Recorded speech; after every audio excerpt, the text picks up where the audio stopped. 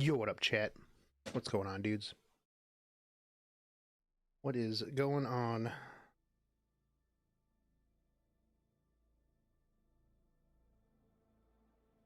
All right, so we got made a bunch of space. I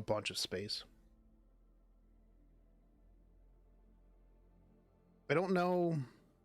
We keep making swords today. We got this sword yesterday, which is pretty good. But that's about it, man. Yo, what up, Sun Spirit? What's up, Mwilly? Mwilly? How would I pronounce that? MWLI.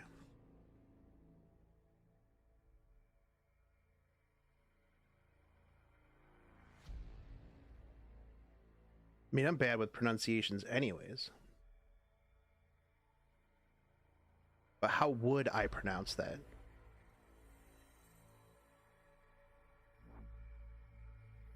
Trying to mod Stellaris? Did I play that game? Did I play that game? I have that game, right? Molly. Okay. Fair. Do I have that game?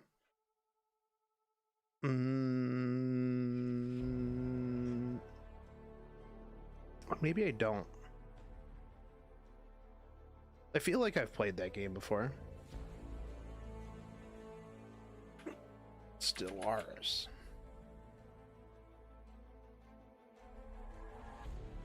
Oh, no, I've looked at this game, but I don't think I ever got it.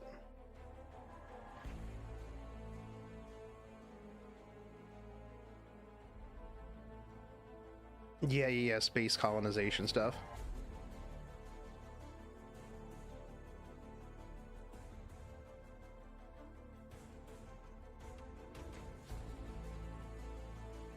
It's uber slow, space colonization game. I mean, I like colonization games. They're pretty fun. Trying to fix some of that. That's fair. Creighton, what are you doing, man? So I want to craft all of my mats, dude. Like, I want to get rid of all of these mats. Like, I feel like I need to burn through Banshee gear. I got 130,000 mats. But I don't know what Banshee gear I need, right? What's up, Gia?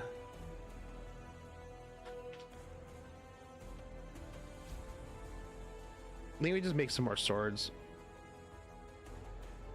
I need more fast boy swords. That's what I really need.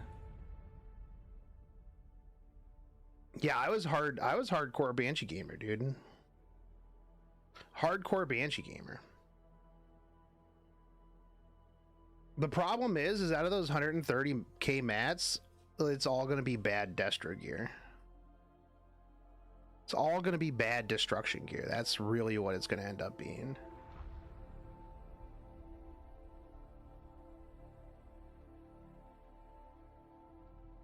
But it's okay. We'll make it through.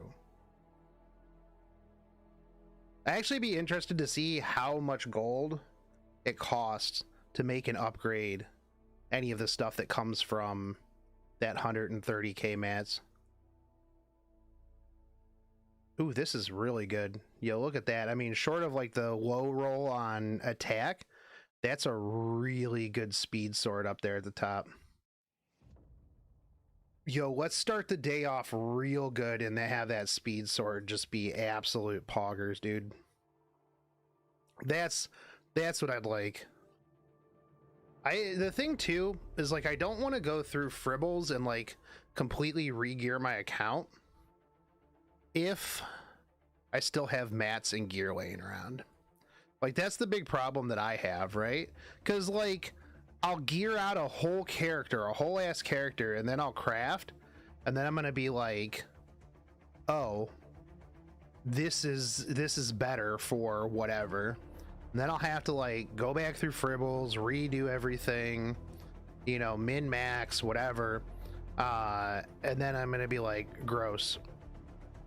So it's like I want to just get rid of, I just want to get through like all of my stuff. Here we go. We're gonna start this. Can we see a 30 speed sword? I mean, probably not.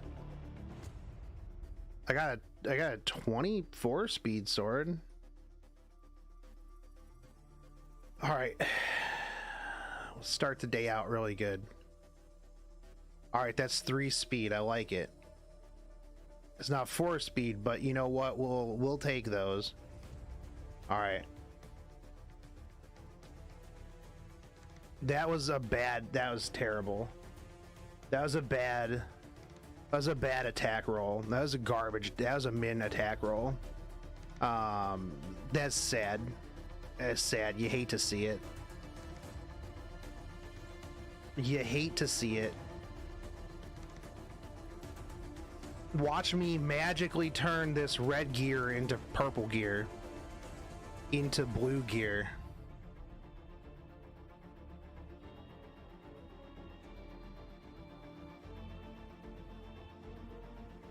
That's one of the worst things too, dude, is when you get like amazing substats, right? You're like, bruh, these substats, delicious.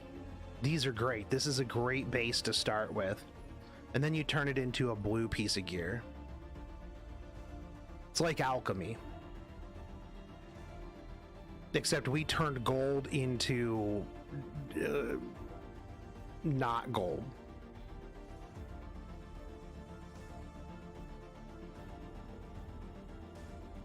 Even that attack roll is not going to save it, because this is, we got a min roll, we got a low roll, a low-ish roll on critical hit damage. The attack roll was already super low. I mean, we only have 1 roll left, right? We got 3 into speed. Like, even at the max speed, this is an overall just sad piece of gear at this point. Oh, I mean, that was even a bad attack roll right there, because that was only 5. Sad. I was really excited for that piece of gear too. But I mean, hey, you know what? That's one way to start the day off, right? You don't want to start on a high note, because you can only go down from there. If we would have gotten like a 20 plus speed, everything after that would just look like, you know, really sad. So you got to set the bar real low, so that way later, man, I am on so much copium right now. So that way later, when we get a good piece of gear, or even a medium piece of gear, we're feeling better about it.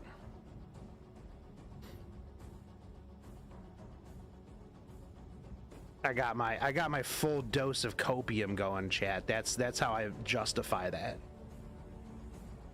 Yo, what's up, Ephrath? Am I winning? Depends on your definition of winning. If winning by definition is that you're here, then yes.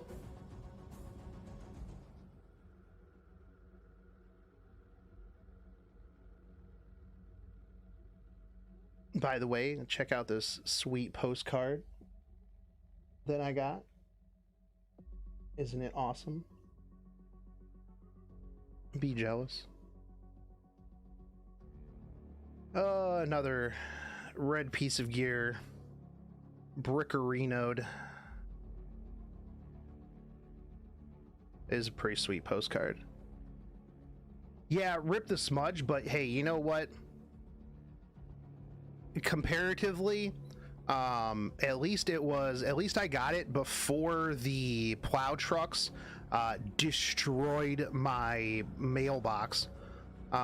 They recently decided that even though my mailbox is nowhere even close to like the edge of the road, it's close but not like super close, I feel like the snow plows intentionally just veer right into my mailbox, because I have to replace my mailbox every single spring.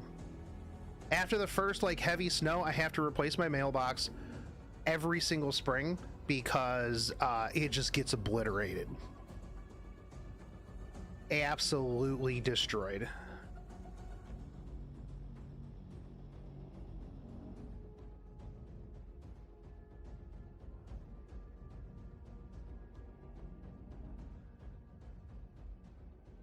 I think maybe next year I'm just gonna get like, I'm just gonna weld like a steel mailbox.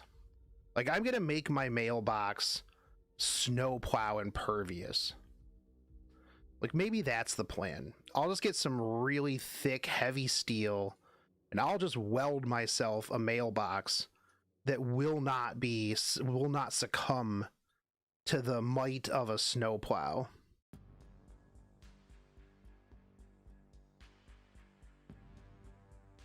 And then I can just sit there and be like, yeah, take it, dude.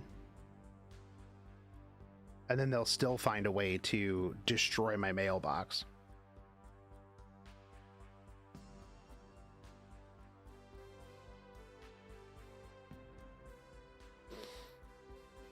Oh, how's everybody's weekend going, by the way?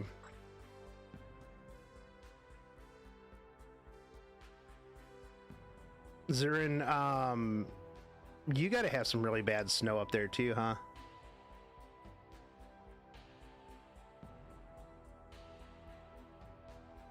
Plus, I'll be real, I just really want to, I just want to weld. It's been a long time since I've done any welding. For those of you who don't know, I used to be a master welder for a theater. One of my many random hats that I've worn in the past. It was kind of fun. Pretty all right. Excited for the buffs since all of them are for units that I like. Yeah, that's fair. Yeah, I think overall the buffs were good. I think that they were okay.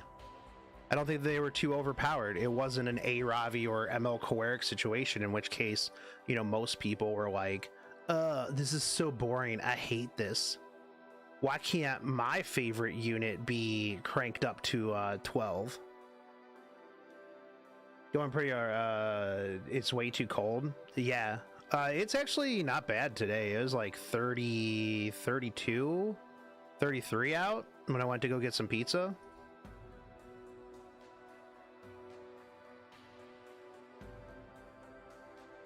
You know, for Ohio, that's t-shirt and shorts weather. Frost was telling me about how, because Frost lives in Texas, which is his birthday, so when he wakes up at like 5 in the afternoon, because, you know, that's just how Frost be. Yeah, it's his birthday. But he's like, oh man, it's so cold down here in Texas. And I'm like, wait, what do you consider cold? And he's like, dude, it's like 45 or 46 outside. And I'm like, oh, you mean t-shirt and short weather? Yeah, that's when I have like the windows cracked and I'm like, you know, airing stuff out. I'm like, whew, buddy, it's a nice 34 degrees outside. Let's go, boys. Spring's on its way.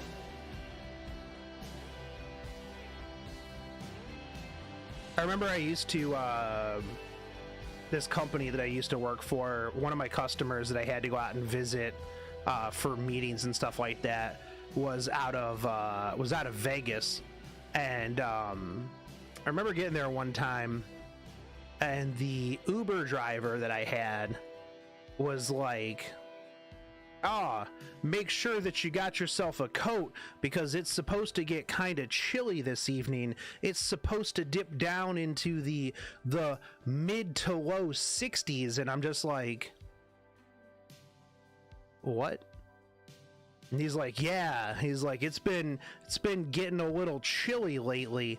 And I'm like, did this dude just tell me that mid to low 60s is chilly? I'm like, that's crazy. Also, that's sad that it was 2 speed rolls and it was a 3 and a 2. This has got to be a 4. That'd be 13. That could be 17. This could theoretically be like 21, I guess. But it's not gonna be.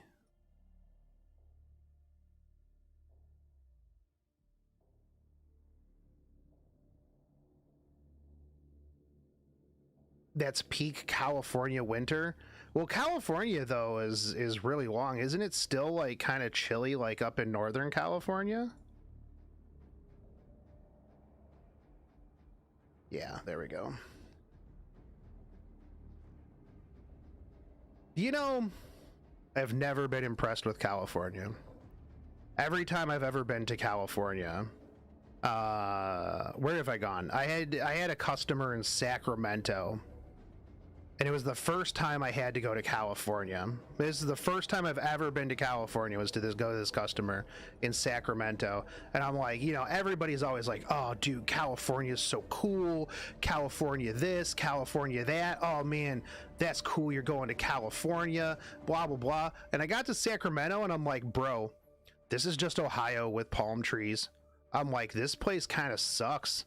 I'm like, this isn't anything exciting. I'm like, what is this place? I'm like, this is just some suburbs, dude. I'm like, SMH, man. And then I'm like, you know what? All right, well, I'm gonna give California another chance. And then I went to California. I went to LA for the FGO road tour thing, and I'm just like, man, this place kind of dirty. And no joke, when I got to the hotel, which was just like this little building that I didn't even think was really a hotel, the person who checked us in like started telling us about like the hobo super herpes or something like that. Oh no, super like tuberculosis or something. She was just like, yeah, don't go over there because homeless people are over there and they've got like this super strain of like tuberculosis, and you know, if you get like bit by them. And I'm like, at first I thought she was just fucking with me, and she was trying to like, you know, mess with me, and then she was just like dead serious. She's like, yeah, don't go over there. And then like at one point this Uber driver was just like, yeah, I'm dropping you off here because I don't want to drive into this area. And I'm just like, man, this place sucks, dude. I was not a big fan. And even when I went back for because we went to, I mean, I've been to Anime Expo twice now. That was okay.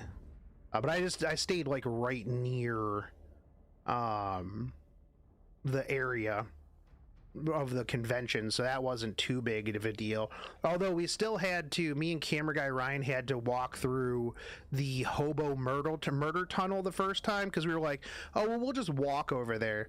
No, you had to like walk under this underpass, and I'm just like, oh well, first off, this smells like pee, and if I were not a very large white dude, and I put on like my most intimidating, like, you know, shoulders up, like swagger as I like walked through, because I'm like, bro, I'm not getting mugged going through here. I used an Uber after that, like every time. I'm like, I'm not walking through hobo murder tunnel, especially not at night. Like forget that, dude. The last thing I want is zombie level super tuberculosis. Also pretty sure at one point when I was there for because we went there for the FGO road tour, and I had a bunch of art that I was bringing back that I had bought there, right? Posters and wall scrolls and stuff like that. So I had to go get a like one of the poster tubes, and on the walk there, I'm pretty sure that I saw a dead person, because like Ryan was like, I'm like, hey, Ryan's like, yo, do you think that guy's just asleep in the middle of that alley? And like, you can tell the difference between somebody who's asleep and like passed out because they're like drunk and or what. Not only this was like 3 o'clock in the afternoon, but like I was looking at this guy and I'm like, I don't think that dude's sleeping. And Ryan's like, do you think we should help him out? And I'm like, no, I don't think so at all. As a matter of fact, because one, I don't know if that dude's gonna just pop up and try to bite us. And then, bam, we now are infected with the super tuberculosis. You know, we become zombies. And two, whoever put that guy in that state, yeah, I am going to go get a poster tube. That is what I'm going to do with my life. And then I came back to Ohio.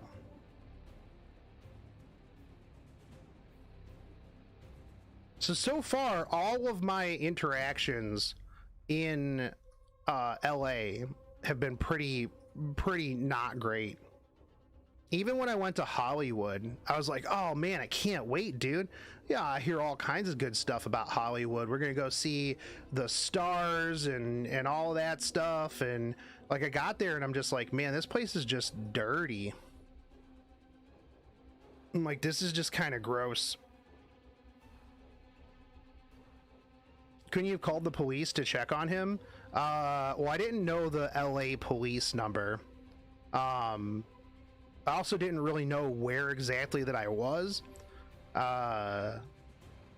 So, I mean, I guess I could have, but I was just like, you know what? Our flight was later that day, and I was like, I don't really want to get wrapped up in all of this.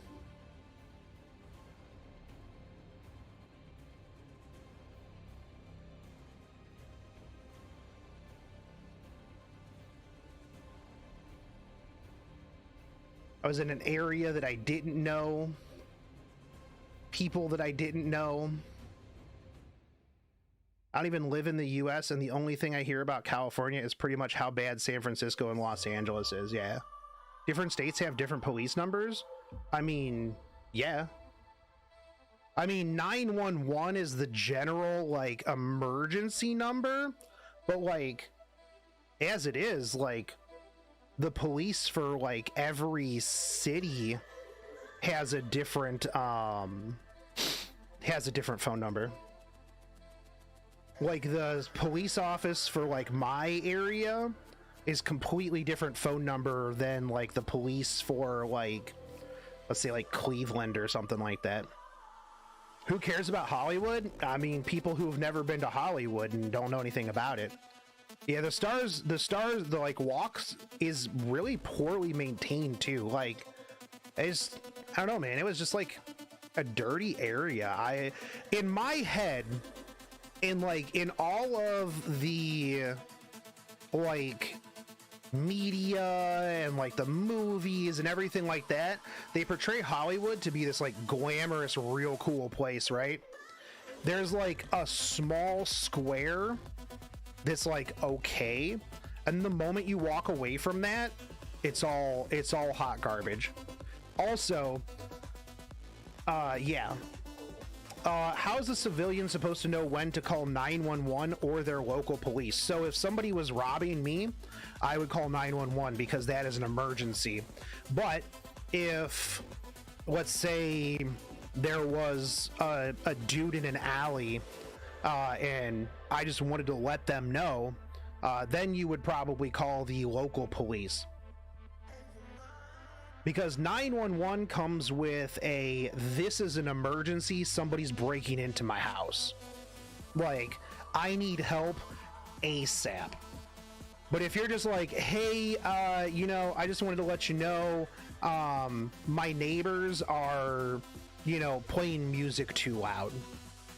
That would be a local police thing. Also a really big Karen thing. Although I have called the police on my neighbors before because they were out at 11:30 at night shooting. And they had been shooting for 8 hours that day. And I'm just like, bruh, it is 11:30 at night. Stop. Just stop. As a matter of fact, I think that was during a stream one time because they would not stop shooting all day long, and it was just driving my dog nuts. And I'm just like, you know what? I'm just gonna call the police and tell them to stop. What are they shooting? Just targets. I live in the middle of nowhere. I live in a really big rural area.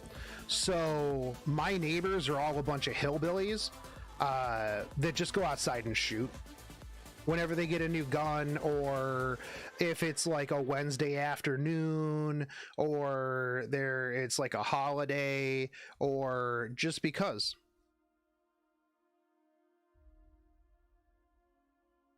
Like they've got a whole like tactical like training course in the field behind their house. Like when I moved out here, so I work from home, right? And there'll be times, well, not anymore, but there were times when I first moved out here that I would be on like a work call and they would be shooting, and you know, I'm trying to like talk on this call, and all you hear in the background is just and people would be like, is everything okay? And I'm like, oh yeah, no, it's cool, dude. I live in an area where that is not a concern.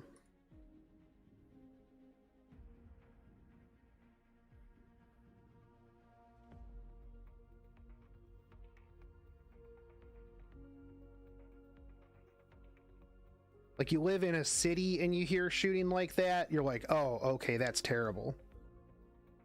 By the way, I think I missed it, but what's your take on Sirmia? She's okay. I think she's good. She's balanced. I've seen some pretty good stuff with her, although I think it's deceptive when people use like an Oxlots or a Flan to push her and they're like, oh, look at all this crazy damage, and I'm like, yeah, but you could do that with pretty much any cleaver. But at the same time though, the upside is that she's super defensive, right? My personal take on her is that she's trash because she's not Chaos Sect Sirmia. That is what I wanted. From the moment that she started hanging out with the Chaos Sect boys and girl, I've wanted nothing but Chaos Sect Sirmia, just because I want super hot goth Sirmia. But they opted to go with Yuri Bait Twitter Sirmia instead. They're like, oh, well, we'll just make her chase Bryceria so that we can get Dojin artists to make Sirmia X Bryceria. Yeah, Chaos Goddess Sirmia. Yeah, 100%. Same. Yeah, that's what I wanted. That's what everybody wanted. Literally nobody. Smilegate. Hey, Lionheart Sirmia. I don't even understand what, because it's like her catch line's like, buh, everything's 50-50. But what does she have to do with gambling at all? Like, there's nothing that like screams gambling to me. Yeah, I'm not a big fan of her violet look either. Her chicken outfit. Chaos Sect Sirmia would have just been so much better. Who's my favorite in terms of character design, like visual design or like kit design? Because those are two completely different things. I think visual design, it's gonna always be ML Ken. Visual design, from the moment I started playing this game, ML Ken was the coolest looking motherfucker in the game, dude. I was like, I saw him and I'm like, I will get this dude one of these days. He is just super badass. I love his S3. Still probably one of my favorite S3s in the entire game. Yeah, super badass. Kit wise, ML's that one's a tough one.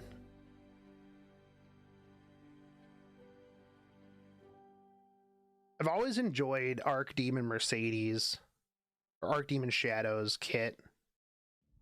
My favorite ML um kit wise was pre-nerfed Falconeer Quarry, because pre-nerf Falconeer Quarry was one of the strongest units in the game.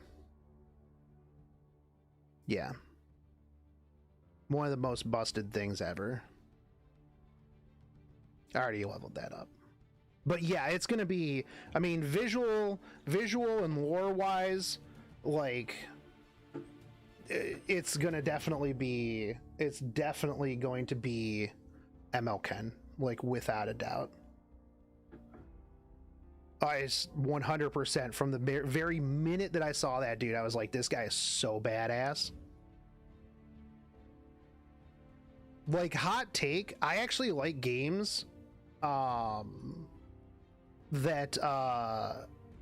aren't just waifu collectors.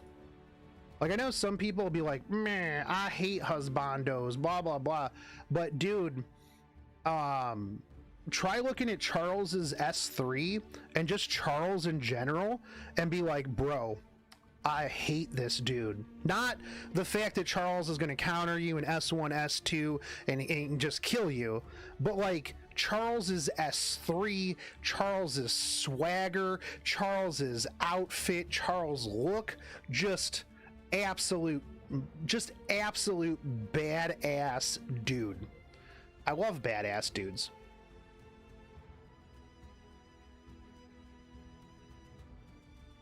Her lobby animation is flipping. Oh, ML Surmia.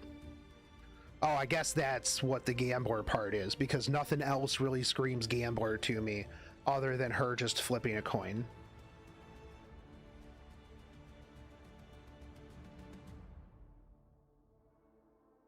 But it's like, man, dudes in games, like, sometimes, man, especially like, bro, here's the thing. If you get to be an old man in any sort of anime, game, whatever it is, whatever have you, you are a certified badass. Because let's be real, any character that gets to be old in a game or an anime had to have gotten there somehow.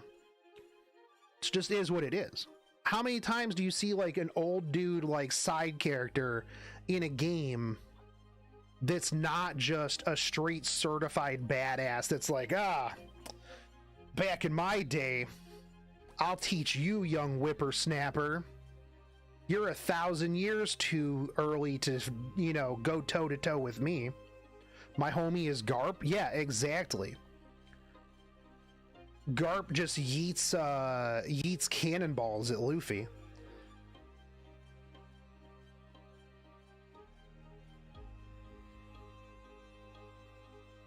Lance, did you see that picture? I posted it somewhere. I think like in somewhere. I maybe put it on Twitter, but it was like, you can't sum up One Piece in one sentence, and it was just Sengoku saying, "Garp, your family's at it again," and it's like, oh, I guess you can. Hey, happy birthday, Frost.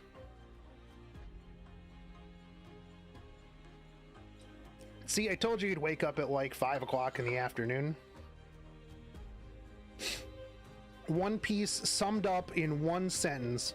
Garp, your family's at it again. Big true.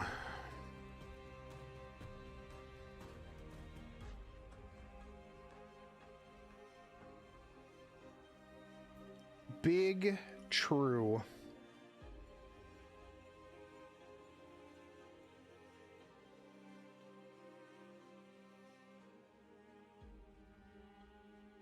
Also, can we talk about how Demon Slayer, like, has the absolute worst cliffhangers, dude?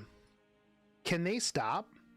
Can they seriously stop? Every, like, what, the last 4 or 5 episodes have been, like, the heaviest just cliffhangers. And I'm just like, please, dude. Please.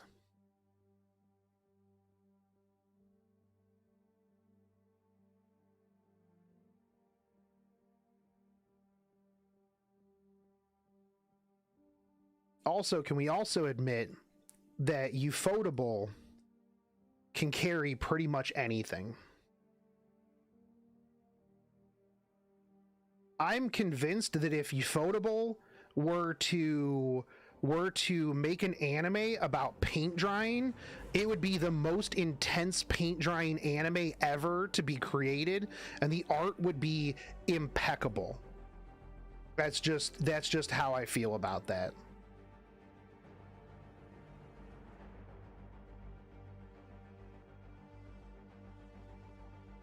And I would also watch it 100%. Worst cliffhangers is in you don't want more or you want more right now. As in, can it be next week? Like, why would you stop this here? I have to know. I have to know what happens. Like, every week is literally just like, bruh, what? Why did you stop here? I need more. I mean, but at least I guess you only have to wait a week, right? That's better than like some of the manga that I read that just cliffhanger you, and then it's like a once a month manga, and you're just like, oh. Like, bro, this is such a cliffhanger, and I've got to wait an entire month? An entire month? The power of avoiding taxes. You know what? I'm fine with them avoiding taxes. For the anime that they put out, Ufotable can avoid whatever taxes they want.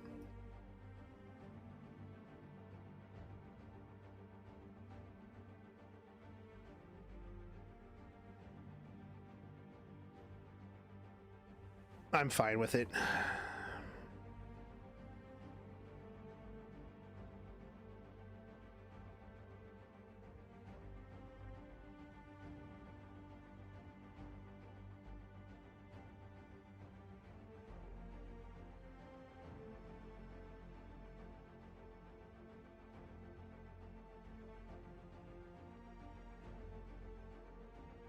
I don't have that problem. The perks of waiting until a season is done before I watch. That's true.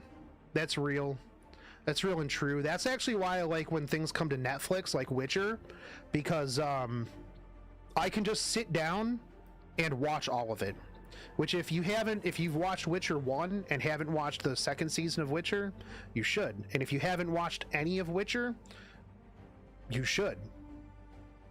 Because Witcher is amazing.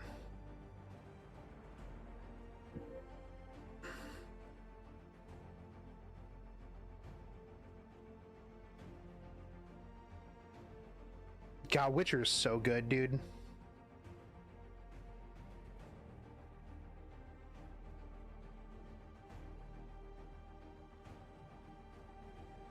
That or the author passes, like High School of the Dead or Berserk, that's some real cliffhangers. Well, yeah, and here's the problem too.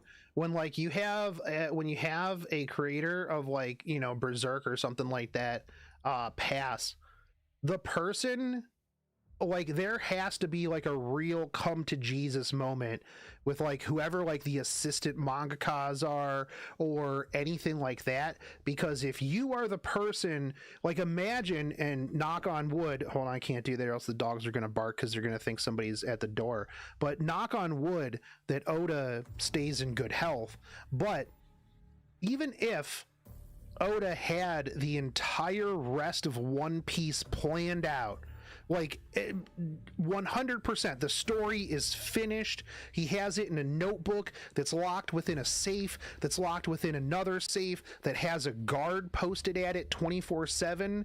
If he were to pass, the person who picked that up and tried to run it to the finish line, there's no in between.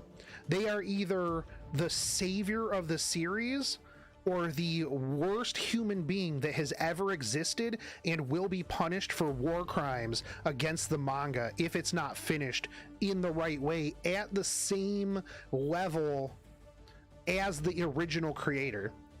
So could you imagine the amount of stress that would be put on the person who has to pick up the pen and finish Berserk?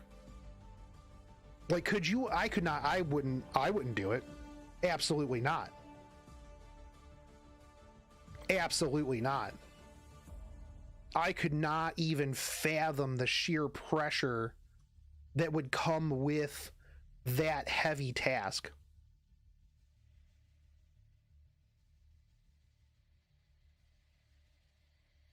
That would be insane pressure. That was bad, right? Yeah, this is bad.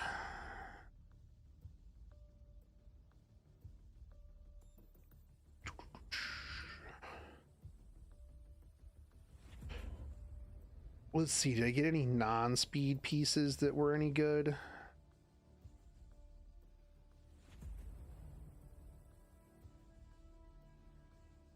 No.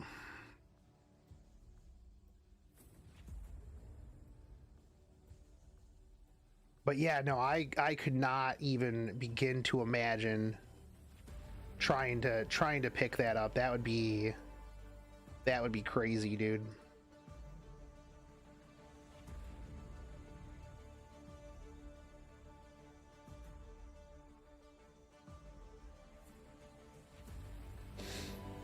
Oh, I need to put this window over here.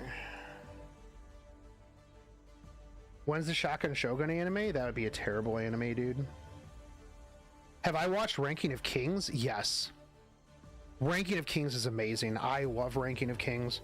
I didn't know how I would feel about it at first, and it actually took me until like a little bit ago to even like get onto it. But I was like, you know what? I'm gonna give this a shot. The animation's a little weird. The premise is a little weird, but it's got 5 stars. It's got 5 stars on Crunchyroll.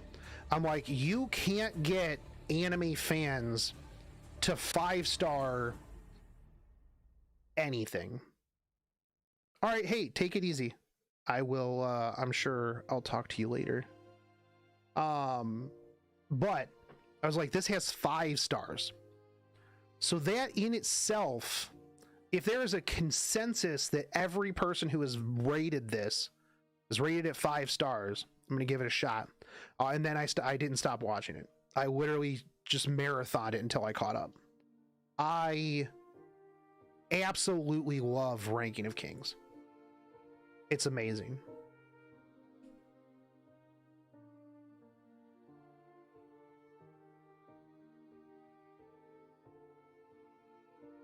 Absolutely amazing.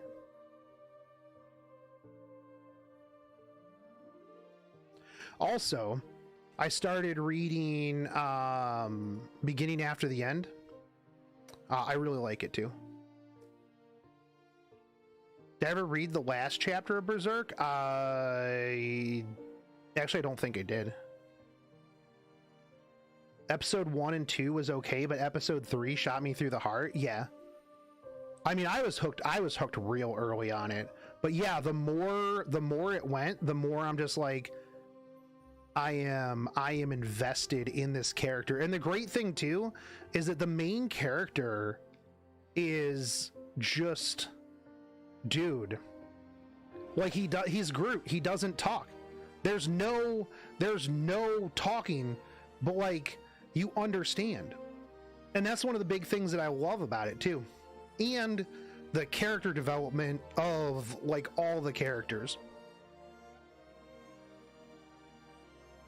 The world building and character development is phenomenal.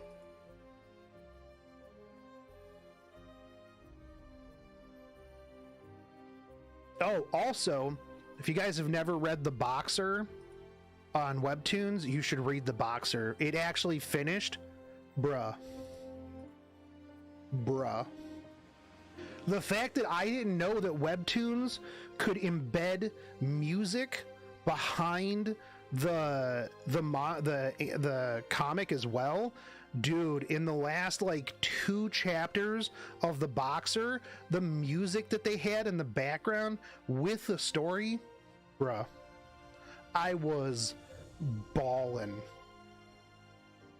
And not like balling out of control. Well, I was balling out of control. Dude, The Boxer was so good. At the very beginning of that, I was like, Yeah, we'll see. I'm like, this looks like it might be a cool sports manga, you know, sports webtoon. Yeah, no, it was, but I was not prepared for the heaviness and the world building that the Boxer brought. Not only that, but the art was so good. Holy shit, was the art good.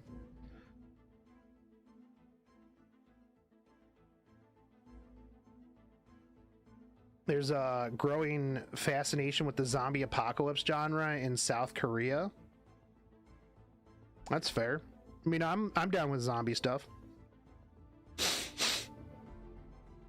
But dude, yeah, the Boxer was so good. Like, you don't even have to like sports or anything for you to really get into the Boxer. It hurts that rankings came so late into the year. It was too late for 2021 Best Boy and Best Girl, and too early for 2022.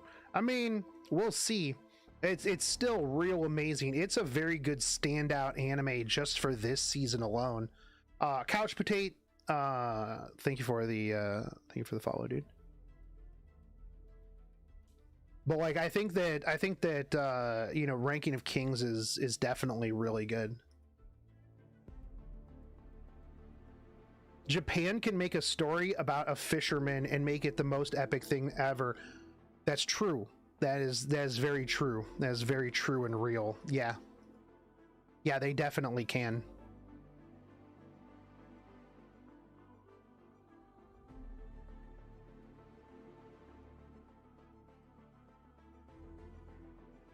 They definitely, most definitely can.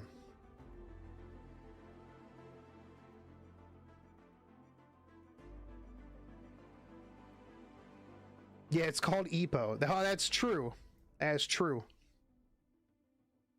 Do I want to keep going with this? This could be a good piece, even without this speed. Like, that was a pretty good health roll. It's got flat health too.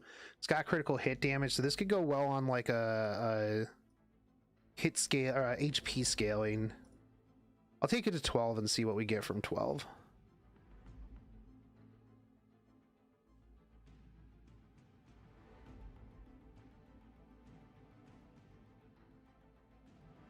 Basically gotta like max roll some stuff here.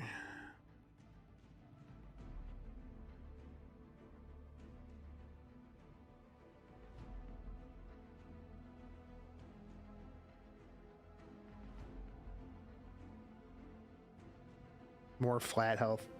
No thanks. No thanks. Did I talk about the balance patch already? Yeah, Shara, I have a whole video about it, going over everything. Which, if you guys haven't, make sure you head over to my newest video and like and comment so that it'll help me with the algorithm. I don't know if it's because I do a lot of streams or because I haven't been uploading a lot of videos or what, but like, my videos have been getting just absolutely overlooked. Unless I, you know, make it like, even my Luna Vivian video didn't do very well.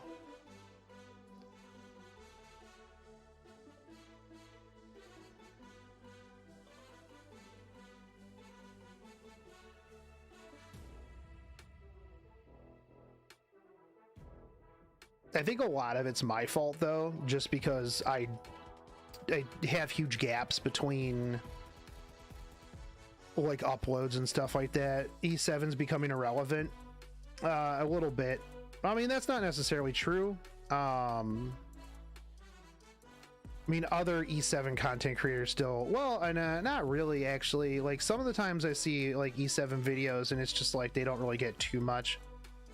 But I mean, it's still, a lot of my videos are doing a lot less than even irrelevant, you know, content wise. Actually, I uploaded the patch notes or the balance patch video today. How many viewers did I, or subscribers did I lose? I might just keep track of this from now on. I have lost 22, no, 21 subscribers today.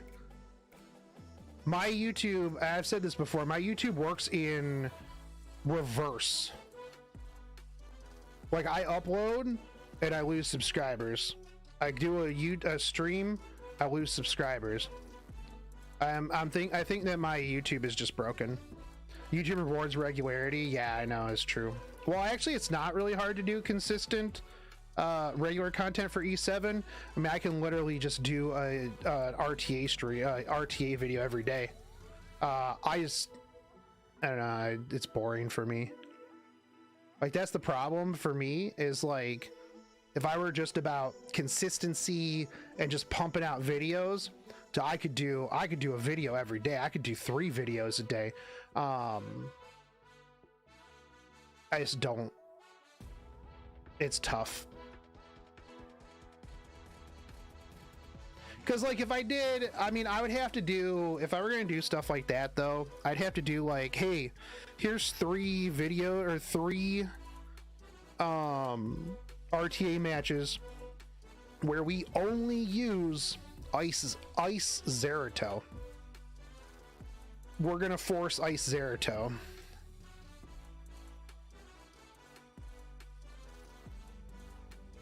Like, let me rephrase that. Hard to do interesting content regularly for E7. Yeah, even YD had to slow down quite a bit. By the way, Ashara, thank you for subscribing. Yeah, even YD's video schedule slowed down, and he's just putting out like random, like, oh hey, we're gonna debut Camilla in Guild Wars. Oh, hey, we're gonna use this random thing. I need to cosplay as Lilbet to get some views.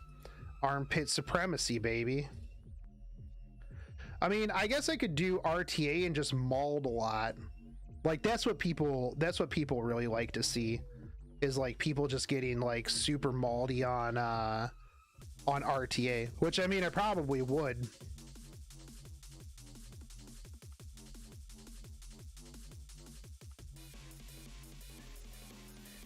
Yeah, that's true. You know what? People are like, a lot of times people are like, bro, dude, when did you come back? I haven't seen you make content in like a month. And I'm like, dude, I stream all the time. What do you mean?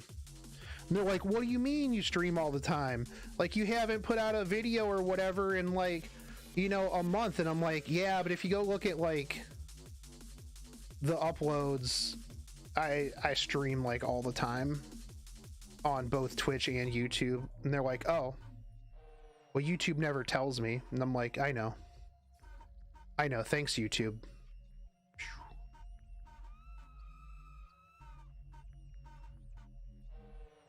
Thanks, YouTube. Although I'm going to be doing more, for anybody who's been around for a while, you've heard me mention Godhand Gary before. Well, Godhand Gary's younger brother is like living in my spare bedroom because he doesn't have a place to live. And I was like, yeah, dude, I got this spare bedroom. You can stay in it. I don't care. And I was talking to him the other night, and I was like, bro, you want to just make some side cash editing my videos? And he was like, oh, yeah, okay. Because I guess he had done like editing and stuff like that previously, just for like funsies. And so I'm like, yeah, dude, you want to make some side cash and just do that. So we're gonna set it up so that he can he'll do a bit more editing, so that way I can crank out the like worst MMO ever, or worst mobile game ever series. Because I'm having I guess fun is actually not necessarily the correct word. Because anybody who was around last night for what was that game? Legend of Destiny or whatever. Holy crap, was that game so bad. So bad. So I'm having fun finding really, really terrible mobile games.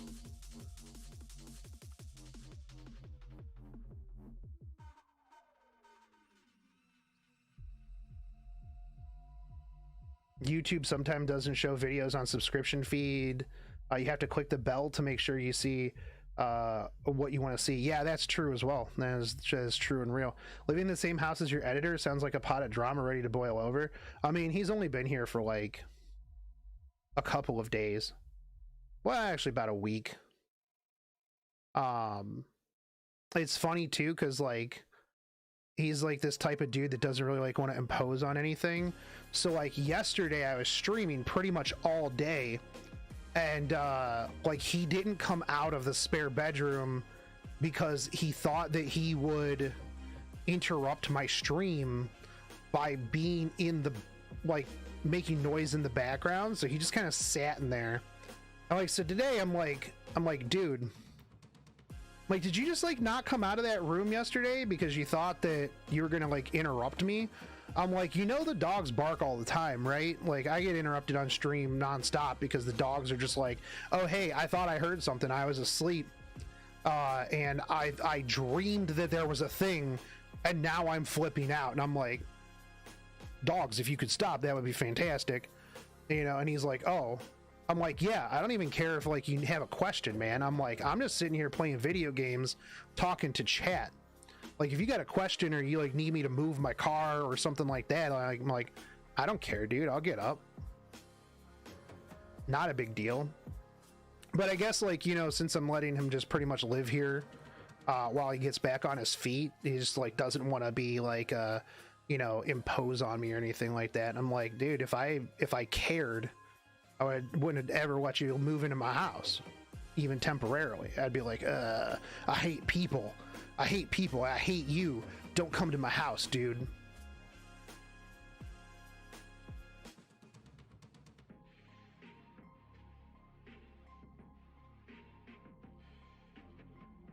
I mean, as it was, like, when he moved in, or like when he came over, like, I had put an air mattress and stuff in the spare bedroom, but apparently like my air mattress has a hole in it.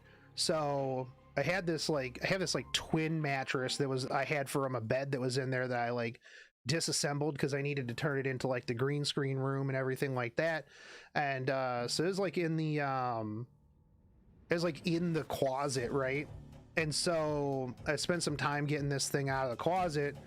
And he's like, oh, you didn't have to do that, dude. And I'm like, if I didn't, what were you going to sleep on? I'm like, the air mattress has a hole in it. And he's like, oh, I would have just slept on the floor. And I'm like, you're a guest in my house.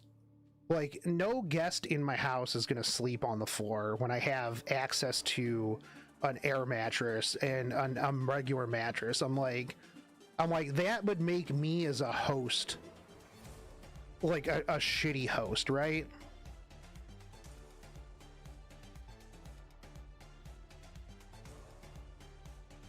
Like, if I was just like, yeah, dude, whatever, man, the air mattress doesn't work, sleep on the floor. Nah.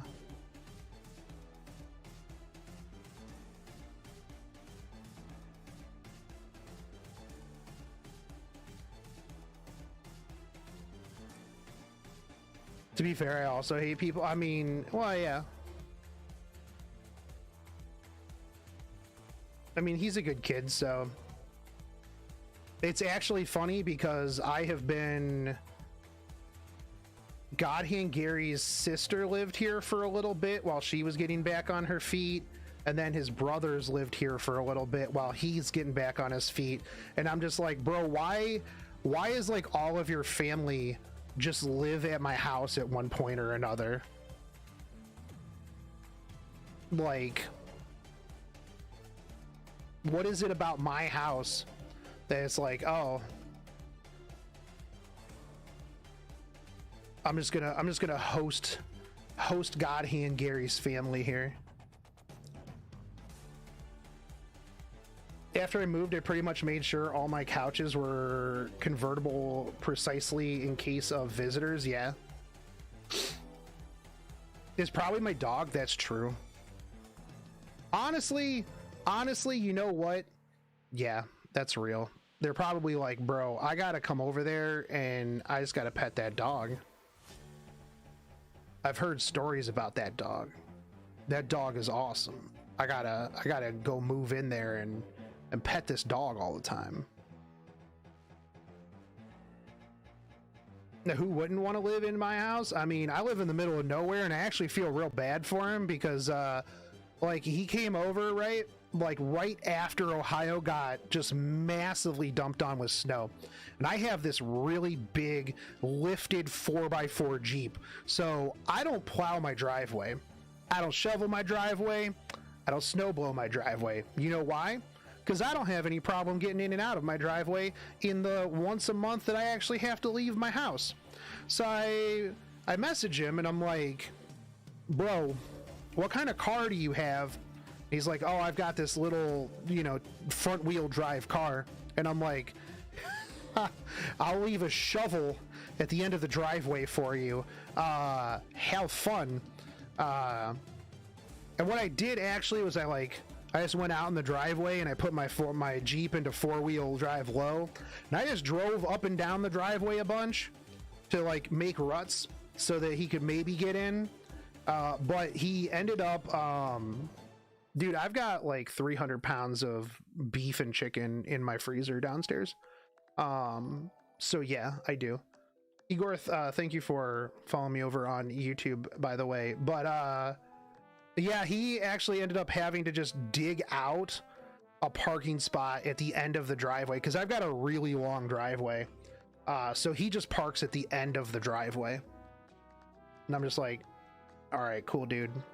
Yeah, I usually get like, I go to the butcher and get like a hindquarter of cow. So it's like me and my mom usually split it. I think we end up getting like, I don't know, 250 pounds of beef a piece. And then I usually have like 60 pounds of chicken in the freezer at any given time. So yeah, I am set by myself. Then I have like a lot of soup, ramen, stuff like that. What about fresh vegetables? Usually don't last very long, even when I get them. So in order to get my vegetables right, I use a lot of marinara sauce, actually. Because I like cooking with marinara sauce. I can make quick pasta, or, you know, like I just throw it in with like some hamburger. I eat a lot of pork rinds, like for my, like, you know, just snacking and stuff like that. And if you put a little bit of cheese in with marinara sauce, and then you use pork rinds as like scoops, it's super good. And so marinara sauce makes, I use marinara sauce a lot as my, my vegetable.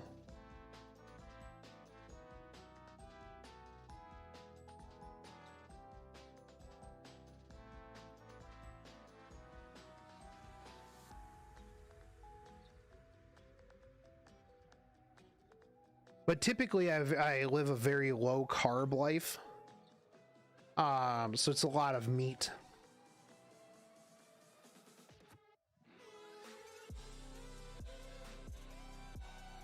The problem that I have is that I live about 30 minutes away from my grocery store.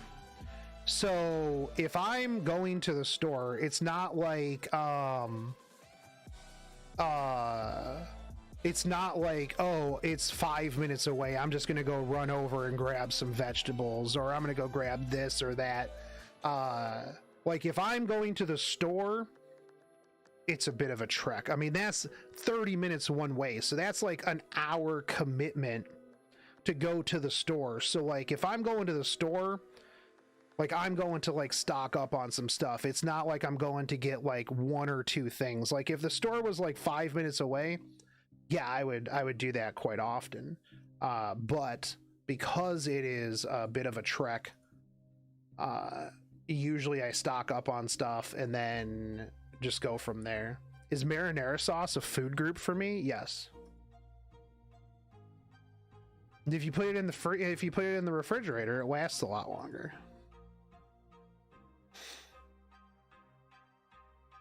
I will get things like, you know, canned peas and canned vegetables. And a lot of times what I'll do is I'll make like a lot of chili at one time. Like I make a huge pot of chili. Like I'm talking like it costs me like probably about $250 to make it, but it'll last like 3 months. And that's just eating nothing but chili. And then all the tomato, the tomato sauce, everything like that's, vegetables. If I got a rice cooker, I do, but I don't really eat a lot of rice just because rice is high carb. And usually I just eat a lot of meats.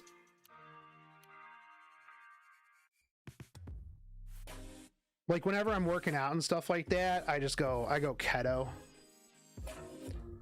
We tried chopping fresh vegetables into ready-made packets for various soups and foods and putting them in the freezer. I haven't. All this food talk is making me hungry, BRB. All right, go get yourself some food. No, I haven't really thought about like freezing any vegetables or anything. I do get the broccoli stuff every so often, like the frozen broccoli that's got like the cheese and stuff in it that you just throw in the microwave and then you're like, boom, done. Because I actually like broccoli. Like some people be like, man, broccoli is so boring, but I'm like, I like broccoli. And if I can get the frozen ones that just have like the cheese and stuff in it, you just throw it in the microwave and you're good to go, dude. Easy. My thing is like when I'm just cooking for myself, which I'm the literally only person here, usually, other than the dogs, like I like cooking a lot. Like I like cooking big meals. Usually whenever there's like a holiday, I host just so I can like cook like 3 turkeys and like everything. But like if it's just me, I don't really go too out of the way to like make a whole bunch of good stuff, right? I mean, I still make good food, but like usually I'll just like cut up some chicken, just eat some chicken, or like just throw some hamburger in a pan and then just go from there. Like it's real easy quick meals so that I can get back upstairs and play games.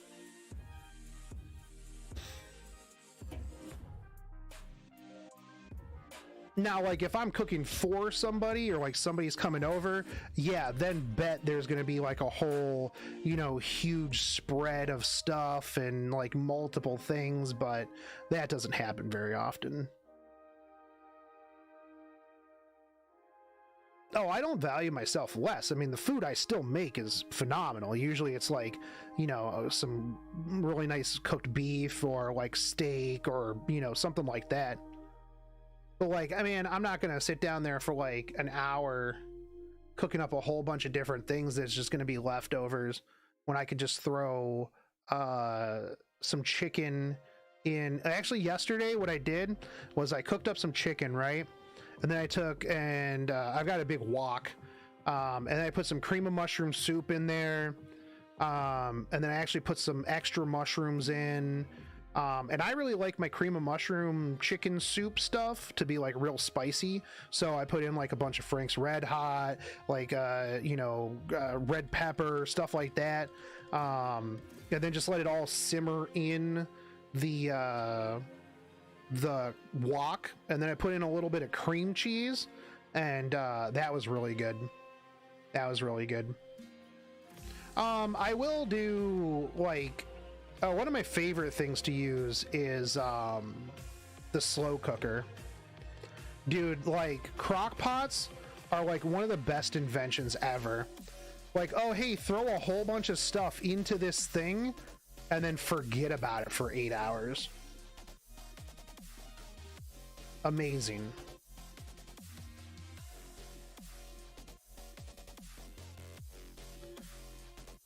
But that's usually like me making soups and stuff like that.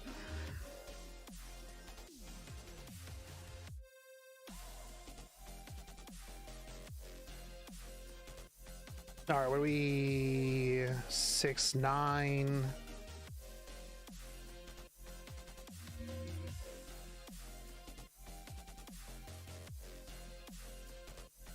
Meh. All right.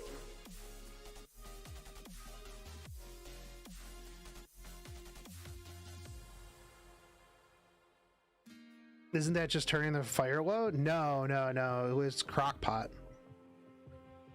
I mean, it kind of is, but a crock pot is a little bit different because, like, let's say you just put it on the stove and turn the fire low, you still have a point at the bottom that is going to burn whatever's there, because I have this problem with chili if I'm not like constantly stirring it for 8 hours. A crock pot is I think porcelain, and it's evenly heated throughout the bottom. Crock pot's so good.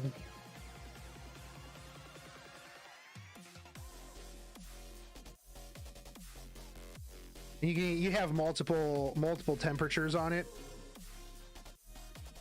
It's real good for like roasts or soups or pulled pork or pulled chicken. Like sometimes what I'll do is I'll put a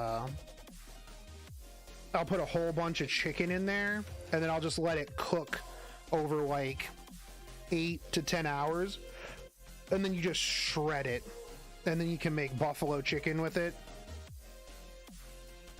And then you take obviously all of the chicken stock, and then you make soup with that. Yeah, ceramic, so that way like the heat is more overall across like the whole thing.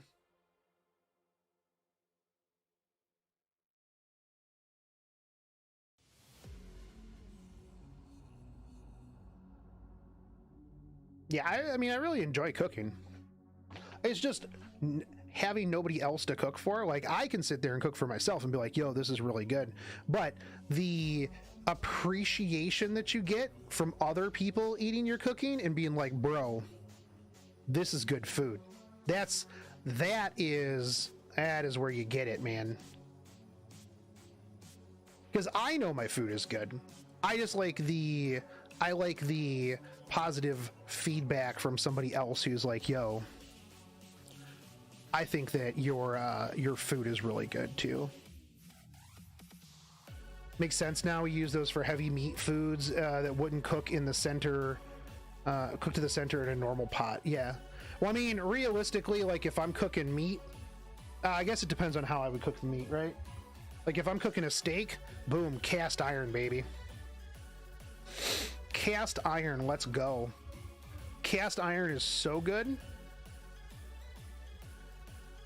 But like if I'm gonna do like a pulled something or you know, yeah, it's gonna be like a longer cook, then yeah, I usually use the crock pot.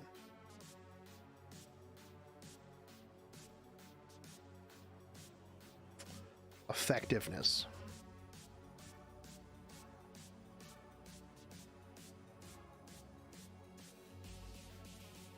I actually have a nice cast iron. Oh, more effectiveness. That's what I need on this. I have a really nice cast iron pot that I want to use in the spring or summer for like stew outside. I want to do more outside cooking because like a couple of years ago I dug out this giant pit in the backyard when I cooked like the whole pig for 4th of July, and I never really used it for much.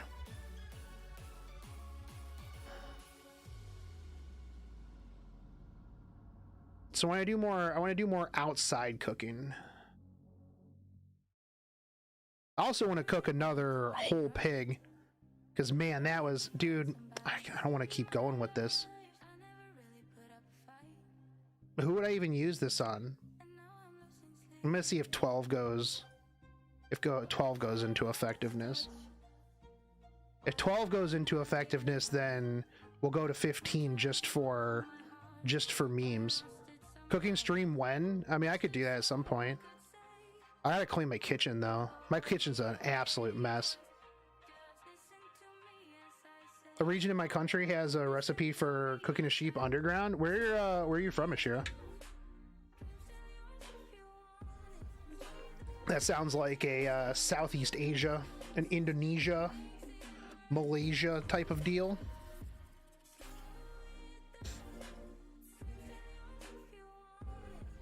Romania. Oh, that's a completely different. Because whenever I was All right, I was completely off. Because when I was looking up how to cook like my whole pig underground, a lot of the things that I came across were like Indonesia, Malaysia, stuff like that. So I guess that makes sense. They really don't have... Do they have sheep in Southeast Asia? They've got to have sheep in Southeast Asia. Southeast Asian sheep.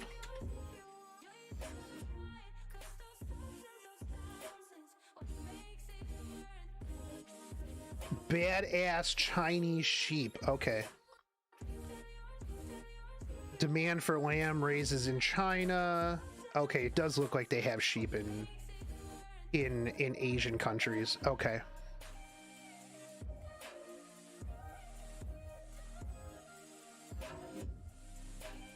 All right. I just assume everybody has the same stuff, right? I shouldn't have thought about that because, you know, Ireland doesn't have raccoons. Japan has raccoons, but they're tanukis. They're just raccoons that are weebs.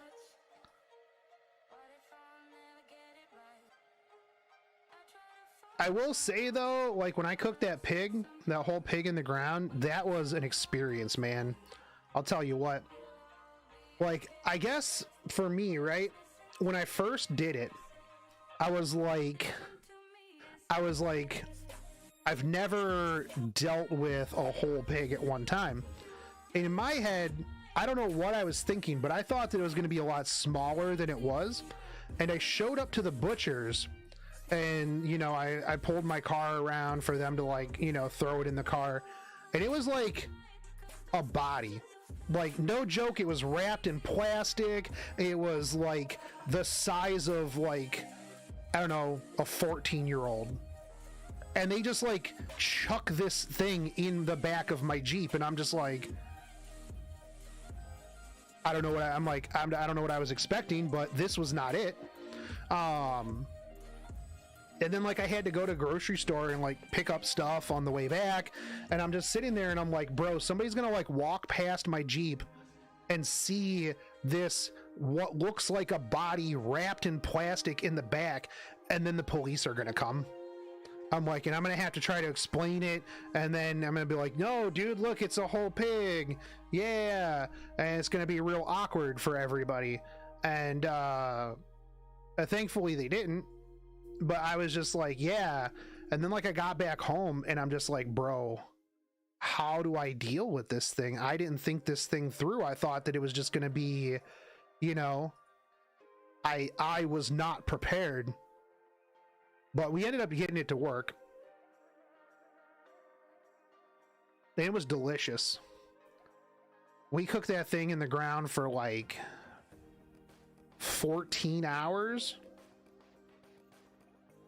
Oh, dude, it was so good. I also had pork for ages. I had pork for a long time afterwards.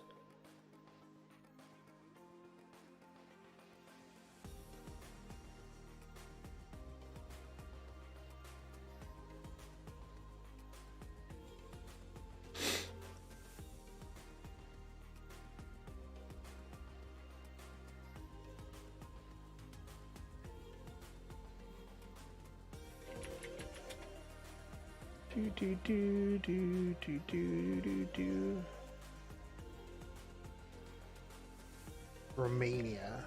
You're near Moldova. I used to have a boss that was from Moldova. His name was Sergey, which is super common from over there. The place I used to work, we had so many Sergeys that worked there that they started using, it was Sergey and then their last name, or it depended on where you were in the hierarchy of Sergeys, because if they used your whole last name, you were more important than Sergey T. And there was like, yeah, every call had like anywhere from like 3 to 7 different Sergeys on it.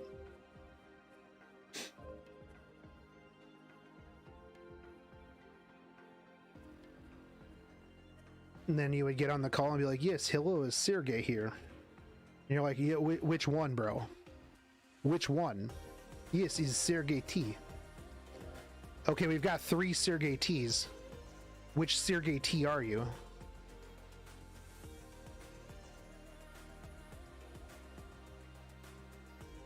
That guy was wild, though.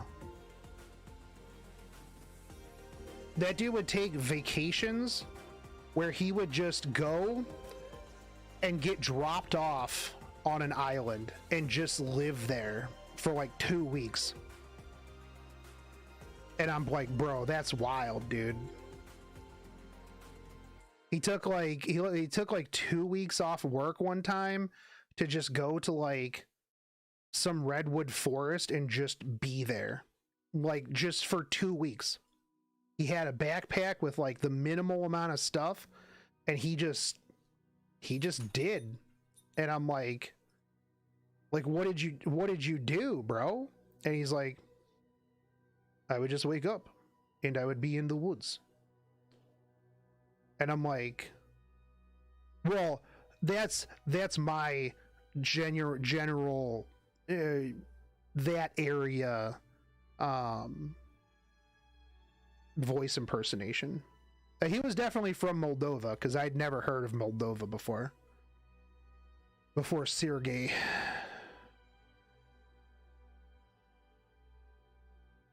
That dude was crazy. He was brilliant, but he was really weird.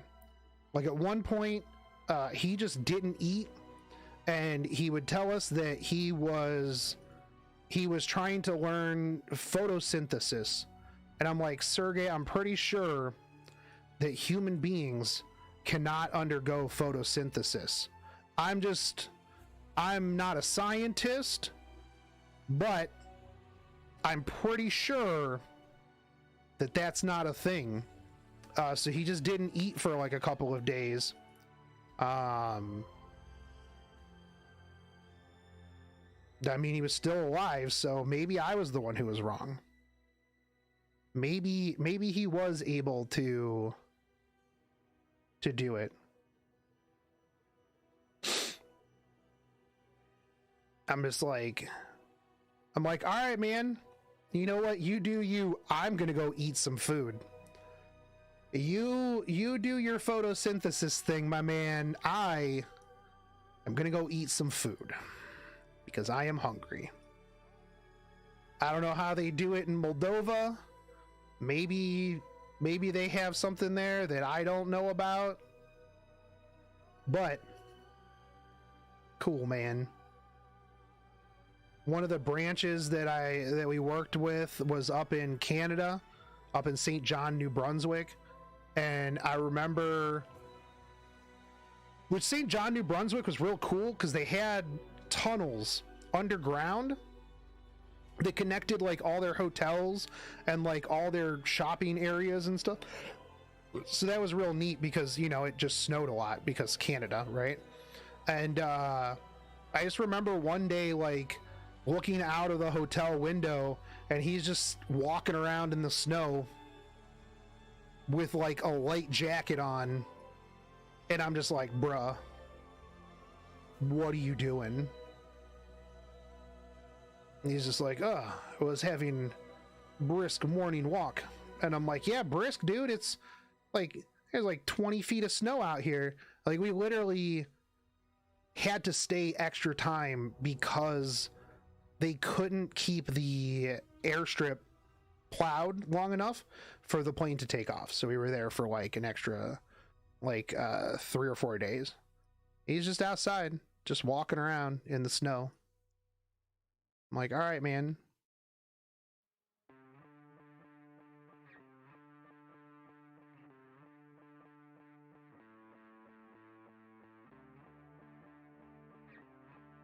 Do you guys do that in Romania? Is that like a thing that you guys do?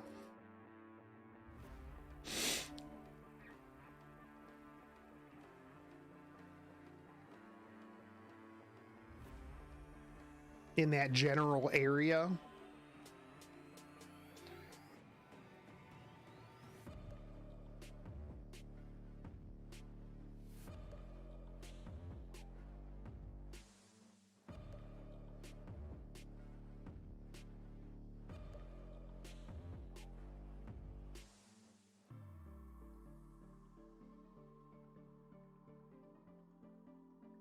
I'm gonna start up here at the top with these +3s.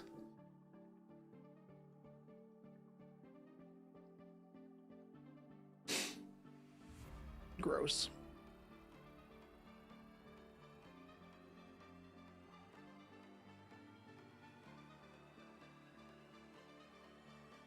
Let me do the purple ones first.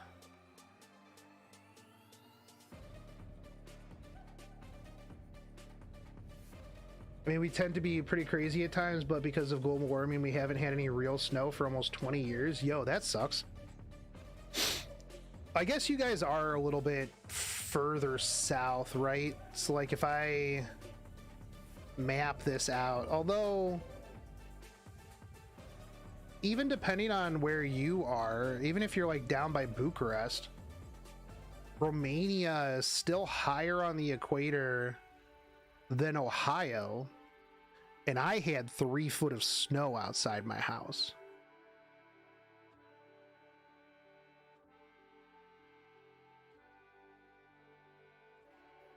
Which I don't know what that is in meters, but that's 3 feet of freedom per inch in America.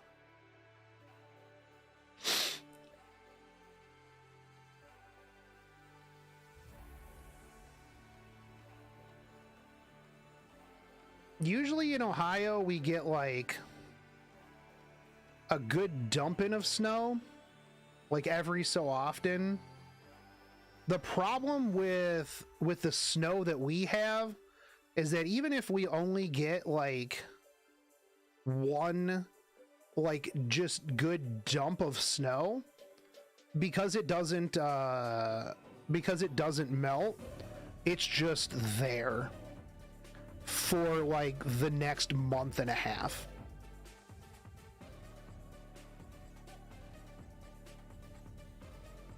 Like that's the problem that we have in Ohio. So it's like, it's not necessarily like, oh, we get snow all the time. It's like we get 1-2 good days of snow and then it's just there for a month. And then my dogs have to go out and like poop in it, and they look at me and they're like, hey, are you gonna come shovel this area? And I'm like, no, I'm not. Sucks to suck, dude. Because it'll just be like butt level for them. I'm like, rip, dudes. Maybe you guys should learn how to use the toilet like civilized human beings.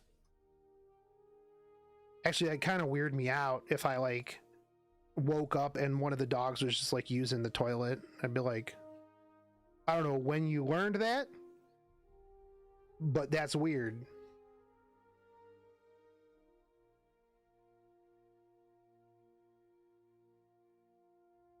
Come on, 13. Nope.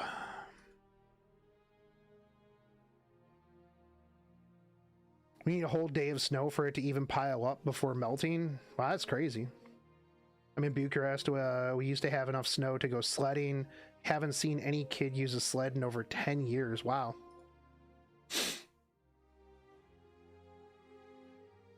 I mean, here I'll literally show you. Where's my thing at? This was not too long ago. I don't know how to turn this thing sideways. Transform. Flip.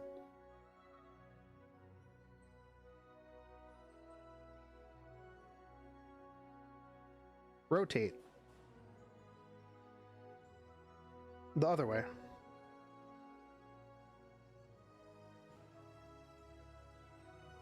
Oh my god, dude. There we go. So this was like a couple weeks ago. Though we've got more since then because it just piled up more. But this is them going down the steps to poop in the backyard. And then they go crazy. Like whenever there's snow like this, they just run around and jump all over each other and then come in a sopping wet mess, and then shake it out all over my kitchen. It's good times.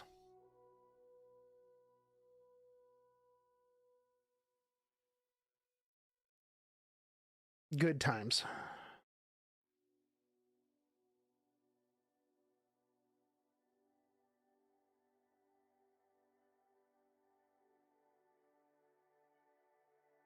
All right, that was, wow, that was really bad rolls. Nice +3 sword.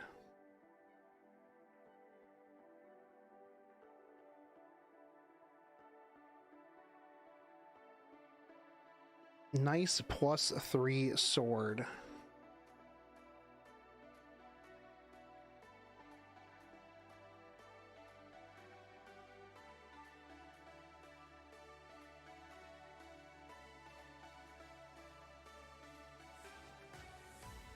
But so yeah, no, thankfully I've got a really big Jeep, and I don't ever have to plow my, or I don't ever have to shovel my driveway. The downside is that I have to put on like the Amazon delivery thing, just dump this at the end of the driveway, or else they just won't deliver it. And then I just have to drive down the end of to the end of the driveway and pick it up out of the snow.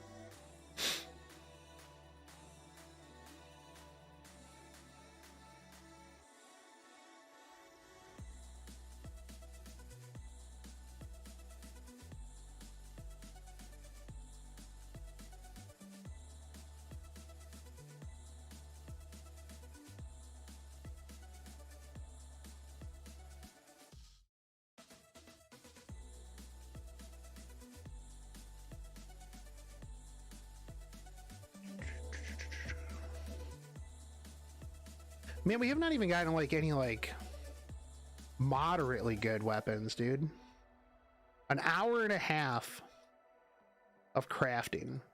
You know, I had somebody in the comment section earlier talk about how there needs to be a better way to mitigate the gap between free to play and pay to win people, right? And I think that the longer you play as a character, as a player, the gap decreases, right? Because gear is really the determining factor of the game, right? You can put an OP character in shit gear, it's going to be a shit character. You put a mediocre character in amazing gear, and it's going to just easily just dumpster people. So like once you get to a certain gear level, as like mine, right? Like I can just go through this all day, and I'm not going to, you know, potentially get an upgraded piece. Whereas you, as a free-to-play player, or even just like a regular player that's going through things, your gear level is going to continuously increase. So the gap in gear, the longer that you play and the longer that the game goes, gets a lot smaller. Meaning that like a free-to-play player eventually can potentially kind of catch up. Now, is it going to be as easy? No, absolutely not. But you know, it is what it is, right? All I want is to conversion crafting mats into crafting event gear, like 10k mats per item or something like that.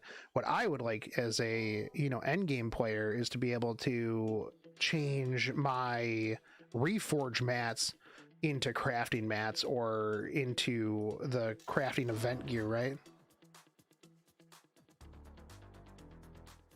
That like min roll into critical hit damage was rough on this. Otherwise, I probably would have kept going right there. What did Gary send me?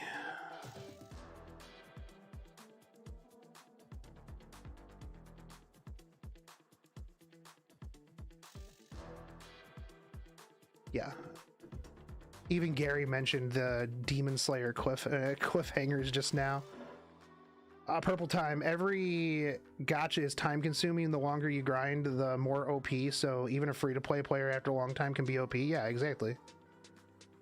Although, to be fair, on a game where characters matter more than gear, it is a little bit different because, you know, obviously pulling the characters you know, is going to be worth more than the gear. But I honestly think that like in Epic 7, it is a little bit easier for a free to play to catch up over time. You just got to focus on gear and grinding.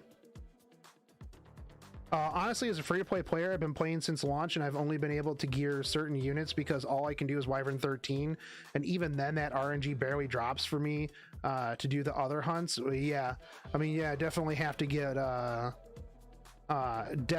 lucky, you know, with gear, right? You know, but I mean, to be fair, I just recently got my first 26-piece speed piece of gear, and like I know people that, you know, have multiple 26 speeds, dude. Can you do a quick rundown of what stats you would roll on gear? Yeah, actually, you know what? Here, we'll make this into a video. Hey, what's up, YouTube? I'm Shotgun Shogun, and this is going to be a quick, dirty guide on what you should be looking for when it comes to gear and how to determine what a piece is worth and whether or not you should roll and keep that piece of gear. Now, I am currently crafting a whole bunch of gear. Right now, I'm doing speed chasing, which a lot of people are going to be like, oh, hey, I speed chase too. Well, welcome to depression, because, well, you've already got it because you've been chasing speed. But if you are a mid to late game player, a mid to early end game player, chances are you don't necessarily know what you should be keeping, what you should be rolling, and what you should be looking for. Now, this is going to be varied from person to person because every person's account is completely different, which is why when you have somebody come in on a Discord and they're like, hey, what should I do? Should I keep this piece of gear? Hey, is this piece of gear pretty good? Oh, you've been to Facebook and you've seen somebody go, hey, is this worth keeping? Can I use this on anybody? And you have somebody that says, oh, hey, that's not 24 speed, literal garbage, just dump it. You don't know that person's gear, you don't know that person's account. So one of the first things that you as a player have to do is understand where your account is. Do you feel like you're a mid-game player? Do you feel like you are an early late game player? How many characters do you have geared? This is a whole big thing, and honestly, in the past, this is one of the things that has turned a lot of people off to Epic 7 because gearing is rough. Right now, one of the things that you have to first really go at is what are the stats that you can roll. Now, I'm going to cut this because I need to pull up a graph. So there's going to be a cut right here in the video. Hold on, let me get this Epic 7 stat chart. Boop, boop, boop, boop.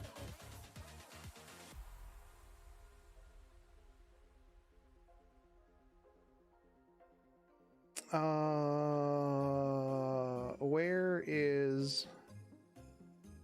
Here we go. Here's the official Epic 7 substat probability.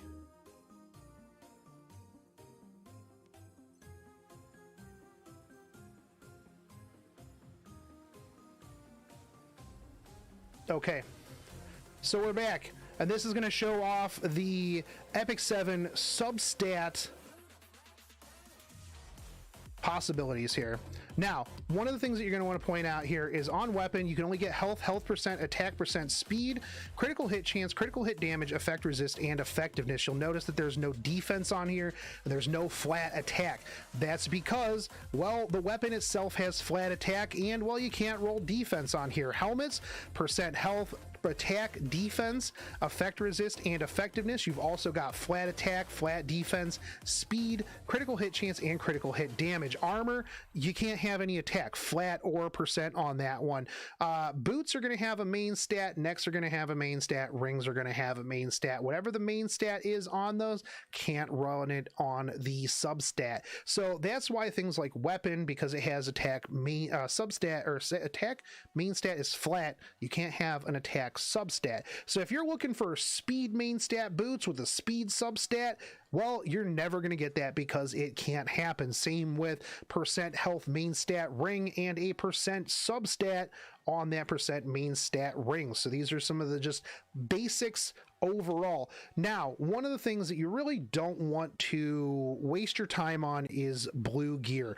The other thing too, and this is something, if you're an early late game player, honestly, I don't even bother with the 78 gear that you get from events, that you get from side stories, because you cannot reforge this and it's going to just be a waste of mats. Now, sometimes, like if you're a player, and I would say that if you're not able to do Wyvern 13, you are a mid-game player. Once you get to Wyvern 13, you're an late game player, and Wyvern should be the hunt that you are most focused on at the beginning, because Wyvern is going to help you with A13, with B13, with C13.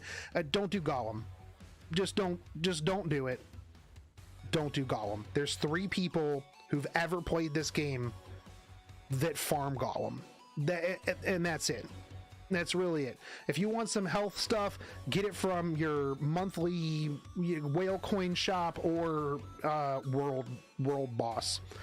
That's really what it is. Now, one of the things too that you're going to want to think about here is percent health, percent attack, percent defense, percent effectiveness, and effect resist all can roll 4 to 8% on an 85% or on an 85 piece of gear.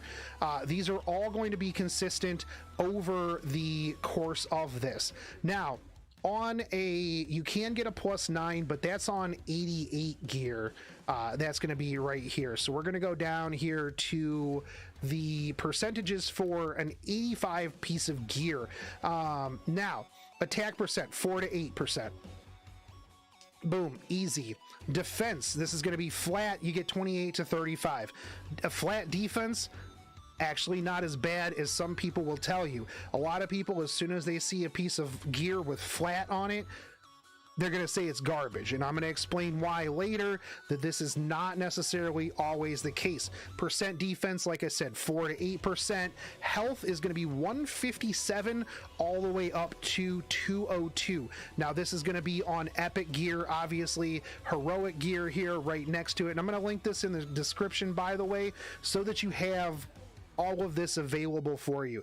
We're mostly looking at epic here. The flat stats are going to be a little bit different than the percentage stats, but really at the same time, you're not going to be focused too much on flat stats, because if you're an early to mid-late game player, you're not min-maxing on like percent health, flat health as well. That's something you want a little bit later. Speed, 2 to 5% on epic, 1 to 4% on heroic. Now, as you can see here, the probability of the 5 speed on an epic piece of gear, 0.332%. It happens. Very, very rare. Effectiveness 4 to 8%, effect resist 4 to 8%. Critical hit percent chance is 3 to 5, and your critical hit damage is 4 to 7. Now, this is going to be what you kind of want to keep in mind as things go. So when you're starting to look at a piece of gear, we're going to flip back over to this, and we're going to pull up a couple of pieces of gear here just to kind of look at things. So if we take a look at let me find one that hasn't been rolled here. So not only that, but here's another thing that you want to take into consideration. You want to take into consideration your set bonus and whether or not it is something that you need for said character, right? Now, if you are, now let's say like this piece right here has pretty decent substats for a bruiser. It's crit set, typically not a piece of gear that as a late game player you would really want to be using on a character, because a lot of times you want like immunity, you want speed, you want penetration set, which up until 6 months ago people didn't know even existed, but now people be like, bro, where's your pen set? One of the best things that you can do as a player is learn gearing for yourself instead of continuously asking people that only parrot what streamers and YouTubers tell them is the best set. I'm always a big proponent of you learning what it is that you need to learn. Now, when you're taking a look at this piece, first off, you're going to see that it has flat health on this. Now, what determines that this is a bruiser piece of gear? 2 defensive stats, 1 attack stat, and speed. Now, you don't necessarily need speed here. I usually put speed into the other category. Having a speed substat is always good.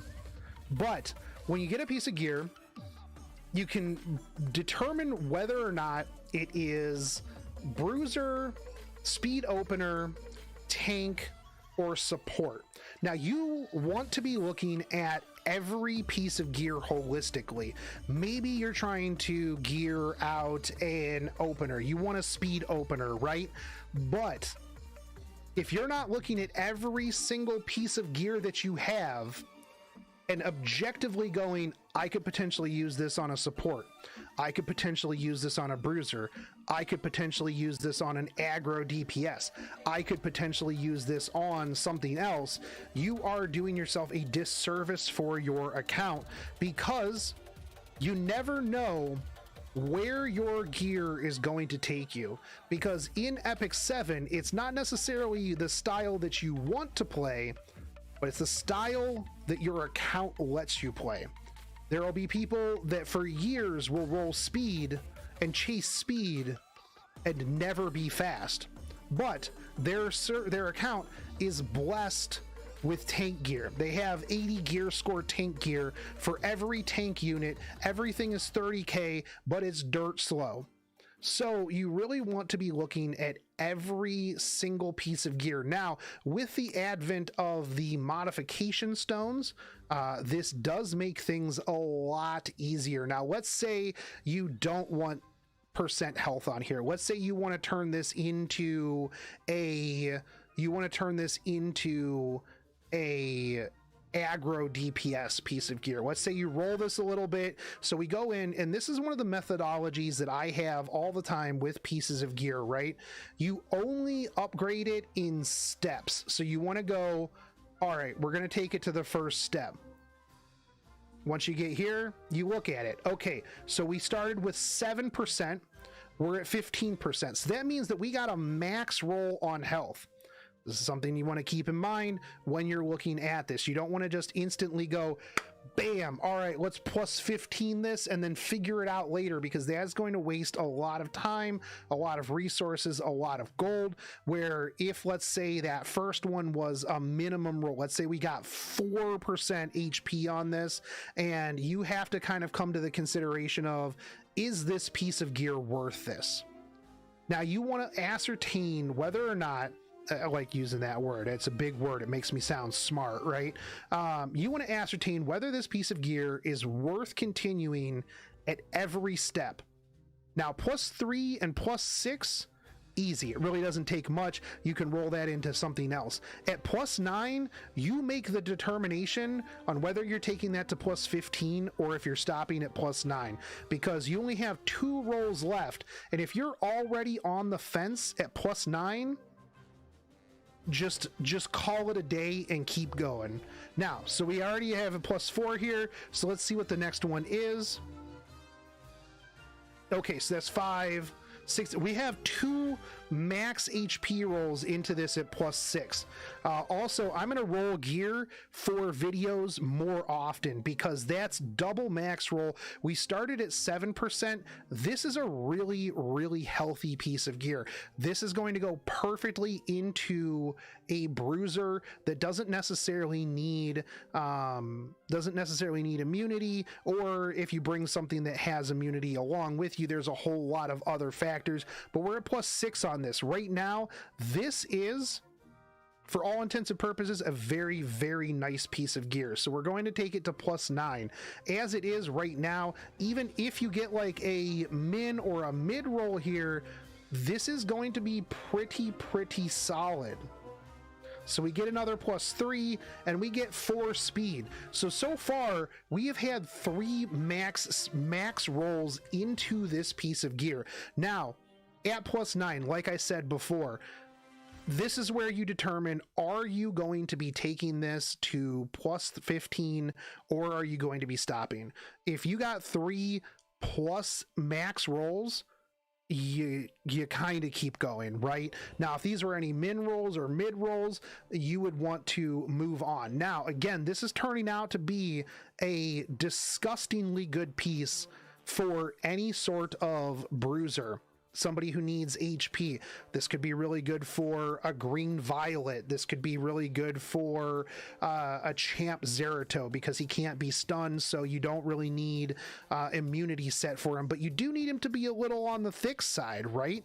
You know, anybody who dispels buffs, yes, like an ML Surmia or a Fighter Maya or a Designer Wilbet. There's a lot of different options that you can do with this piece of gear.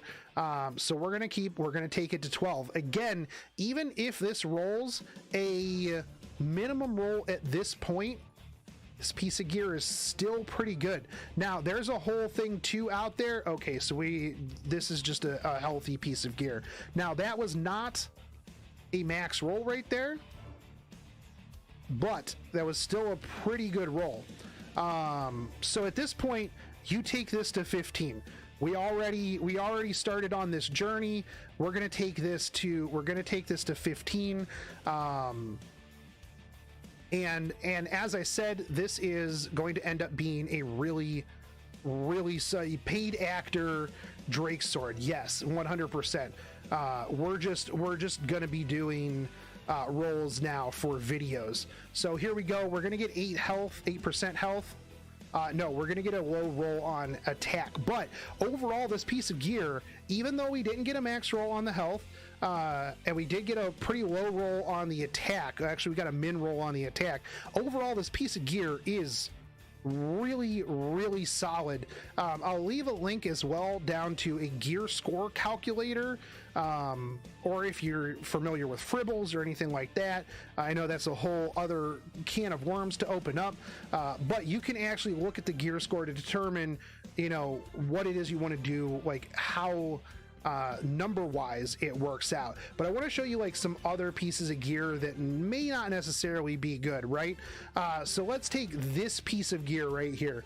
Effectiveness and effect resist are two things that when you are a mid to new late game player, if you have both of these on a piece of equipment, I do not suggest rolling them unless you really want to mod stone one of those two things off, because chances are if you're using somebody who needs effect resist, it is a support.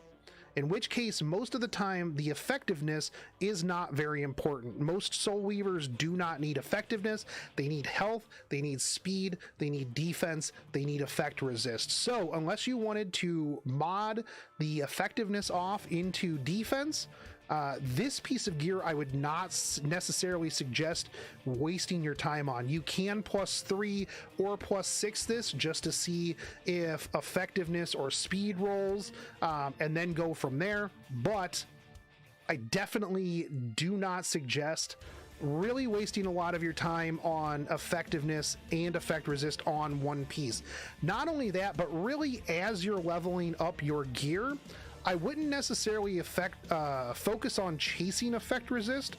That's more something that you want to do a little bit later on for characters like Soul Weavers, like your support.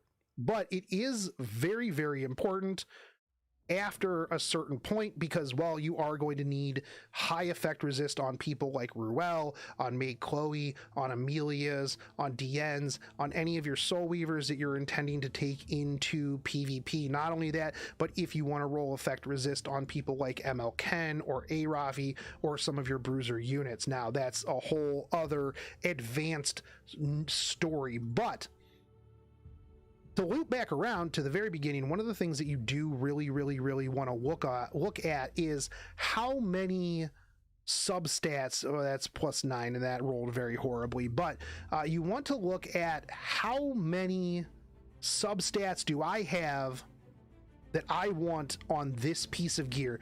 Does this piece of gear make me happy? And typically, if you have 3 out of the 4, you should attempt to roll it. Like this piece of gear right here: critical hit damage, attack, health, effect resist.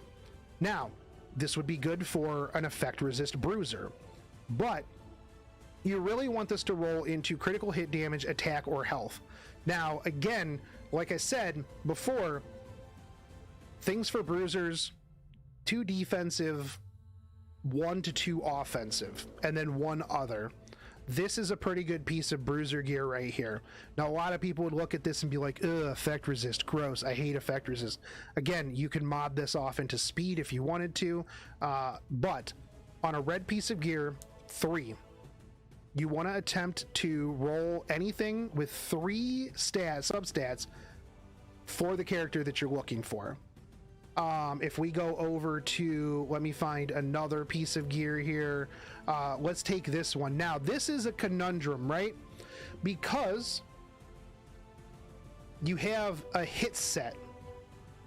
This is not good for anybody who would use these substats. You have a mid critical hit chance, you have a mid roll health chance, you have a low roll critical hit damage, and a mid roll attack on a hit set. Now, if these were all maxed out, I would suggest rolling this because you could use this as an offset. Not the most optimal, but not the worst.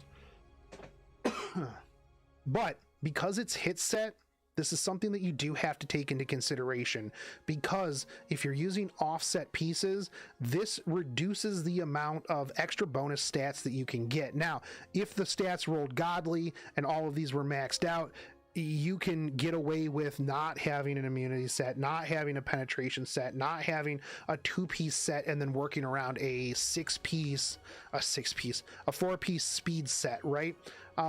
So an issue that you will run into: wrong set, perfect substats.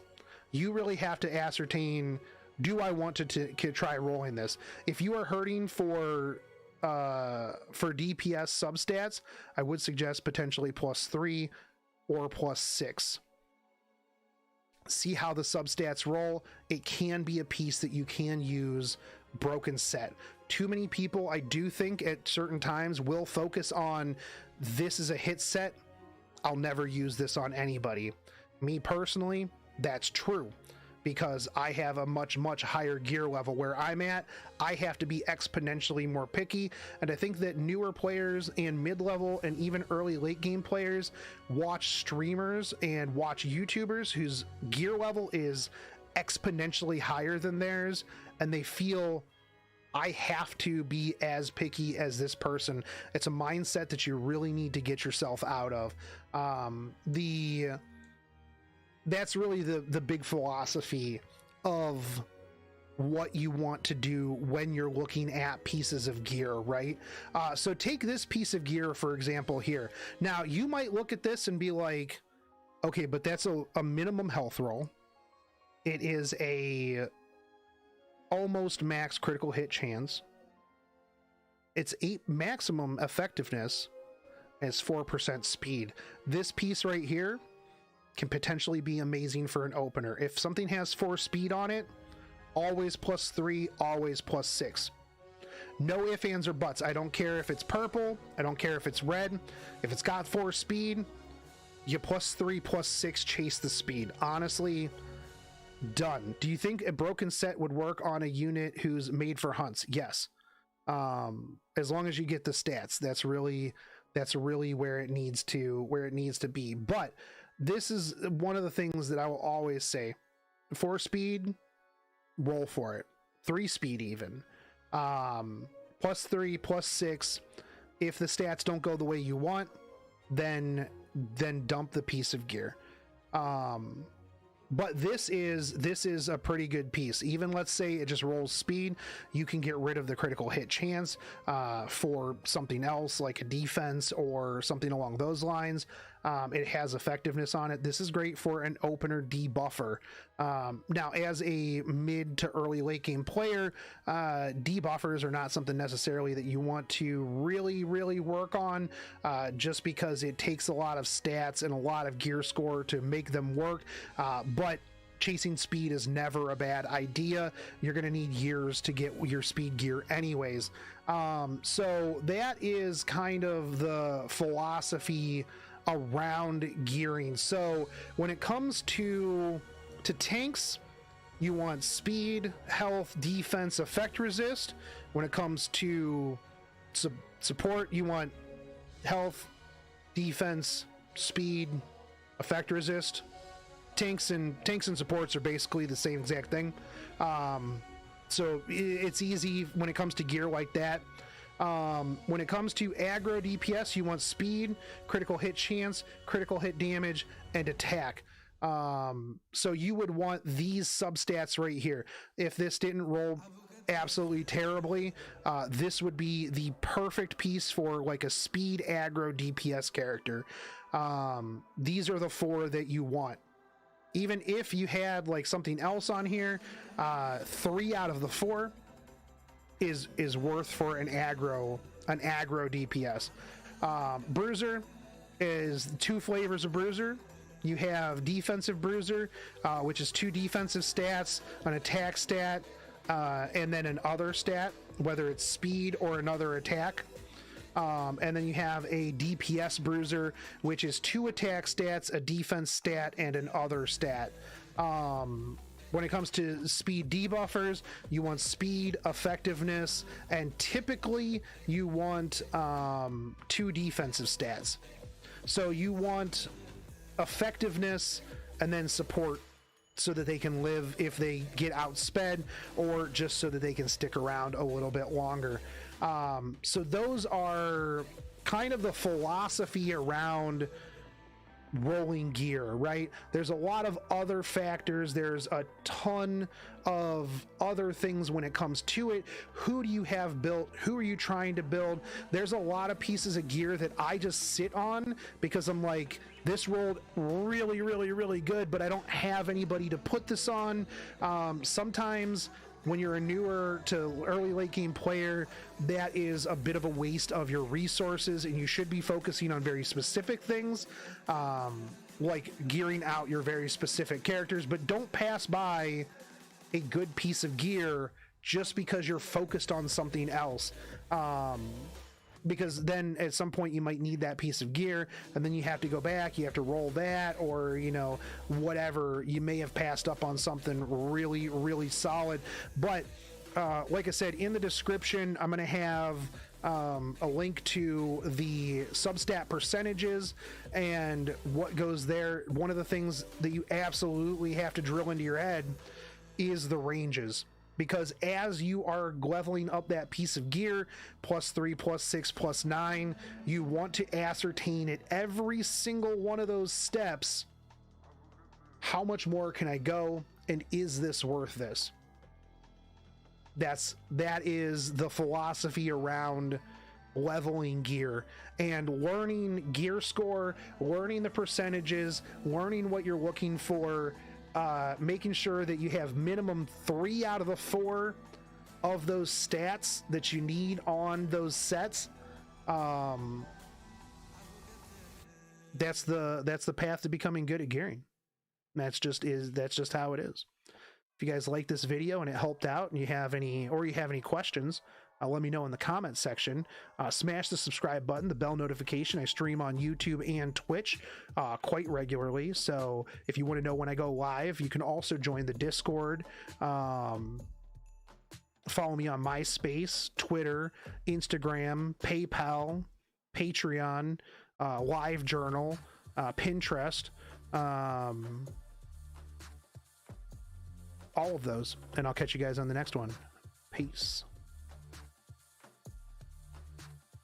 I hope that answered the original question. My mic is clipping really hard. That's weird. I didn't see that earlier. Let me turn that down. I don't know why it would be. Oh, we'll see. I think it was pretty bad in the last video too. But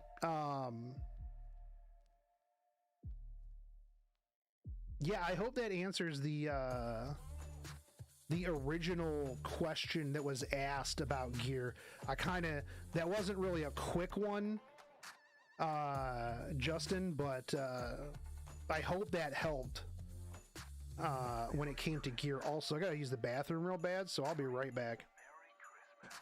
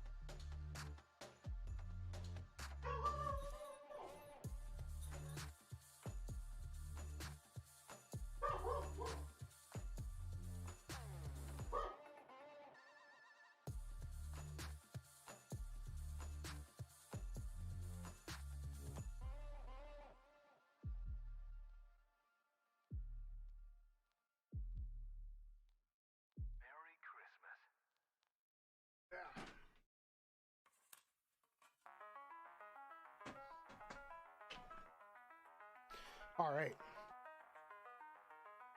Let's get some more 40% health swords. Yo, what up, Kurama?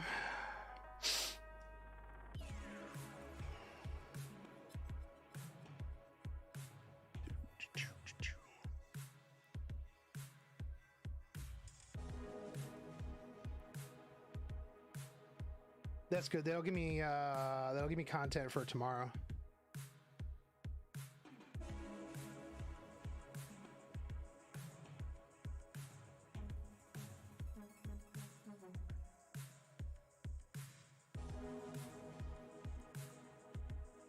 This one's gonna turn out super good.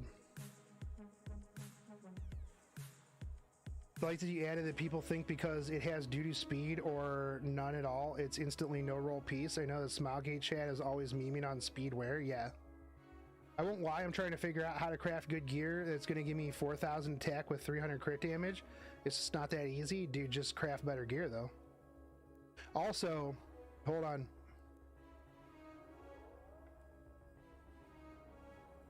Oh, I'll just put that in the thing where I'll make another video where I talk about the philosophy of stats, because I mentioned percent HP and flat substat HP, right? And I mean, I can mention this to you guys right now, but I'll probably make a video about this later. But like take this piece of gear for example right now on Belian, right? This rolled a really high health flat substat, right? Now some people would see flat health and they'd be like, bleh, flat health is so bad. Flat health is garbage, dude. Flat health is terrible. Oh, flat stat ruined piece.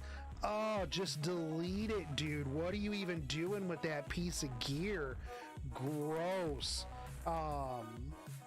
There actually are several fake shotgun shoguns. That's actually true. RPG Aether.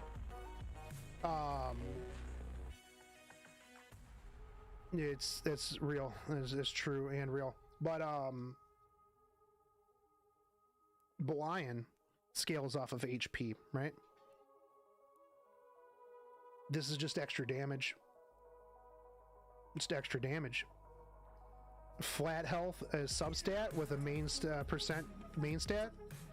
You just double it up on health stats, dude.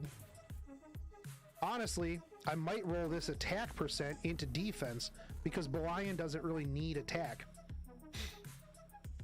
Critical hit chance, critical hit damage, health flat, percent health main, defense. Can it get better?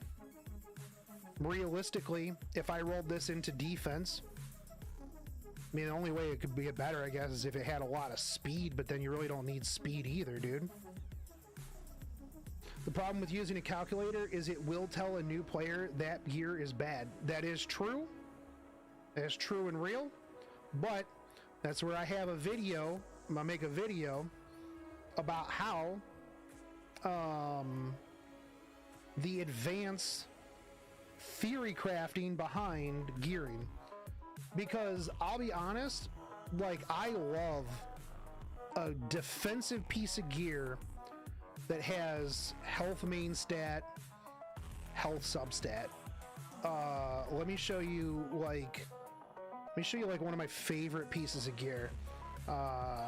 Main stat, substat.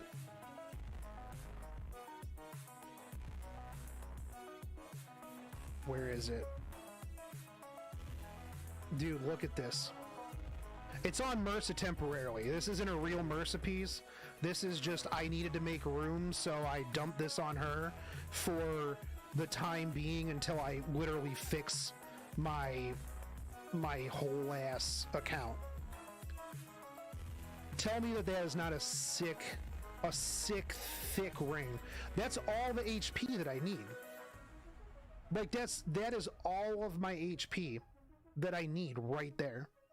Not only that, but if you put this on somebody like a thief who has low HP, bruh. Yeah.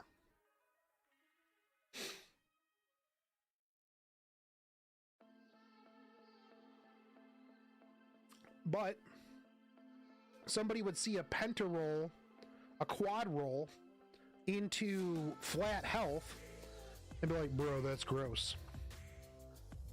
That's super gross. Why would you even have that piece of gear? I don't mind. Like, for me, a lot of times if I have a ring or a neck that is a defensive main stat, I want to see a double up of that stat in the substat. Because if I'm rolling a ring or a neck that is HP or defense, it's going on somebody. Like, look at this. Defense, speed, defense, health on a main health. This is all of the tank stats you could potentially want. Like, this is great. Like, this is when you have a tank, right? All you want is tank stats. I heard keeping flats on thieves who want to bruise, like, stats flat is the way to go. It is true, because they have low base stats. There is a spreadsheet now. Flat defense is a lot better than flat health. Flat defense scales a lot closer to percent defense than flat health does to percent health. Because most characters, their base health or their base defense is a little bit closer to the sweet spot where those flat and percent are almost interchangeable.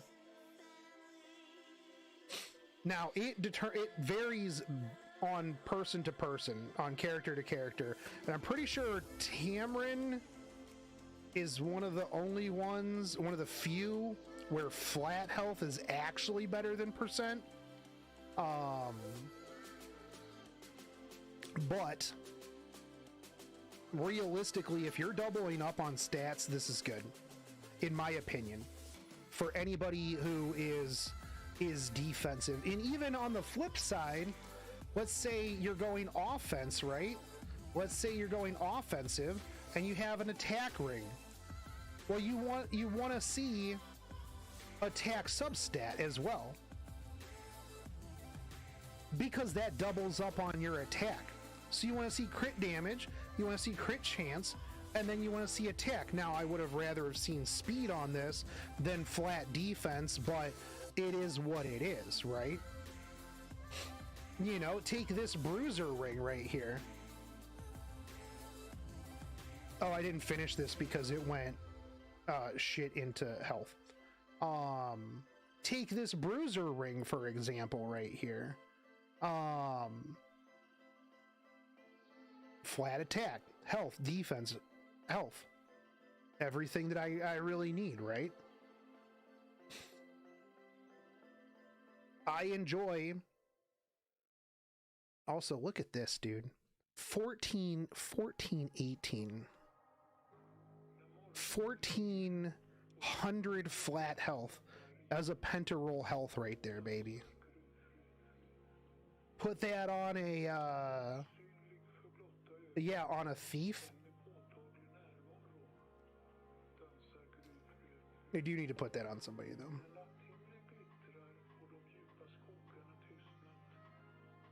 There's so much flat health sub.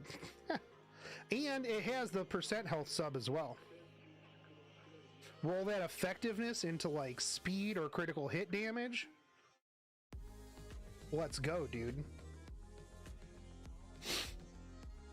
But that's like one of the big things, right? I mean, look at this. This is 190%, or 190 flat attack plus your main attack.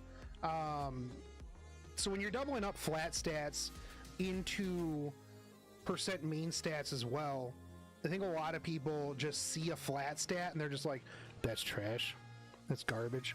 But those are also the same people that don't realize that critical hit chance neck is pound for pound the best main stat necklace in the game. Hey, what's up, Bren? I'm doing okay.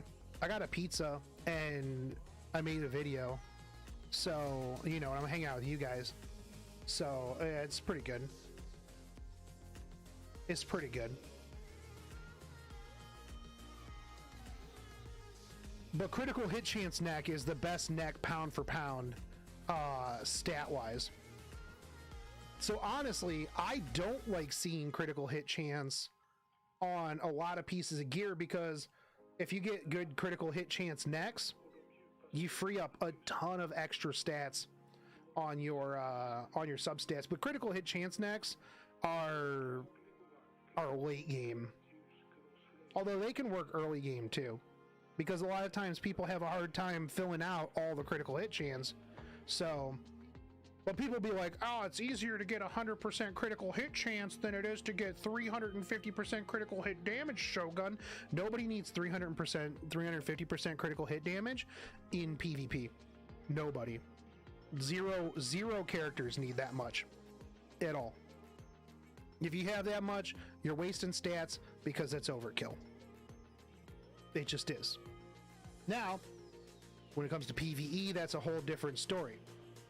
When you're trying to kill Wyvern, that's a whole different story.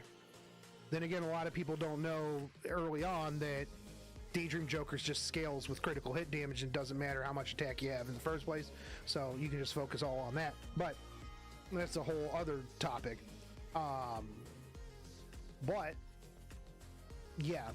So whenever I see people complain about flat stats, depending on like the overall piece, I'm just like, bro, why are you complaining? They're like, man, it doesn't have this or it doesn't have that. But I need to build the Great Martellix. Honestly, that's a thing. That's a thing that I need to build. The Great Mortellix. Imagine speed main stat on a neck instead of boots. Now you have our, yeah. Just do both, and then you have a 400 speed, unit. You know what? I'm just going to show you guys this just so that you see this again. Oh, I need to, I don't know if I want to, move my gear over to Pieria, because I can make, I don't really want to ungear my Sea Lilius, but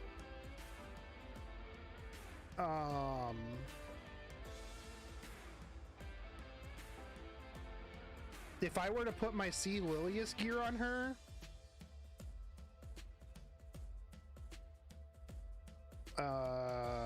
what do we do? Speed. If I were to put the Sea Lilius gear on her, we would be at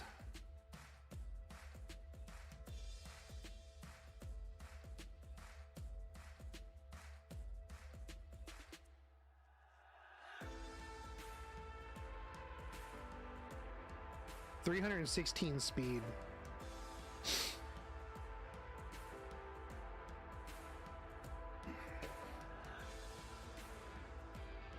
Imagine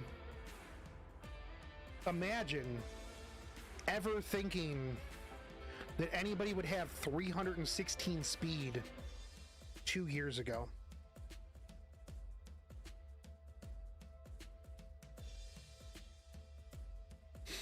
Imagine thinking 2 years ago that anybody would have 316 speed. And I've seen somebody who is 321 speed. So they're 5 speeds faster than mine. I think theirs was also a bit more DPS than mine too, but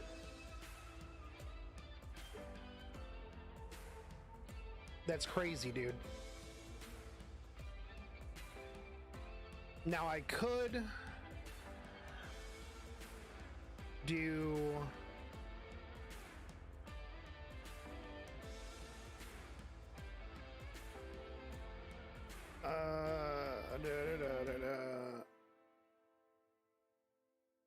I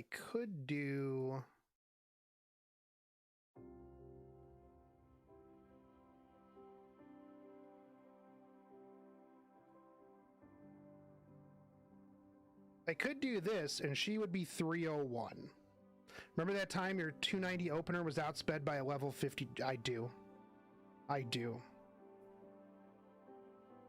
Now I could do this. I could also potentially do this. I would want more effectiveness here. I mean, if I dropped effectiveness, that's literally about the same speed. There's a little bit more.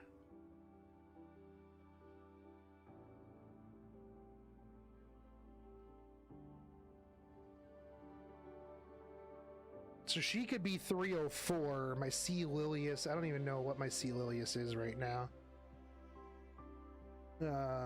What is my C. Lilius at?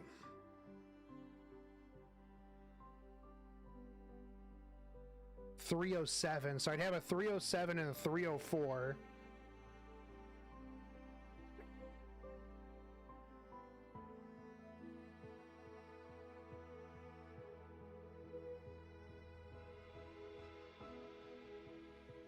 Although I guess I could put this gear on. See, the problem is, and I probably should just be making necks right now, because this is eventually going to go on Rylet. This is too good of a DPS piece to keep on an opener. And it sucks because it's going to extensively slow me down. I mean, I could put something else on her in the next slot, but I think like even the next highest speed one is still going to drop her to like 301, 304, 301. This would give her a bit more bulk, but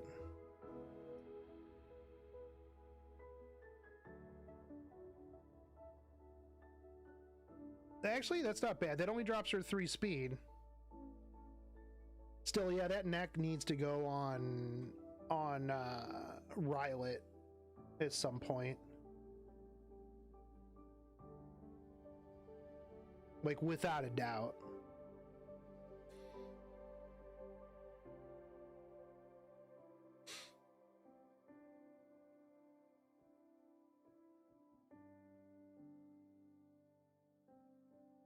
But I do need to figure out my speed. I actually don't think that this is the best for me because she's not thick. So she really doesn't usually get an extra turn. But I don't know what else to put on her. I just use her for Guild Wars at the moment.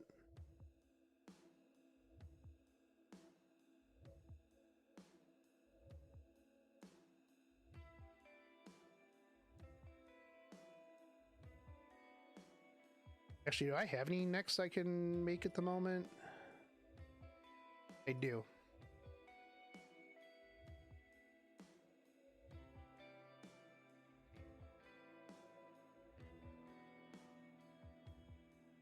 No speed.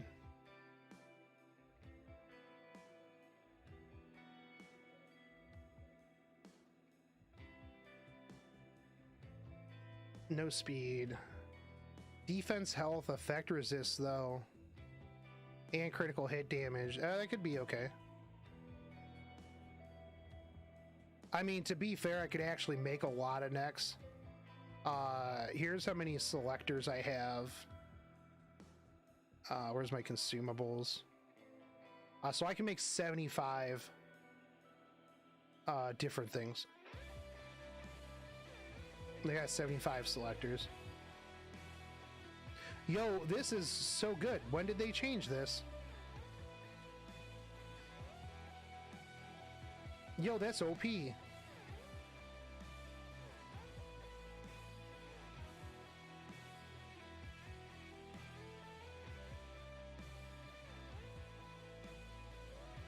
Dude, this the best change. What?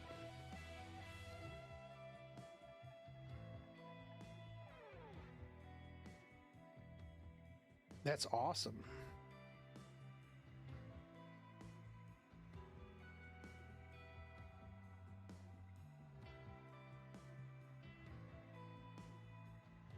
All right.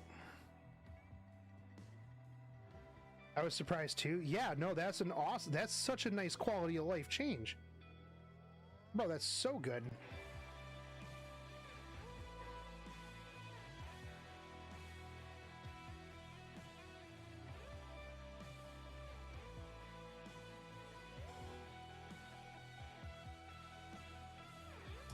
Let's make some more. Let's make some more swords. These are gonna be high speed right here. Trust. This one right here, look at this. It's a hit set with HP, and speed on an effectiveness. That's gonna be 30 speed. And I'm gonna be able to put that on any debuffer. This is gonna be disgusting. It's gonna be a gold. Literal 30 speed equipment coming in. Let's go, dude.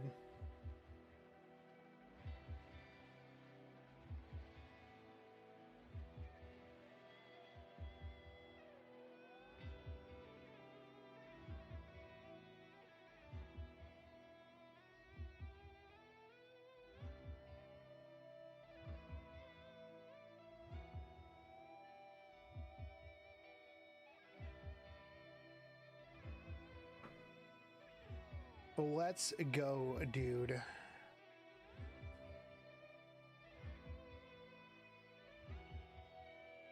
Dude, the problem is that I have right now, right? Oh, yo, this is pretty good too. We got two potentially really good ones. Is that I have the gear. Dude, I got Emperor gear. Like, I've had Emperor gear for a while. I just don't have it on people. And I have been lazy about RTA. We need to just climb to Emperor.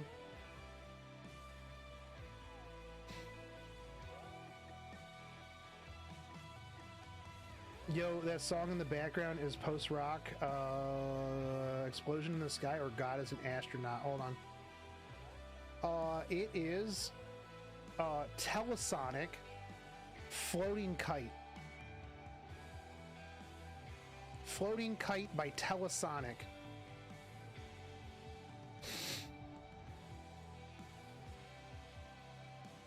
All right, let's go. These pieces of gear are going to be amazing.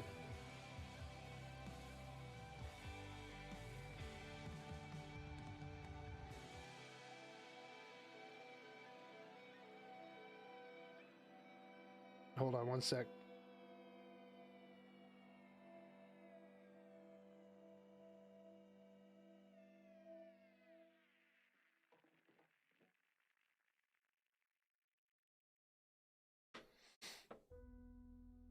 All right. This one right here, baby. Let's go. Do you think they added animated emotes to RTA? If they added them, it would help. It could help RTA daily players and revitalize the game chat a bit as well. I don't think so. I don't think that that's enough of a reward. And I put that in air quotes. I think people would still do the minimum. I think when they had the the daily like energy to do RTA, I think that was good. Oh, those are high rolls, but they're not. I know what I need. Rip the 26 speed dream.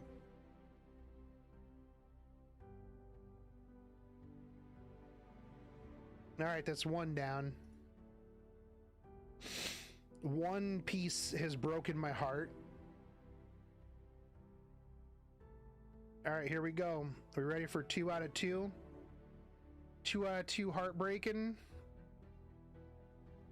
Let's go. Okay, that's 2 speed.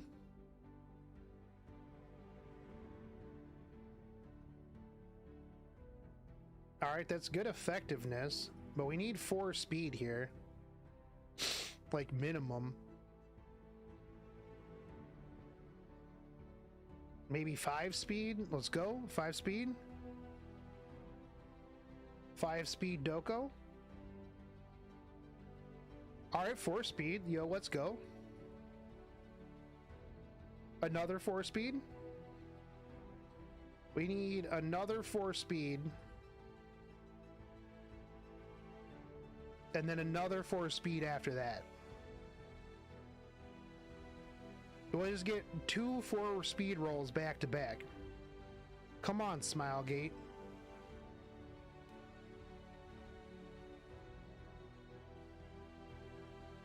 If I get 4 speed here, okay, we got 2 speed.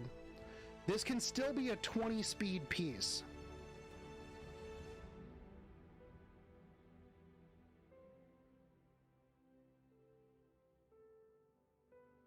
Do I just not roll purple gear if it's not speed testing? No. Nope. If it's not 3 or 4 speed on purple gear, I don't roll it.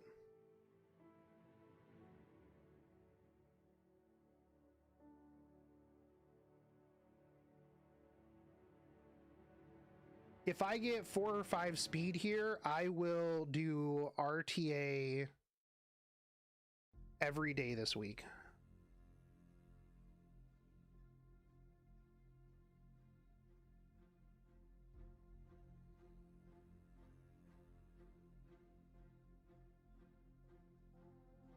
Every day this week.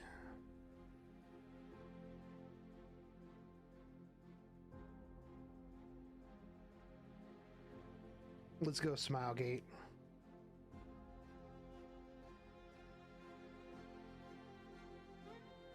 Don't let me down. 5 speed. If this gives me 5 speed on this roll, I'll climb to champion or climb to emperor. Like this week. If it's 4 speed, I'll just play every day. All right, here we go. Here's the moment. Here's the moment of truth. Okay, I didn't have to, but actually overall not a terrible piece. That's what, the 15 speed, high health, high effectiveness. Do you not have an enhanced success pet? I do.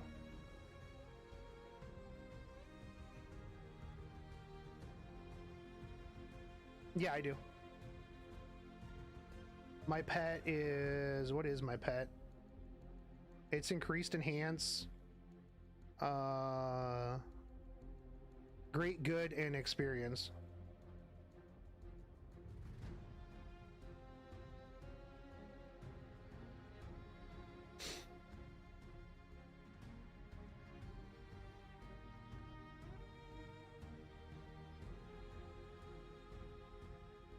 Yeah, it's still pretty. That's actually still pretty good.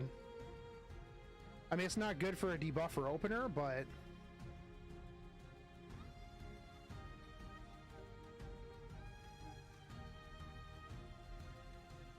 36 health.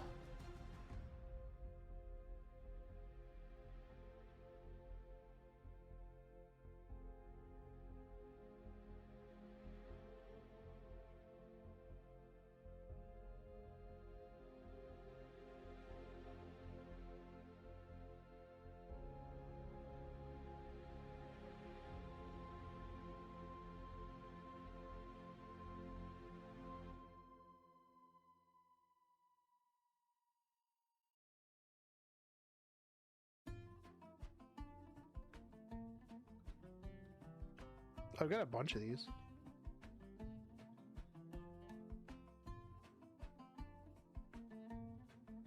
Why am I just sitting on this stuff, dude?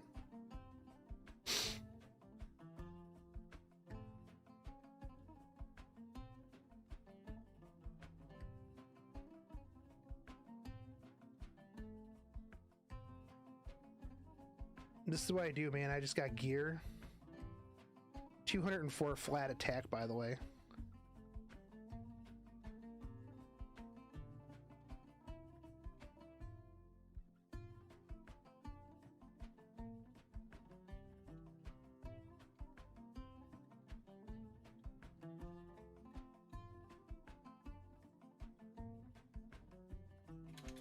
Yo, anybody who's got crypto, by the way, I would just go look at crypto at the moment. It's going absolutely insane. Why? I don't know. It's a good question. But it's going nuts right now.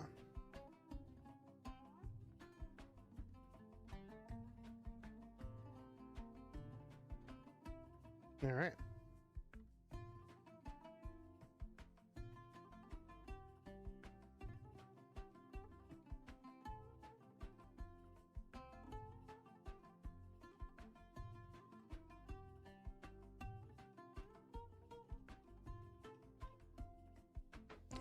Anyways, rolling more gear.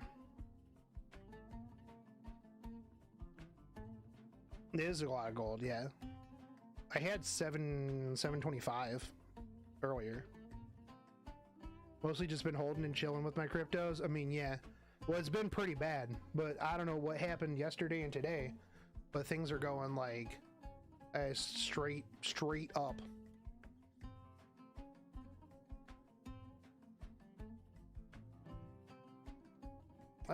Let's try this. Let's try this one. See what we get.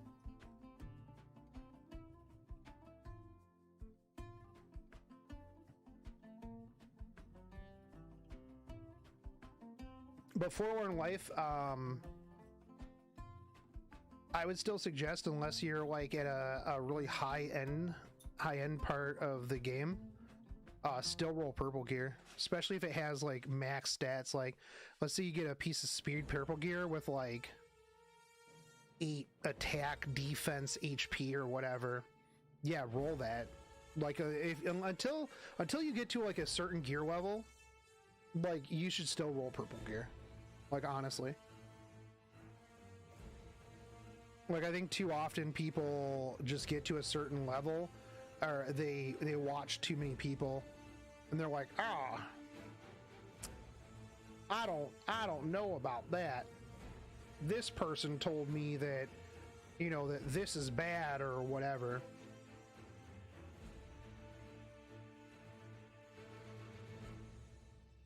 Or I watch this person and they don't ever roll purple gear.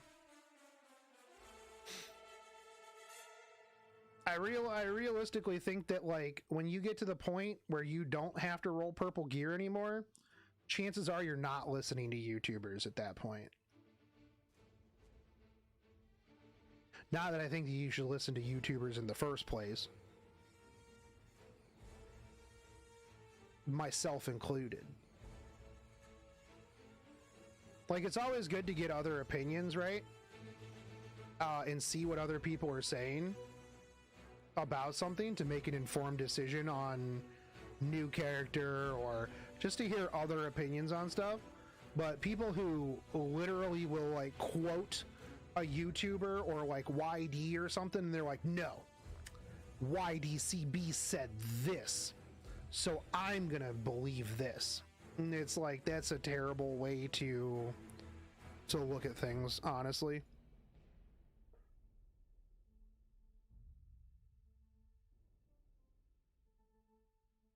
It's the same reason why I hate tier lists, man. Tier lists are fucking stupid. I hate tier lists, and I hate people that parrot tier lists, because tier lists are literally just somebody else's opinion. Like, they don't know your account, they don't know your gear, you don't know like what they have. It's all, and not only that, but like that tier list is literally based off of their play style, because my tier list is going to be different than everybody else's tier list, right? I'm a bruiser tank player. I'm not going to put cleavers up at the top because I don't use cleavers. I don't know anything about cleavers, dude. I mean, that's not true. I do know about cleavers. I don't play cleave. So if you're like, Shogun, I need you to tell me about cleave, I'd be like, go fast, hit ass.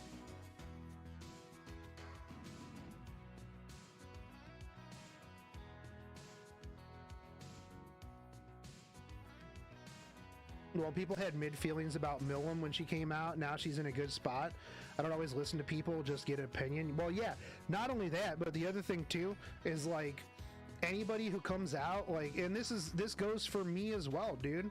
Like, that's why I give you like my opinion, damage by the numbers. I do a lot of theory. I did a lot of theory crafting, was because, I mean, you really don't know until usually a good couple of weeks after the character's out, when people have been able to test stuff, they've been able to play around with things. But you have people before the character even comes out, they're like, it's shit. This character's shit. You're shit. I hate this character. I hate you. If you roll for this character, you're trash. It's trash. This game is trash. Everything's trash. Can this character even one-shot everything that's ever existed? Oh, it doesn't come back to life like Arbiter Vildred. Literally the worst unit that has ever been put into this game.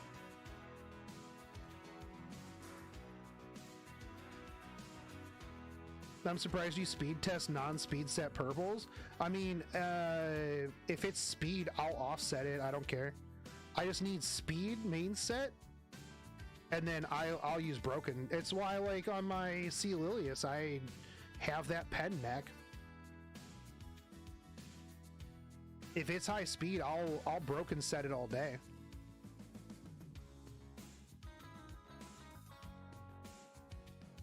Remember that time people said Seaside Belle or Last Rider Crow was bad? Yeah. Or that Elthalt couldn't kill a Rowana? Or that Elthalt didn't do damage? Because you had a bad YouTuber try to take her into like a subpar situation with no Mologoras? Yeah, I remember.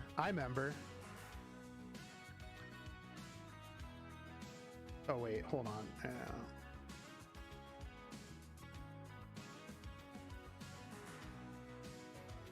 Too many people are too quick to get like this is the best build that's ever been made for this new character, like right out, like immediately, so that they get all the clicks.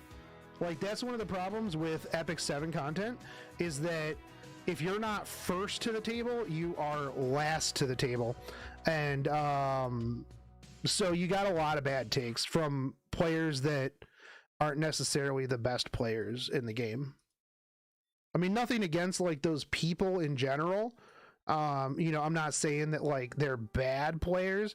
They're just more casual than other players. And because of where they're at in terms of gameplay, they can't objectively look at a character and be like, oh, at this level of play, this character would be good against this, or this. Like, I love Level Up Together, but they're not Emperor Legend level players, and they admit that, and they know that. And I think that that's one of the big things, is like, if you are a certain level of player, you can't masquerade as somebody who is higher or more knowledgeable than you are without eventually getting called out, which at the same time, a lot of those people don't care if they get called out because, well, they'll just ignore the comments and you clicked on it anyway, so who cares? Gaming psychopath. Worst Epic 7 YouTuber in the community. And I wish that he would finally quit the game like he has been saying for the last year and a half.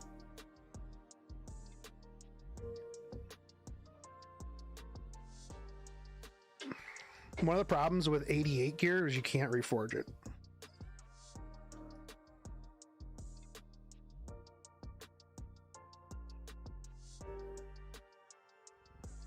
Although it is rolling pretty good into speed.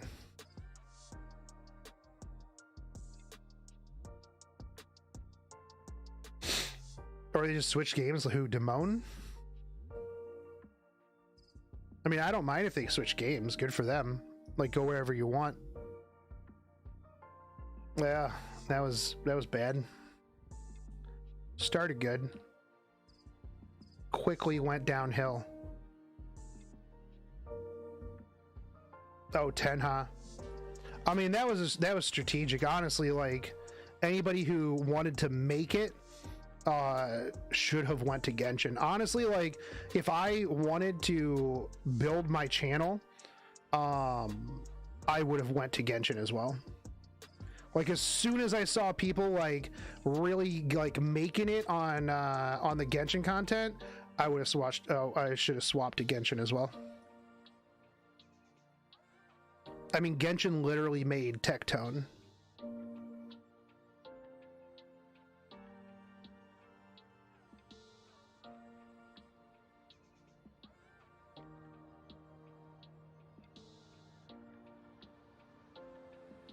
Remember him running a tourney but didn't pay the winners? I mean, I'm pretty sure that was 10, huh?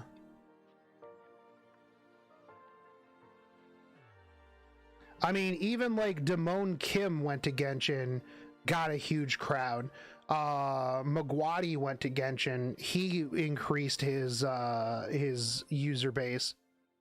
Like, and here's the thing too, and I was talking about this the other day, when it comes to streaming, right? Is if you're a small to mid-size streamer, you cannot branch out into variety streaming. Because, like, I mean, even if you take a break, I mean, like, look at me. Before I took my, like, extensive break from Epic 7, I mean, I was pulling, what, 200-300 people? We've got what, 30, 40 people right now? So, I mean, it's gonna be tough. I mean, I got to build myself back up, right? If I go play Risk of Rain, I mean, I had a lot of fun with it, but we had, like, what, maybe 20 people total across both platforms. Now, when you get to the point where you're a Tectone, an Asmongold, a Code, stuff like that, then you can start variety streaming. It's tough. It's tough. But it's like the people who went to Genshin, even if they didn't necessarily like Genshin, Genshin made so many YouTubers. It's actually kind of ridiculous. Yeah, I remember when he was only at 100 to 20k on YouTube. Now he has 600k. Well, yeah, Arknights and Genshin 100% made him, because I remember before Arknights, Tectone was a like 8k viewer, 8k sub, like 1k viewer, like per video, because I remember checking him out when I was going to do Sinoalis content, because he was the only other person who was covering Sinoalis that was going to come out. And I was like, oh, who's this dude? And he was like playing like, I don't know, I think Summoner's War and like something else. And I'm like, oh, okay, that's cool, dude. You know, this guy is on the grind. And then Arknights came out, and he got huge, he got big in Arknights, and then he jumped over to Genshin and just kept that ball rolling.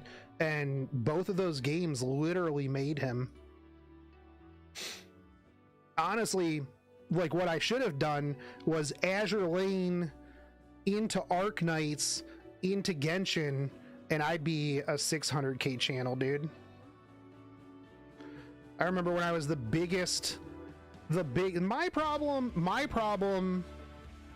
Yeah, we're talking about Tectone. My big problem is I just quit making content. I'll take 4 months off. And in YouTube and Twitch, if you take 4 months off, you might as well just start your channel from scratch.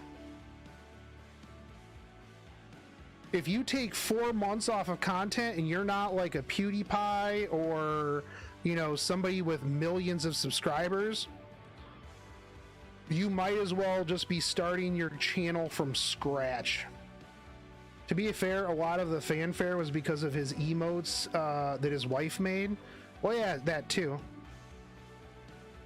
Yeah, I really saw you put videos. Yeah, I haven't been, I mean, I've been sick for the last like month and a half.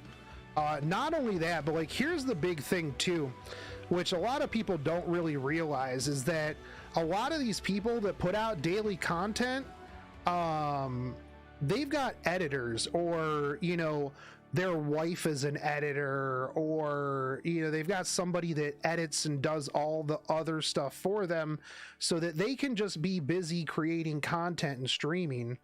I don't have that. For the past 5 years, I'm all of it.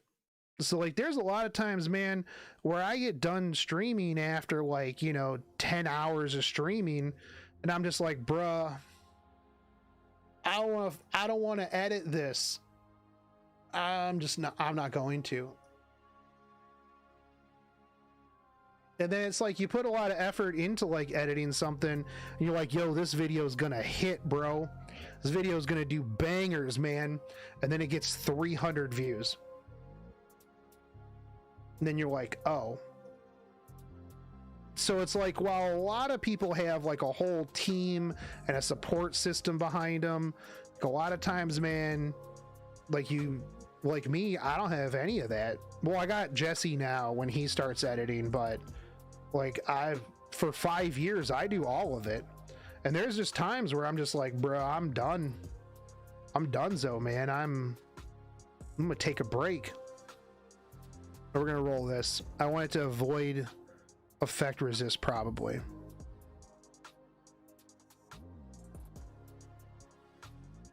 Yeah, of course, that's what it goes into.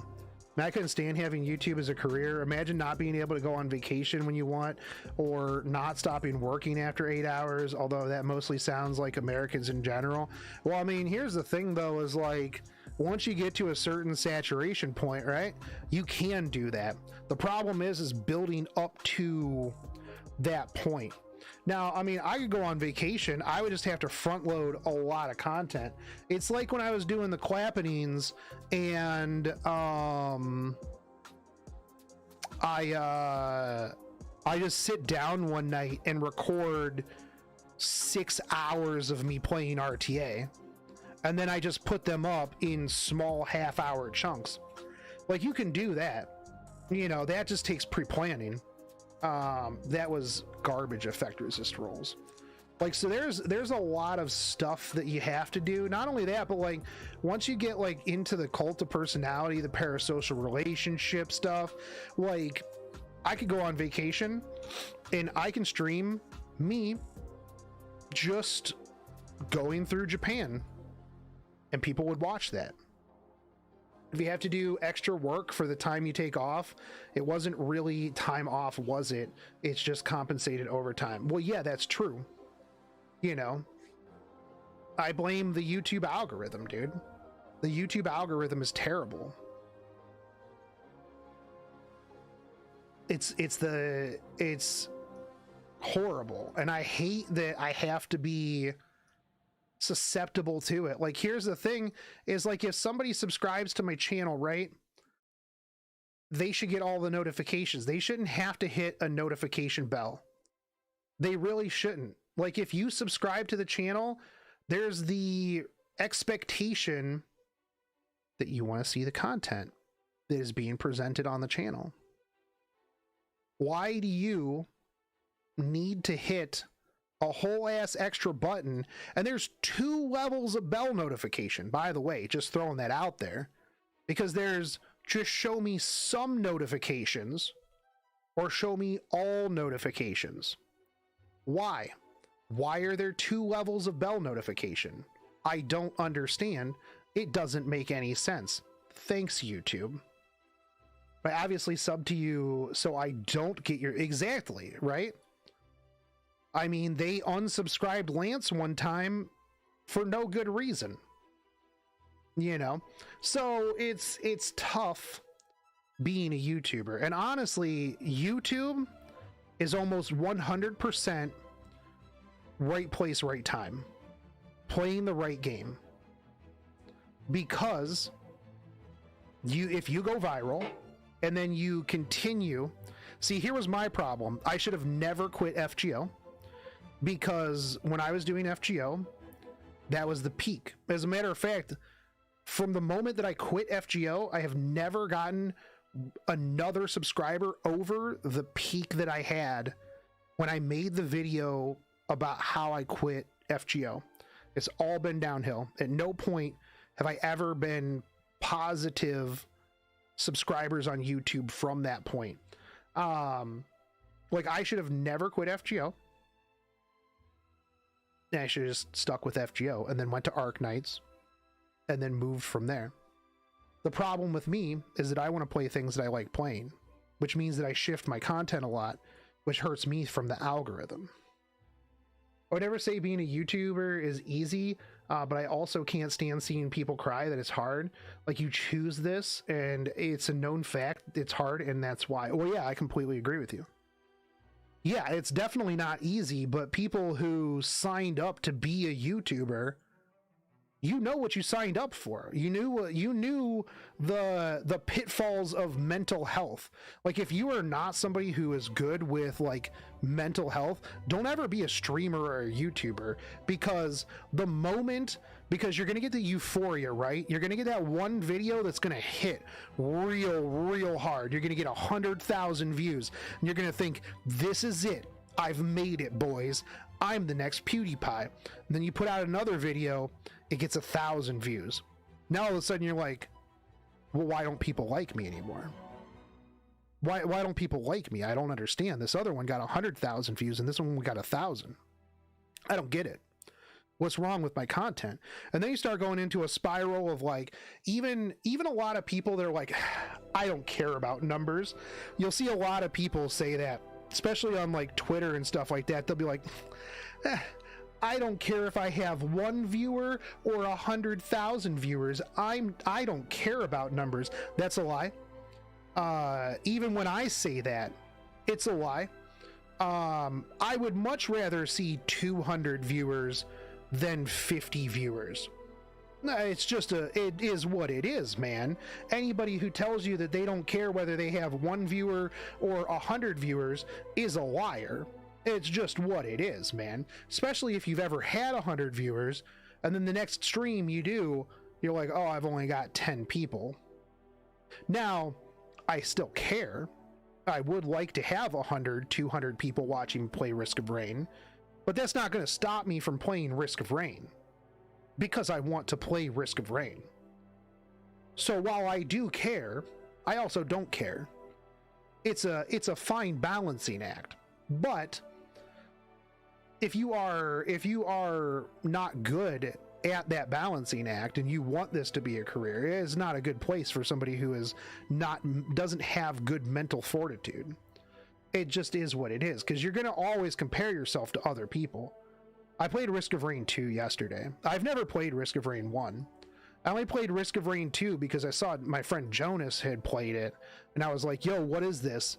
And I had already been playing Vampire Survivors, which is a roguelike, and I was like, bro, this is only like $20. I'll pick this up. And so yesterday I played like, I don't know, son, what did I play, like 6 or 7 hours of it? It was super fun. I had a really good time. But here's the problem, is a lot of people will think that they can be a variety streamer right out the gate, dude. And you really can't. they'll get trolled and disliked, then they'll end up taking the easy way out. Wait, what do you mean, Hans? I won't lie, I used to watch all your videos for FGO. I was trying so hard to make Ruler Martha fit into everything. Yeah, I mean, when it came to like FGO, dude, like, I mean, that was my peak, dude. I was like, I've looked back at like a lot of my views and I'm like, man, I remember when I put out FGO content, I get 20, 30,000 views to literally just be like, hey guys, by the way, this news thing happened. This news thing happened. 30K views. Easy life, dude.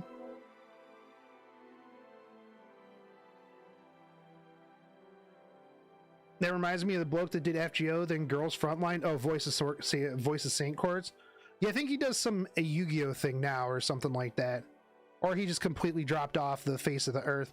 That guy, his problem was his ego. I think if Voice would have been able to keep his ego in check and he didn't get personally upset about things, he would have done a lot better. Like, I think the point where he imploded was where he spent a whole ton of time on some LARPy ass video and then didn't get the views that he wanted and didn't make back the money that he paid all of his voice actors, and then like tried to blame me for not promoting his video.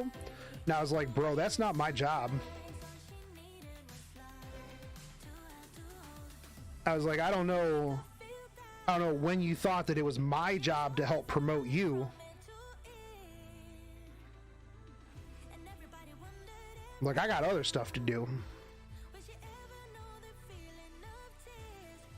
Look, I mean, don't get me wrong, if like, you know, some smaller streamer, well, I mean, I guess I'm a smaller streamer now, but like if somebody came up to me and was like, hey bro, I'm really trying to like break into this, like I'd really appreciate like if you know, could help me out, maybe give me some tips, give me a shout out here and there, I'm perfectly fine with that.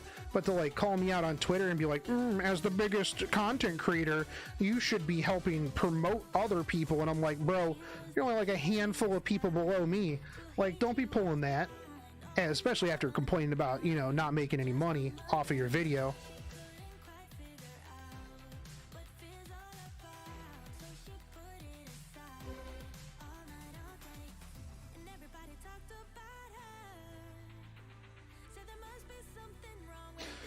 All right, this is like the last round of disappointments because I'm almost out of Wyvern mats.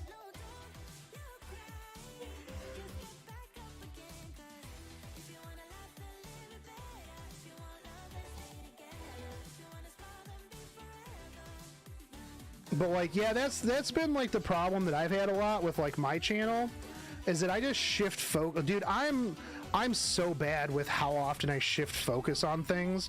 Dude, it's rough. Gabbo, thank you for the follow over on Twitch, dude. Like I just shift all the time, dude.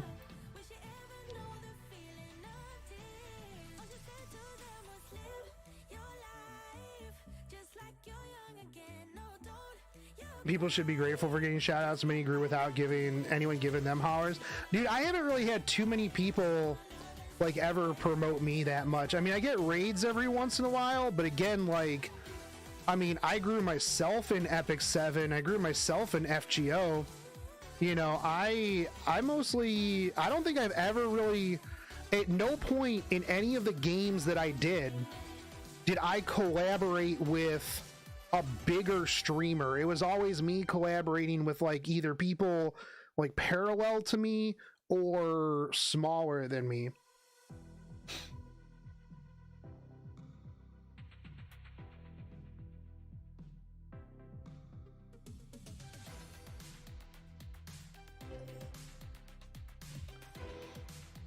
Honestly, bless him and wish him the best, but I found his streams annoying. Maybe it was just me. I mean, honestly, like, I feel like when it comes to streams, right, there is something for everyone. Now, what usually gets me is when, like, a streamer acts like they're owed something. That always bugs me. Or I hate gacha streamers that try to, like, put pressure on their stream to like donate or sub or anything like that. Like, you'll notice I don't have a sub goal or a donate goal or anything like that anymore, because I don't care, man. Like, if you want to sub to the channel, phenomenal. If you want to donate bits, great. I really don't care. Like, I'm not going to be out here like, all right guys, if we get 1,000 subs, I will be able to pay my rent. And realistically, if 10 of you don't subscribe right now, right in the next 30 seconds, I guess I'm just gonna log off, because, you know, it's not worth my time. Look, I hate when people do that. Now, sometimes I'll put up, like, I used to have sub goals. Usually sub goals were just for something I was gonna do anyways. I'd be like, hey guys, if we get 50 subs, I'm gonna do a 24-hour stream. And everybody's like, bro, shut the fuck up. We know you're gonna do a 24-hour stream anyways. You know, I'll sub to you, but it's not like you're not gonna do a 24-hour stream. You do this stuff all the time. Like, you just, yeah, is what it is, bro. You know, and I know I'm not bamboozling anybody. You know, I'd be like, oh man, I don't know if I'm gonna sit up for 24 hours and play this game, guys. I'm gonna do it. I'm gonna do it whether we would hit that goal or not. Like, I don't know, I just don't feel like, I mean, I understand that is sometimes, like, there's the parasocial aspect of it, right? You know, oh, you want to be the person that pushes that number over, let's say 100, right? 100 subscribers. You know, there is that whole parasocial aspect of it. You know, which it is what it is. I understand, you know, that streamers do that. And, you know, when you make it your job, that's a whole different story, right? You do have to start pushing that a little bit more, because, well, that is how you pay your bills. Me, I have a day job, so I've never really had to worry about that. It's not like, oh, hey guys, if I don't have 100 subs this month, your boy's getting kicked out, bro. Not only that, but I think a lot of times when YouTubers and streamers and stuff do that, they're just dirty liars. But that's a whole, ooh, this is really fucking good, dude. Please roll good. Please roll good. Chat, can you channel your energy so that this piece of gear rolls insanely good? Okay, that was a really good health roll. Thanks, chat. Alright. I gotta shut up and focus on this piece of gear. Yo, okay, that was a max critical hit. Whoo, alright. We're doing good so far.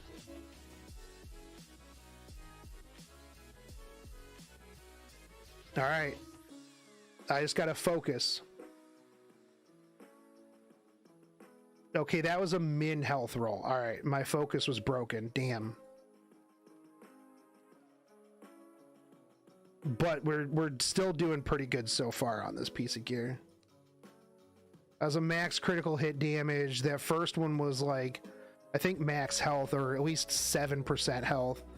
I think it was 7% health, which was still good. So we're still at, like, we're at an average of like 3 mid rolls, which I'll take it for the moment. Now, if this one's dog shit, then I'm gonna be a little sad. A little sad.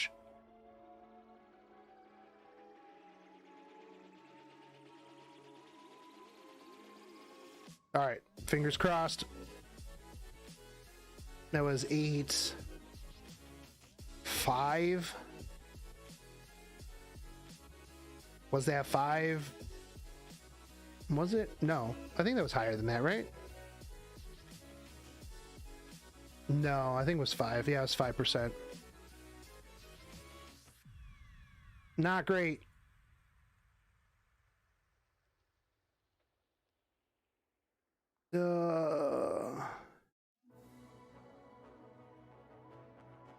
We're taking it to 15 anyways.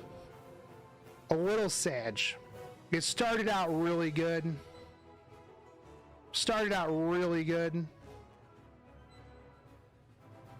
But it's okay. I'll huff a little bit of copium and still say that this is going to be a good piece of gear. This last one is going to be a max roll. We're going to get 31% health here. I'll get my copium mask on. Huff a little bit.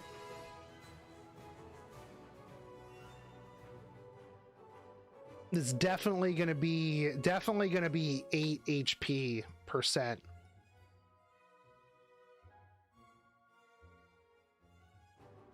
Here it comes, dude.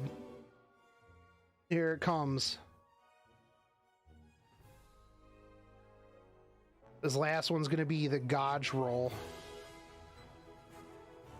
Let's go, boys.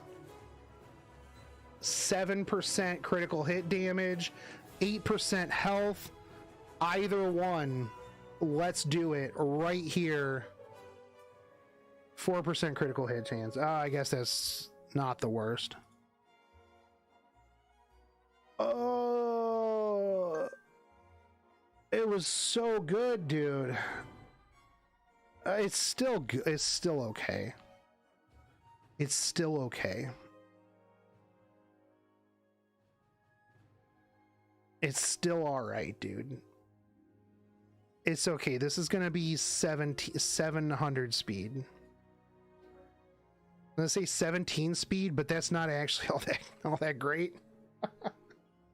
Oh, effectiveness, awesome, dude. Oh, gross. We were talking about parasocial relationships, and streamers.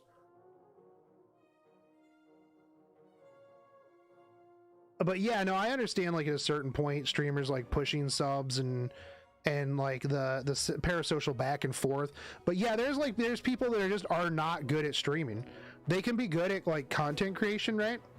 And doing like pre-planned, like, all right, cool deal, I got a script and a whole bunch of stuff.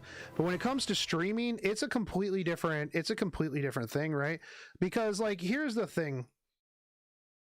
When you're streaming, first off, and we talked about, one speed, barf. One speed is a literal insult.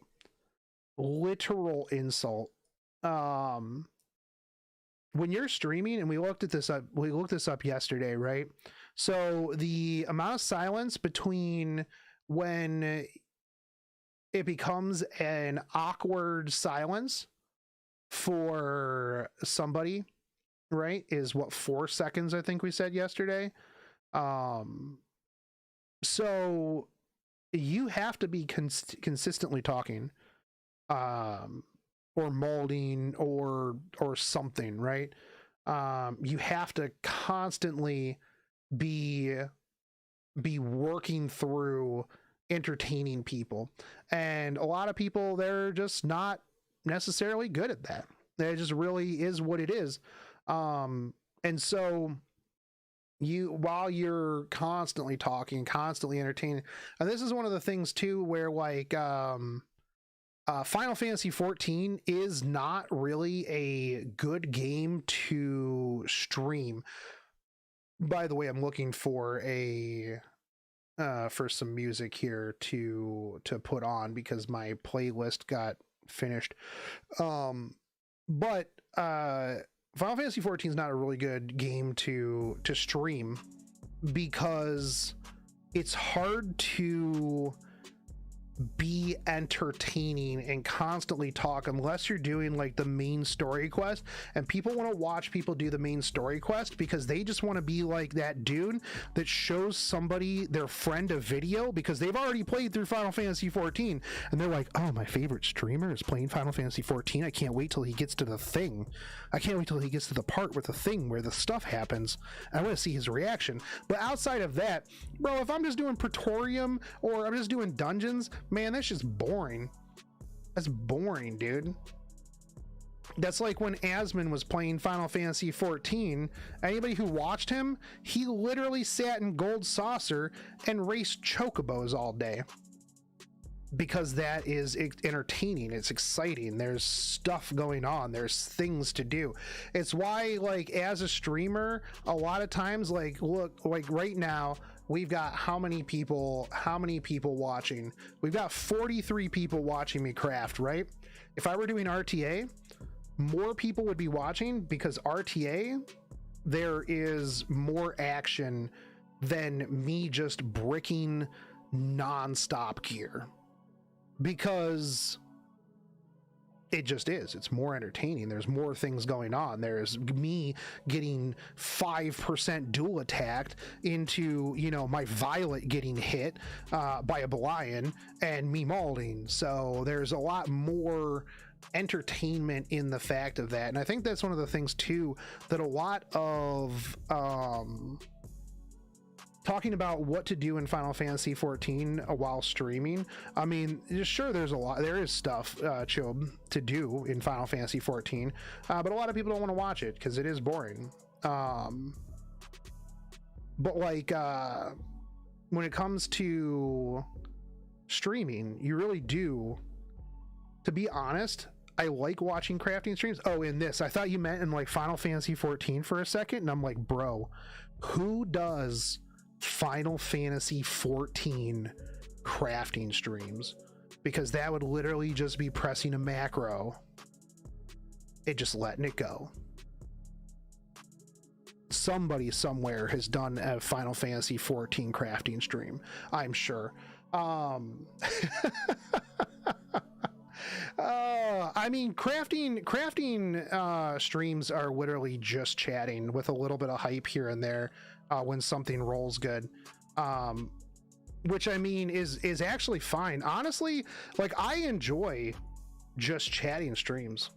Like, I've done a couple and I had a really good time just like watching videos. I mean, we're gonna do Lost Ark at some point, which, by the way, I'm gonna be playing Lost Ark when it comes out in 2 days. I'll be on the Regulus server. So there's that. I'm gonna be playing a lot of Lost Ark. I hope you guys like Lost Ark, because I'm gonna be playing a lot of it. Ugly Rat Poopy, thank you for the follow. You know, I mean, I like just chatting. I mean, usually like wyvern farming streams, crafting streams. Is it on Steam? Yeah, it is, and it's going to be free to play. Now, you can't play until the 11th if you don't have the Founders Pack. But I'm really liking the game. I played it during the beta and stuff like that. To be fair, my guy, most of your streams are just chatting streams. That's true, because I get off onto tangents a lot, and then I completely forget what I was talking about in the first place. But look, I mean, I think a lot of those are real fun, and like that is a lot of what like wyvern crafting stuff like that turns into. Because like if you're RTAing, right, like you got to be sitting there just like kind of talking through things. People really like when you talk through things in RTA, but like RTA is more interesting, right? Wyvern crafting, that's more chill. That's, hey, I got a question about this. Like if I'm in the middle of an RTA fight and I'm trying to like pay attention and I got a timer and stuff like that, you know, and Dark Paladin is like, hey, can you look at this piece of gear and tell me if I should use this on my ER Lifesteal Senya? Bro, I ain't got time to one speed. I don't have time to click on it until afterwards. You know, and then by that time I'm like, it's been like 5 minutes, and I look at it and I'm like, yeah, that piece of gear is pretty good. You know, in this situation, I mean, I can just stop and talk for 10 minutes or make a video for 25 minutes to answer a question about what type of gear you should be looking for, you know.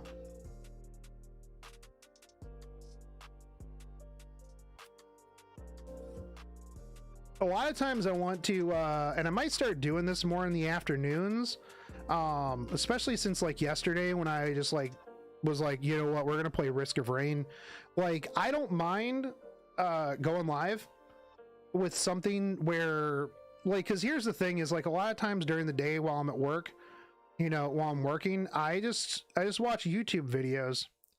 Like, I just sit around and watch YouTube videos. I might as well just go live and watch YouTube videos with everybody else and get into the, like, you know, the just chatting meta, you know. That's actually what I was going to do tonight, because there's a video that I want to watch, and we might do this here in a little bit. There's like a Nexpo video that I wanted to watch that's been on my like list of things to watch. Hold on, what was it called?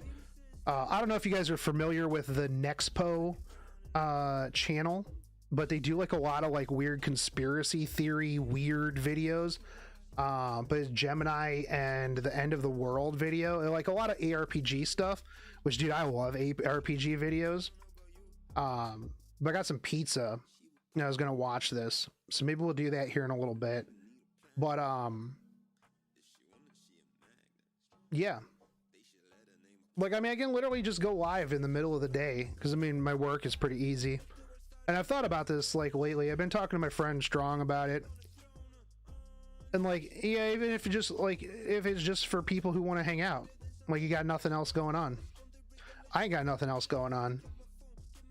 A lot of times though, like, I'll just play games, and then I'm like, why am I not just streaming? I can play games and talk to people at the same time. This could be really good, but I'm not holding my breath. Are you guys ready for this piece of gear? That's a max critical hit damage, a max critical hit chance, a high edge, a mid attack, and a mid speed. You guys ready? This is going to be the Gauge crit set gear. All right, that's 4 speed. Let's go. All right. Let's feed it some of this junk. All right, here we go. Here we go. 6. That's 5 attack.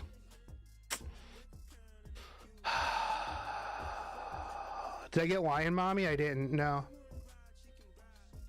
I did not. And I'm not buying Mystics. I'm not buying Mystics to pull her. 7. That was 4. No, this piece ain't good. This ain't good. That's a like min critical hit damage, a low attack. Sag, dude. Sag, bro. But no, I didn't get Sermia. I kind of wanted her after seeing like a couple of people play with her, but I don't think that I'm not buying Mystics, dude. I'm not buying Mystics for a character that I'm kind of like, meh. I mean, I'll roll my my Mystics that I get from like Guild Wars and stuff like that, and if I get it, I get it. If not, I'm one more away from pity. But dude, I'm free to play now. I take that back. I did up the monthly packs because it's $15. You know, and I completely forgot that I didn't, but like, that I didn't have that for a while, but like, I don't buy packs anymore. I don't buy Leafs. I don't buy packs. If I ain't got the stuff, I ain't got the stuff, man. I put enough money into this game.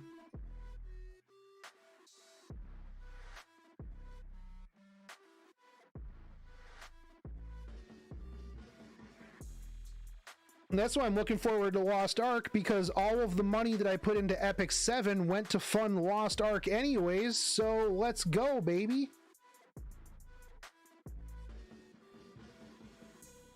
I'll get some of my money worth.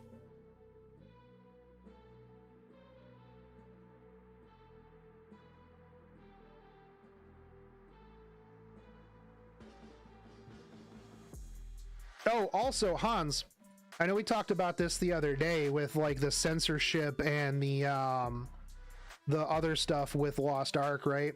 So I did some Google searching, some Google foo to see if there was any updates on any of that stuff, and there's nothing so far.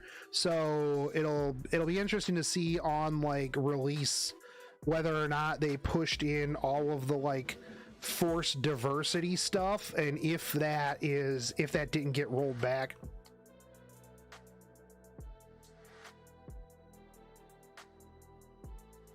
I mean, I'm still gonna play the game, but like obviously if that stuff is still in there, especially like the really terrible blackwashing, I'll be vocal about it.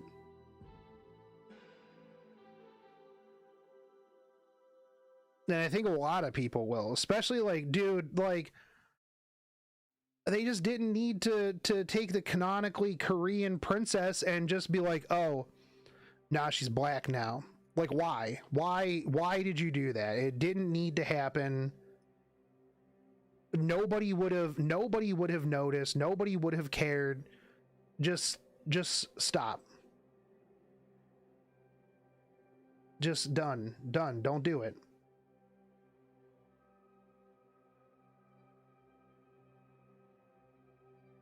Like that one dude in the video said, the first, you don't play Yakuza and be like, bruh, we're all the white people in this.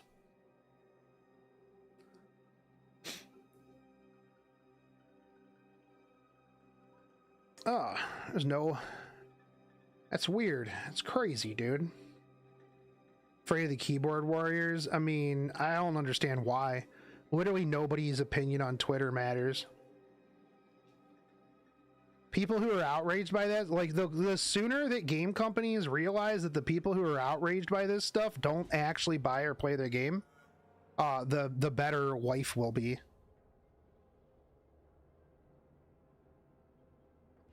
If they remove underboob, I protest. I mean, same. Underboob is great boob.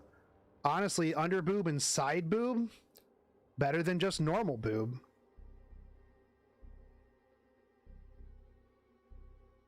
Leaves more to the imagination. I will admit, I don't mind when they make characters have a little bit more clothes on. I will admit that I think that sometimes more is better, because it allows you as the viewer to use your imagination.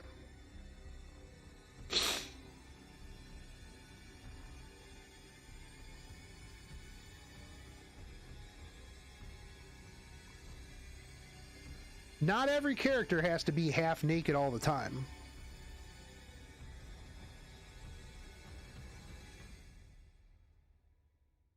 Yakuza is set in Japan, while E7 is in a fictional place with diverse regions. Willie, we're talking about Lost Ark. But yeah, I completely agree with you. When a game is fantasy-based and people be like, bruh, diversity in a fantasy world, I'm like, dude, you've got a character creator, create your character to look like you, and then you have representation.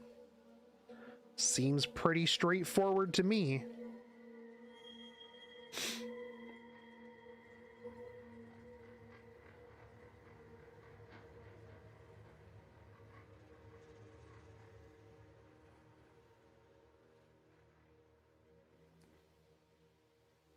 Like, I think in any case where diversity is like a requirement, if you have a good enough character creator that you can make your character look exactly like you, I don't care, if you're black, brown, Southeast Asian, I don't know why that's like a specific section that I made off of that. You could be Australian, make your character look Australian. I don't give a shit, dude. Like, that's phenomenal. Honestly, I think that character creators need to be more diverse. I think that you as a person should be able to, if you want to put the time and effort in, you should be able to granularly take your character creator and make it look exactly like you. That gets rid of literally all complaints of diversity or representation, because if you can make your character look exactly like you, You are represented. Boom. Easy life. Easy peasy, dude. IDK, I want a not me character with actual characterization in the story, but yeah. Well, yeah, no, I mean, I personally don't care. I want the story to be told from whatever aspect the storyteller wants to tell me the story. I mean, I really don't care personally whether I play a chick or a dude or whatever. I just want the story to be told in the way that the storyteller wants to tell me the story. But I understand if people want to be self-insert. It is what it is. Different strokes for different folks, right? At no point in Final Fantasy XIV was I like, bruh, if I am not the self-insert Warrior of Light, shit game. It didn't have to be me. I just want the story. But at the same time, if I'm in a fantasy world full of cat girls and bunny boys and stuff like that, like, I don't need it to be a reflection of my everyday life. As a matter of fact, I don't want it to be a reflection of my everyday life because I'm playing a game to escape from everything in my everyday life. I don't want the politics of the real world. I want the politics of the game. You know, if the you know, the bunny boys are at war with the cat girls, you know, I want that. I don't want it to be like, oh, this political thing that's overflowing on Twitter has to be included in my fantasy game that I am trying to use to escape from all of that. Character creator needs a fat mod to represent Twitter trolls. Dude, I mean, that would represent me, dude. I put a little bit of chunk around the middle. I mean, you don't want real life in your fantasy game? Shocking. Yeah, exactly.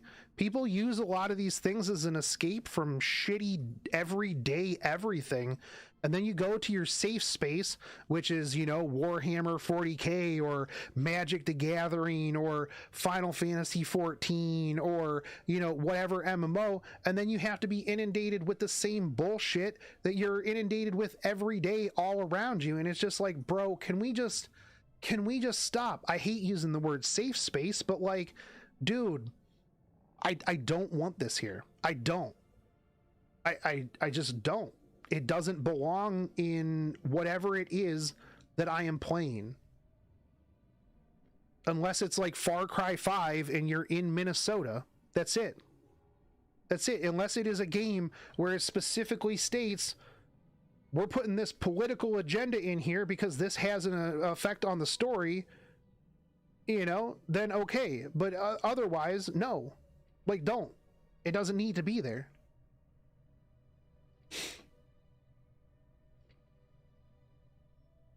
This is my escape from everyday life.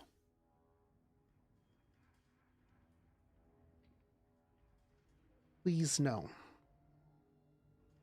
My swords.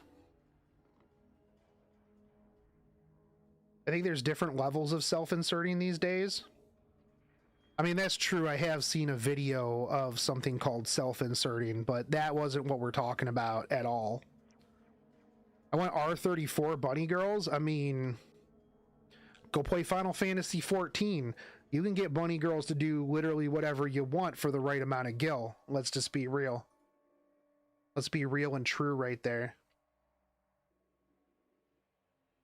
For the right amount of gil, you can get bunny girls to do pretty much whatever you want.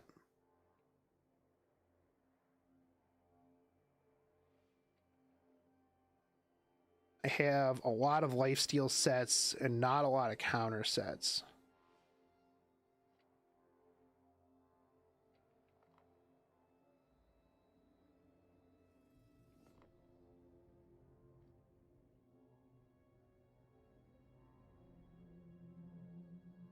$21 counter swords.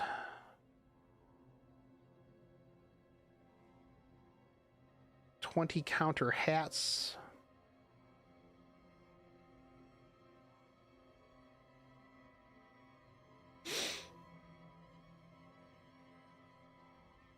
They don't have a lot of counter chess pieces. I've got a lot of counter necks.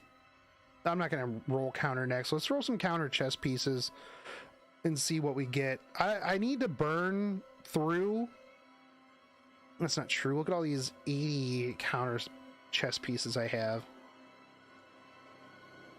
Like, I have so much counter gear, and I just don't know who to put it on. And it's like, I got lifesteal gear, and like, there's only like a handful of units that actually use this stuff, right? And so it's a little disappointing, because I'm like, I've got literally 130,000 Banshee mats. 130,000 Banshee mats. What do I do with these? What do I do with this? For the handful of units that use counter or lifesteal. Destruction, garbage. I won't literally even look at destruction unless it's literally godlike substats. That's it. Because I would never use it on anybody in PvP.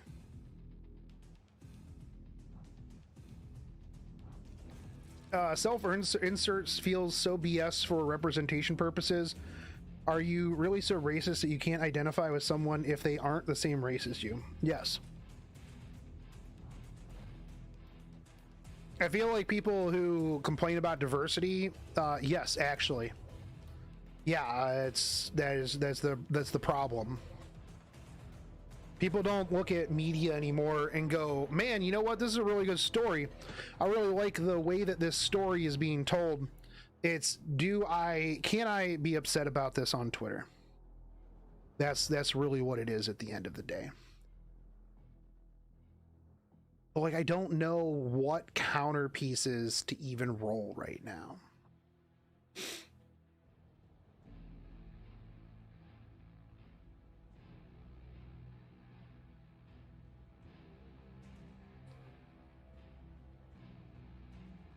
Hold on. You know what we'll do? Let's load up Fribbles real quick. 1.6. People still use Twitter? Yeah, for some reason.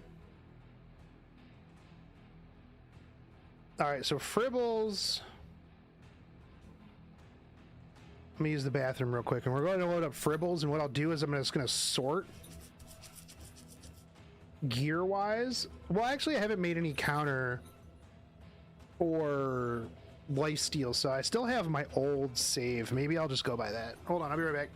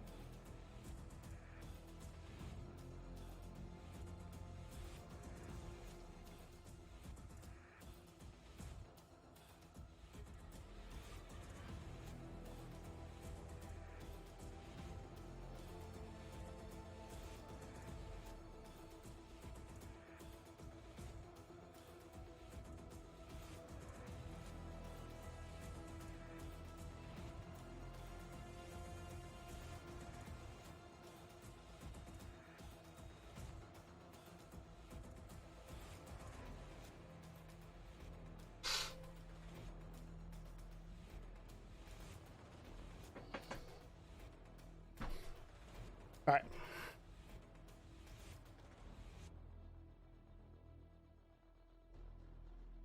Oh, wait. Fribbles auto updates now? Hog.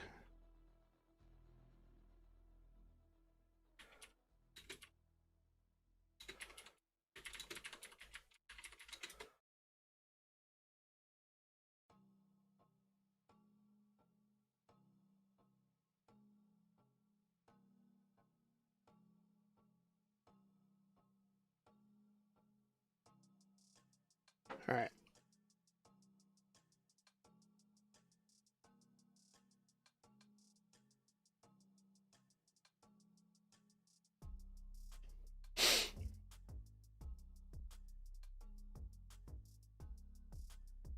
But I do think, though, that at the same time, right, like, if you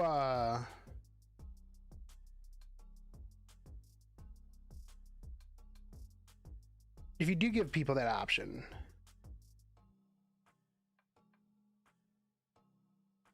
no bad vibes meant to me, but why is it political to have different people in your favorite media?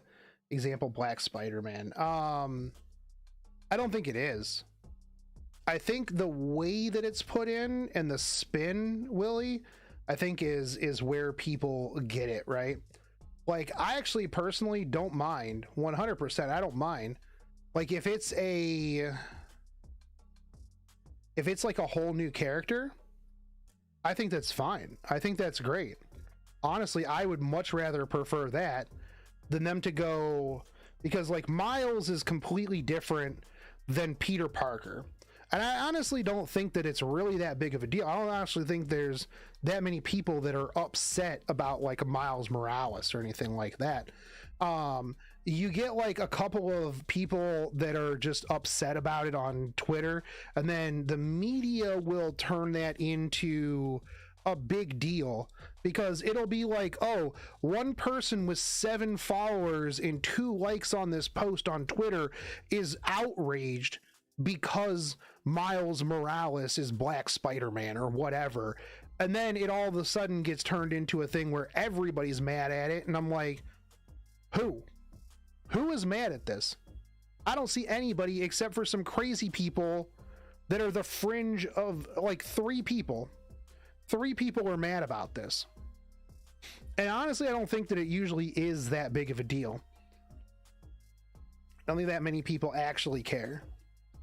Because you take the people, because when you have social media, right, they only focus on the most extreme people. Because if they were like, oh, random person who really doesn't care about comics, doesn't give a shit that Spider-Man is black, more news at 11. That's not a story. Nobody cares about that. Like, that doesn't generate clicks. But most of the time, and here's like the thing, is if all you do is watch social media and you don't talk to normal human beings who don't actually care about any of this or even know that any of this exists, you would get this picture that more people are outraged about a thing than are actually outraged about a thing. So that is where the problem lies, is that because social media is a mistake, first off, but like normal people don't care about this stuff, like at all. Not only that, but here's one of the big problems too, and this comes about, I actually was reading something on this earlier today, where like they're doing like a live action Halo show or something like that. Didn't know that was happening in the first place, but there's like a picture going around of them being like, oh, we're gonna put in all super powerful female leads to smash the patriarchy, blah blah blah blah blah. And I'm like, do you guys even know what your customer demographic is? Like, here's the problem, is you have a lot of people making decisions when it comes to comic books, when it comes to media, when it comes to whatever it is, that do not know what their target demographic is, or they want to inject their ideology into whatever that target demographic is. I'm going to go out on a limb and say that the vast majority of people who like Warhammer 40K are white males. I don't think that I would be incorrect if I were to say that a large majority of the base of people who like Warhammer 40K are white males. I don't think anybody would disagree with me on that. However, if you all of a sudden are like, girl power, we're going to put a new chapter of Space Marines in that are, well, I know there's the Sisters of Battle, blah, blah, blah, but regardless, we're going to put in, you know, the feminist fighting force into Warhammer 40K. Yeah, over 30 as well. yeah, middle-aged, middle 30s white males.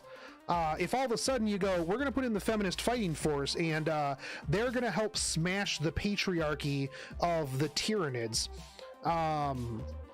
People who have had their game stay the way that their game is for eons are going to be like, literally nobody asked for this. Why are you doing this? And they're like, well, because. They're going to be like, but maybe could you not? And they're like, well, 3 girls on Twitter decided that, you know, with blue check marks said that we need to be more diverse. Like, okay, but could we not? Could we not? Did you just assume the hive mind's gender? Sarcasm. That's true. That's true and real. I am probably already canceled right now. I apologize, guys.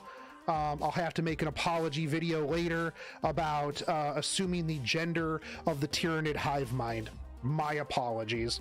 That is where people kind of get a little bit upset on things, Willie.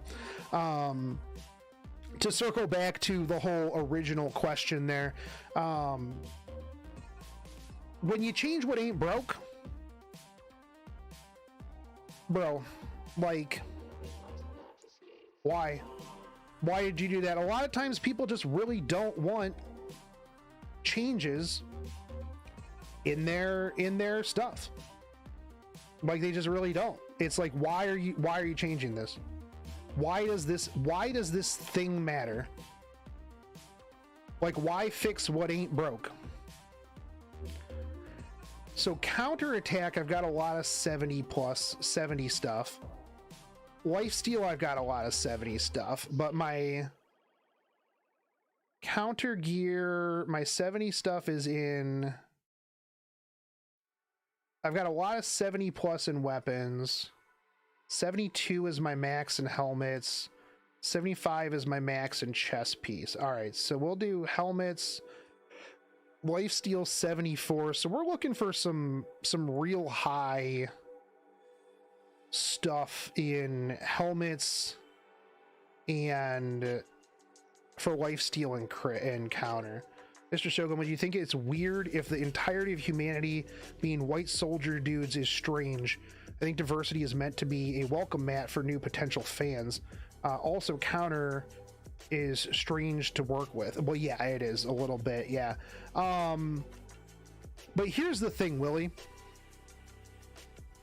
If that is the world that 40K exists in, I think that needs to be the expectation that is the world that 40K exists in. I don't think that in a fictional universe where the entirety of humanity is genetically modified white super soldier dudes, that there would be that expectation of a diverse welcome mat for new potential fans. I think that if you're a fan of the universe, that you're a fan of that story and that universe, honestly. I mean, it's a fictional fantasy world.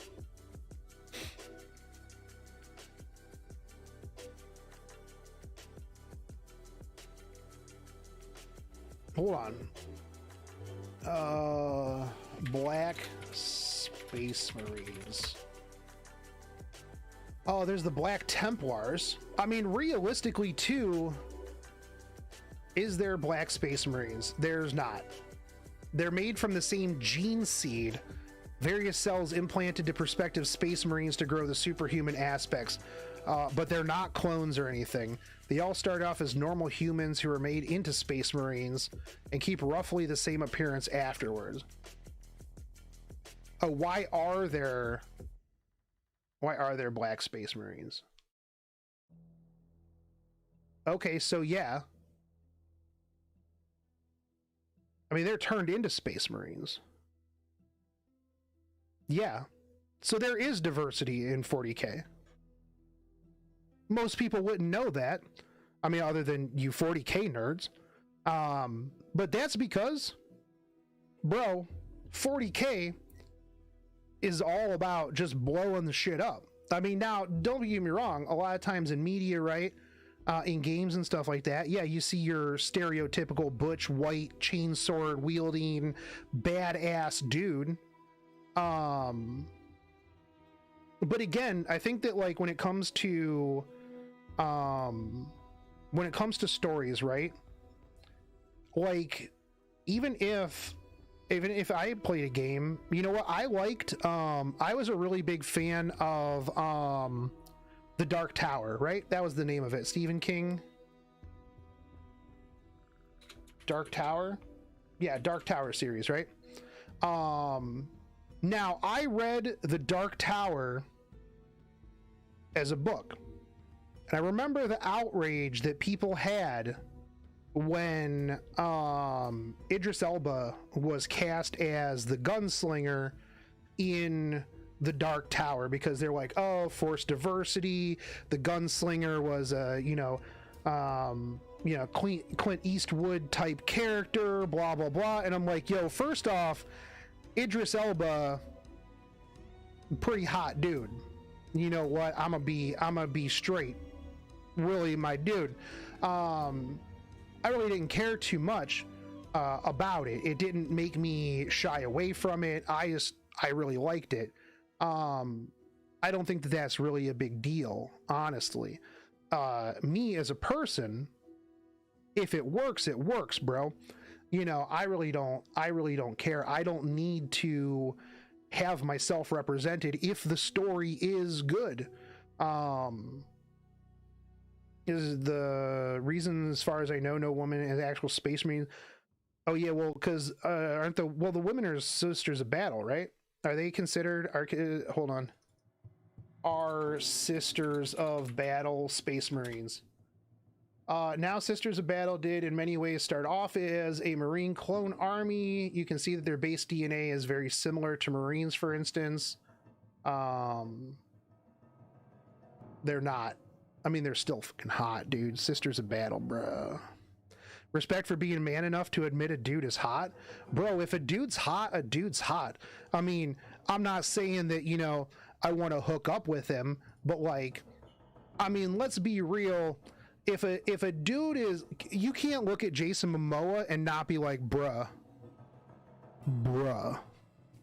I'm sorry. Just, if you can look at Chris Hemsworth and Jason Momoa as a dude and be like, those guys aren't hot, you are a dirty liar.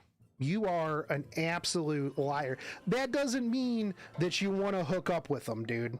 That doesn't mean you want to hook up with them at all. But like, if you can't admit that Chris Hemsworth as Thor is not just absolutely an amazing looking dude, I don't know, dude. Even Fat Thor was hot. I mean, you're not wrong. I mean, you know, I'm not going to be out here be like, oh, you think Jason Momoa is hot? Oh, you're so gay, dude. Oh, that's so gay. Like, dude, I'm out here being like, bro, Charles from Epic 7, dude, that guy has got some drip, bro. Come on, man. I remember the first time I saw Charles's S3, I was like, oh, bro, this is amazing. This is so awesome. This is so awesome, dude. You know, I call it like it is, man. Charles got that posture. Yeah, dude. Oh, Henry Cavill, are you kidding me? The best Witcher? Not only that, but yo, I'm gonna be real. Henry Cavill was the best choice for Witcher. He's hot. He's a gamer. He's a nerd. I can't think of anybody at this point who could have done Geralt better than Henry Cavill. It's just, it is what it is, man. Literally, the fact that he's a gamer too, is, yeah, bro, yeah, 100%. I had my worries because it was Netflix, it was live action. I was like, oh, Oh, I don't know about this one. And then I watched the first season and I'm like, oh, okay. Yeah, all right, this is good. This is good. This dude's good. This guy's amazing. Let's go. Why can't dudes be sisters of battle? It's not fair. The sisters of battle have an actual immortal leader. No Space Marine is immortal. That's because dudes are just too ready to die. Can't you just be a tech priest and be immortal? Easy. What are we making? We're gonna make some helmets, dudes. Let's make some helmets. Wait, what was my gear score for counter lifesteal weapons? I've got a 75 and a 78. Yeah.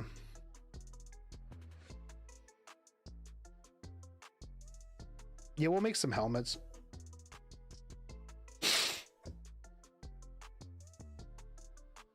I found it funny that he fought people on the lore of Witcher on the set. Yeah, that's what... I mean, that's amazing. Dude is awesome.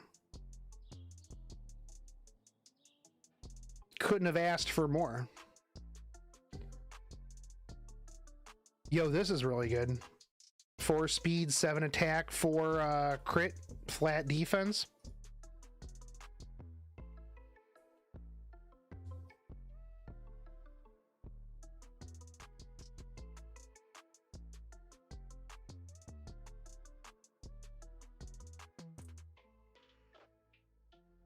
When I try DPS counter, it hurts because you got to be tanky with DPS stats. Yeah.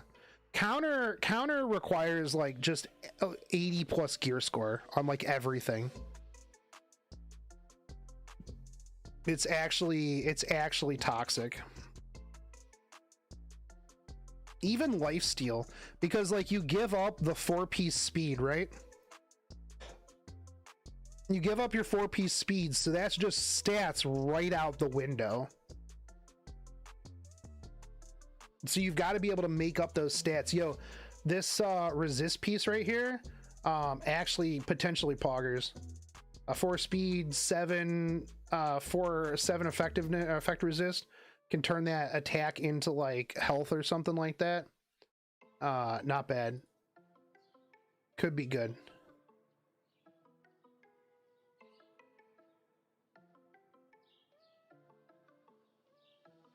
But yeah, no, Willie, I think that like I actually don't think that people really have a problem with like if people just make their own stuff. The problem that a lot of people have is when they try to like co-op something already popular.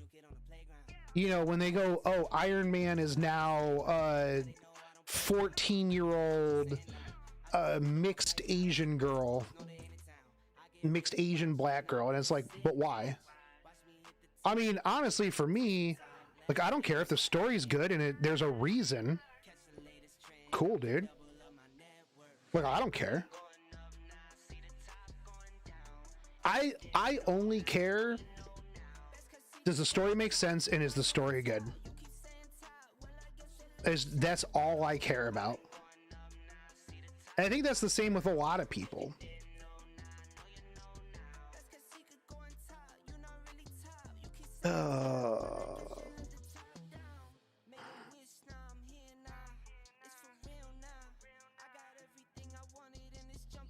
No.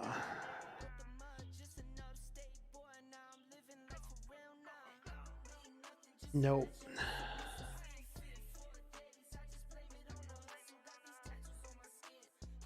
The problem too that I have with rolling this, right, is I'm not chasing speed on any of this. I don't need speed on this. They're tapping into an existing fan base as opposed to risking a new character and failing. Right, and that's, I think, where a lot of people have the problem, is that they are piggybacking off of an already established fan base that isn't asking for this thing. That's riding the coattails because you don't think that your original idea can carry weight. And I think that's where people have that problem.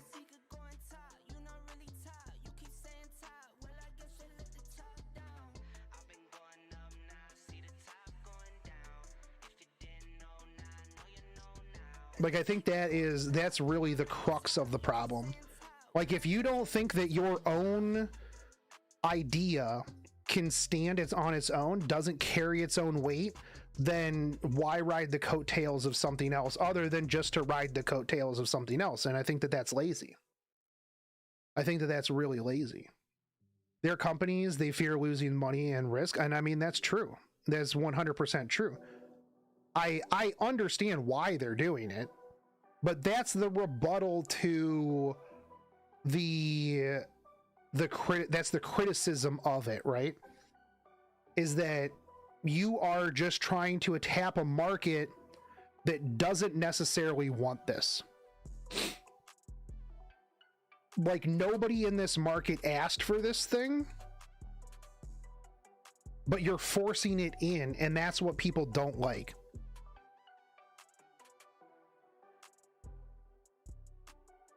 Because again, it's a don't fix what's not broken type of deal. And now when you shove this into the world, this becomes canon, right? And that doesn't necessarily sit well with people who are longtime fans of whatever it is. And they have the right to be, you know, concerned or upset about this thing that has been forcefully shoved into their canonical world that they didn't ask for, just for a company to try to make more money off of a potential fan base that could then alienate their original fan base. Again, I think that if your idea has merit, it should be able to stand on its own. And I think that people who, you know, companies that are afraid to do that, you know, really should, yeah, I mean, just, it is what it is, man. You know, one of the problems with making gear like this, counter and lifesteal gear, is that I'm not chasing speed on these. So most of this gear is wasted. Like, I'm not speed checking a lot of this. And if it's not red, it's dead.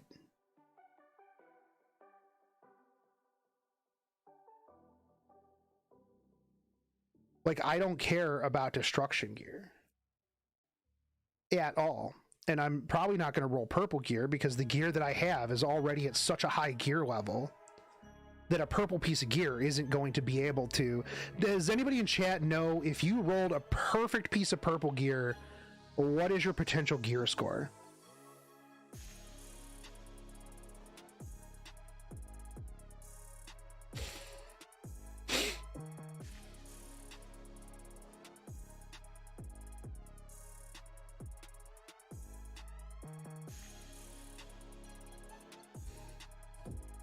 As for me, a Sonic fan, I respect Sega taking risks with their games.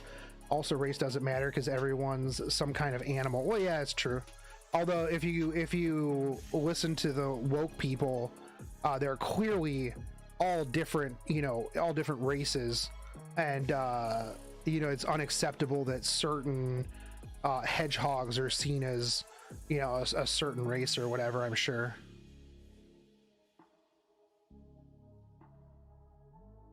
Remember when people were super mad about Ugandan Knuckles, except for the Ugandan people?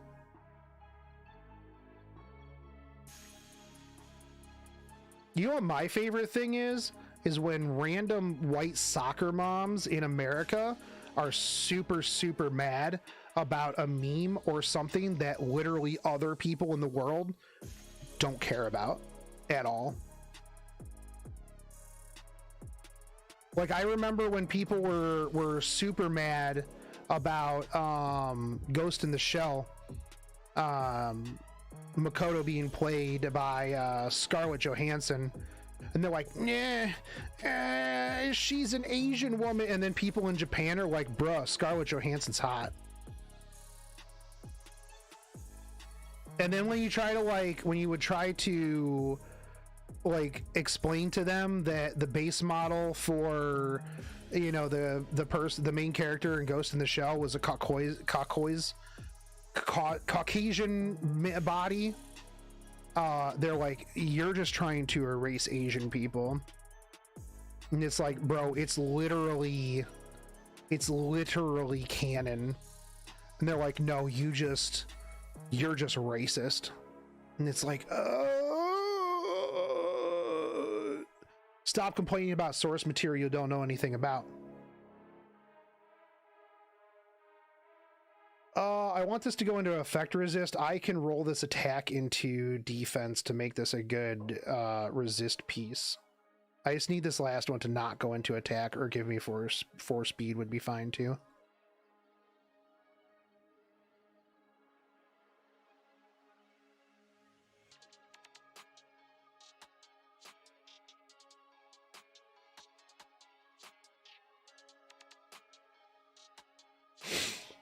But yeah, well, I think it really comes down to like the fact that like, well, one, I don't think a lot of people are really that upset about anything, honestly. Take like, I don't know, Willie, if you followed FGO or not, but like back when Emiya Alter stuff was happening, you know, they whitewashed him real hard. But like literally had they left the character in the way that he was, nobody would have noticed and or cared. 6, that was another 6. This is going to be a good resist piece. I can turn that attack into, we'll turn that into defense. Do I have a % defense? No, I've got a flat defense. I'll get one eventually. I'll turn that into defense. That'll be a good resist health piece for a support. But like, had they just put Emiya Alter in the way that he was, I don't think anybody really would have made a big deal about it. And if they did, all Aniplex had to do was literally just ignore it, and it would have just went away. That's really what it would have been at the end of the day.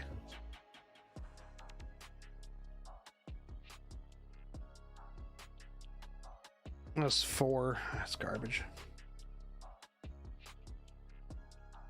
Gear score purple at best is 20 speed. No, you can get 4, 8, 12, 16. You can get like theoretically, you could get 24 speed. That would be perfect for 8, 12, 16, 20. But I mean, we're not chasing 24 speed on lifesteal anyways. I mean, I guess I could chase speed on lifesteal, but I still don't, I don't know. Lifesteal encounter is so weird, man. I do know that speed, it can't roll 5 on purple.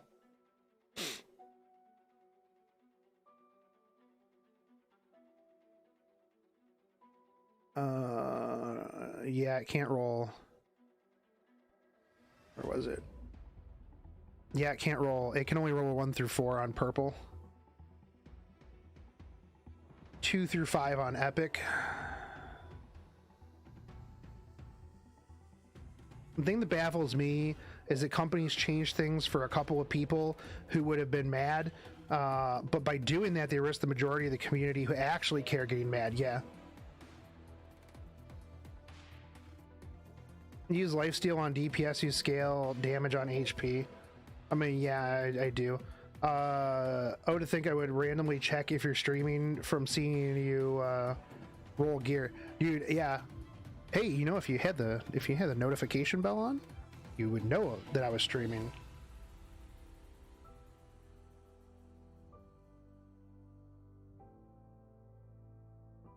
Bizette has been revealed for FGO. She looks dope. Yeah. Oh, Bizette, FGO.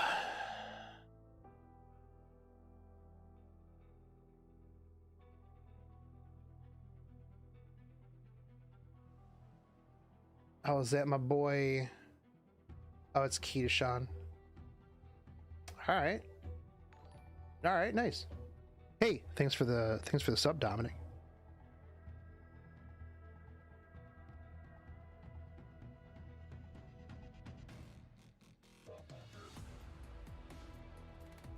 He did the YouTube thing. That's right. That's right. I gotta do it every once in a while. It was 3 a.m. here and I gotta work at 10. Gotta go to bed. Good luck with gear. All right, hey, take it easy, dude. Thanks for hanging out. But Zet has no boobs. Skip. Hey, you know what? You gotta be an equal opportunity enjoyer. Sometimes flat is justice. You know. It is what it is, man. Dude, so like all the rest of this gear, I can't really use this because purple. I'm not gonna end up using this stuff, dude. I'm not gonna end up using this at all. That went into that was like a low roll too, wasn't it? I've been pretty okay actually. I mean, I'm getting over being sick. Well, my foot's feeling a little bit better today, although I'm eating pizza, so you know, I'm sure that I'm gonna wake up and everything's gonna hurt again tomorrow. Did you hear Luna might have a new ML? Willie, I did a video on it. Willie, I did a video on that literally 2 days ago. So I did. And Vivian's skin.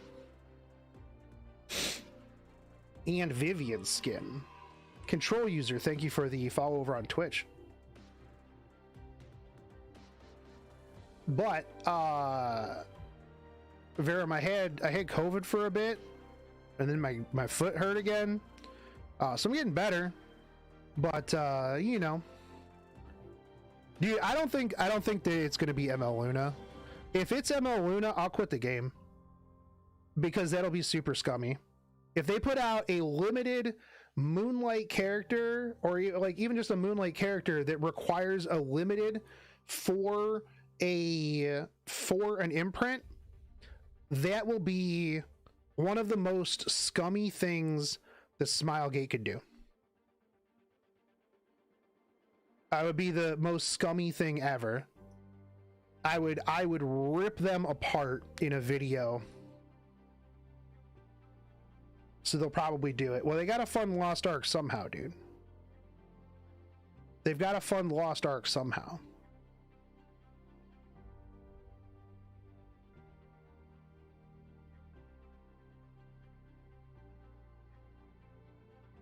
Yeah, I know it is Smilegate. They'll probably be like, bro, these people will love this idea. This is going to be 5-head, dude. This is going to be the best idea ever. With the Luna banner being announced with the ML Luna banner. Yeah. So not only will the ML Luna banner be limited, but then you'll have the Luna banner as well, so that you have to pull on both of them for imprints. Now, here's the thing is if they put out an ML Luna that isn't Covenant, which would be the first ML in Covenant, yeah. Mystic Luna, Covenant Luna. Bro, don't you guys have wallets? Bro, don't you guys have wallets out here? Unless they say Luna's not limited anymore. Could you imagine the amount of people that would be super, super, super mad that they pulled Luna while she was limited? Oh, dude, the people would burn the company down. Oh, I got an 18 speed on the speed set and it's purple. I think that's good. Yeah, it is 100%. Dude, if they did that, I mean, as it is, when KR got Luna before we did, right? They didn't have pity. When we got Luna, we were already on the limited pity. They lost their absolute minds that we got Luna on pity and they didn't, and they got like a whole bunch of compensation because of it. They were absolutely livid that we would get Luna on pity banner when they didn't have it. So they were super, super mad. Now imagine all the people that pulled. First off, I was super pissed. I was really, really mad when they put Draco Plate on the Luna banner, because I had already pulled a Triple S Luna. You know how many Lunas I have? Hold on. Let me show you really quick how many Lunas I had to pull, because, well, after the first one, when they put Draco Plate on, I had to pull Draco Plate. Draco Plate was insane.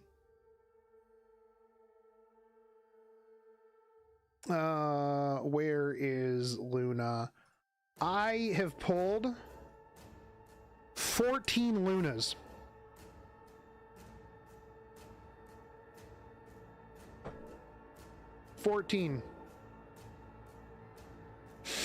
That was close, Dominic. Yeah. No, that's not lucky. That is not lucky at all. Did I ever get the Luna figure? Yeah, I did. I think I have a video for it. I should have a video for it. No, I actually, I pulled like 6 Lunas on the way to a couple of Draco Plates, and then I still had to bottle my first Draco Plate, dude. Honestly, I wouldn't have a problem with them moving limited non-collabs to Covenants after 2 or 3 years. I agree. I completely agree. I wouldn't mind that at all, myself. So you're saying limited heroes should never get an ML? Yes.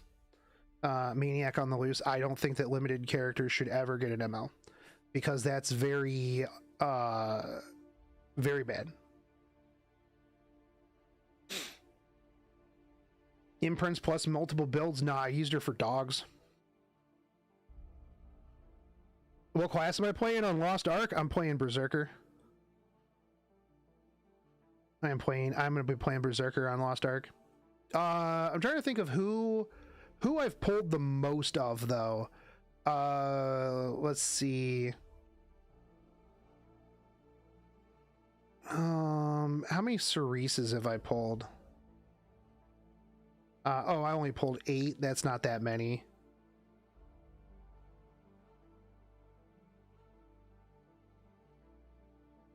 Oh, hold on. How many Seaside Bolognas do you think I have?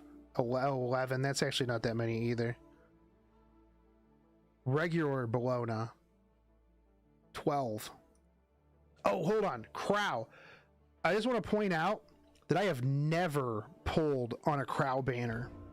I've never intentionally pulled for Crow. Ever. This dude has spooked me so many times. So many times. No, I didn't give him 2 dogs. I just used them to... I use Lunas to upgrade other units. I've pulled 10 of this dude. I've never, ever once pulled on a banner that this guy has ever been on. I hate limited units too. I honestly think that limited units are the worst thing in a gacha.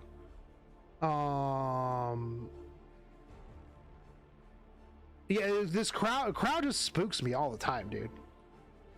I had enough crows to like Triple S Last Rider crow like as soon as I got him. Who else have I pulled a ton of?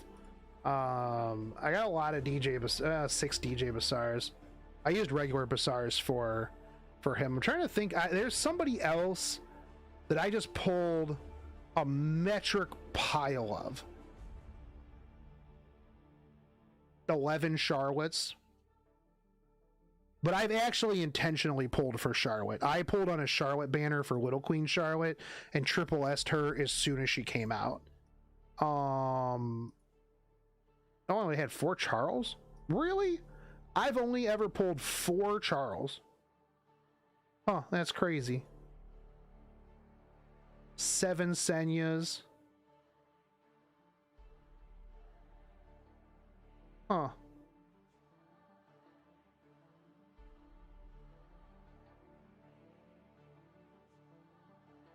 I got 5 Senyas chasing ML Sirmia. Oof. Oof.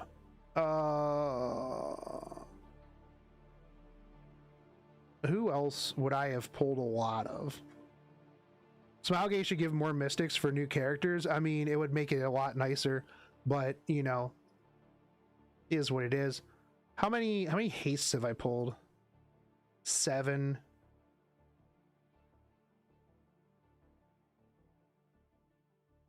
Seven K-Rons. Am I a super whale?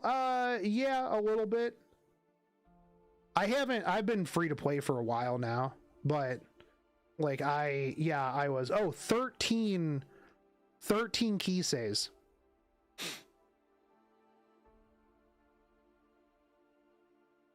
13 Kiseis. Oof. Oof, dude. 4 specimen says Kisei was my first 6-star. I did pull a lot of Kiseis when she first came out. How many Elfelts did I get in the chase? I only got 6 Elfelts in the chase for Miss Confile.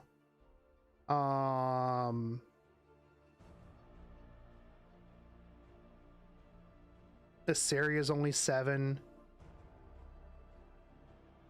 I don't think I really got a lot of mages, actually.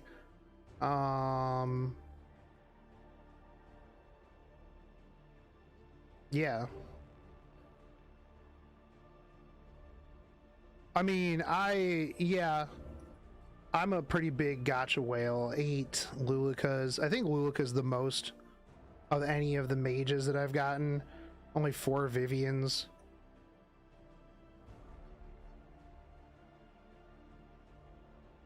Yeah. Well, I mean, I make a good amount of money, and I don't really do much, so I've got a lot of disposable income that I just use on. Dude, I've only ever pulled 3 Tamarins. I remember when I had to pull Tamarin before there was pity banners, and it felt real bad. It was real sad times. Actually, I think Rowana. Yeah, I pulled 8 Rowanas. God, why is she so thick, dude? So thick.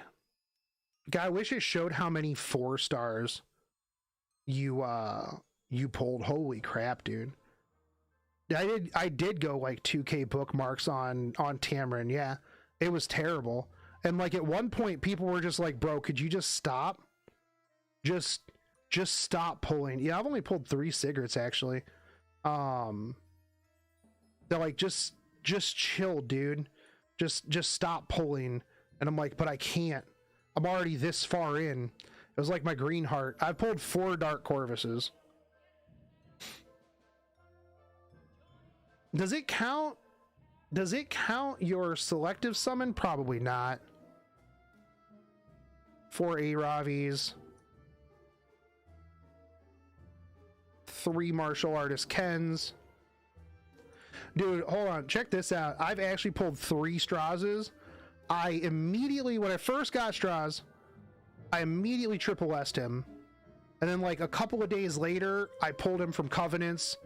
And then like on one of the weeks that we had like all like the 10 every day, I pulled another one. I've got 2 extra Strazes that are just level 5 that I've considered leveling up for one-shot teams.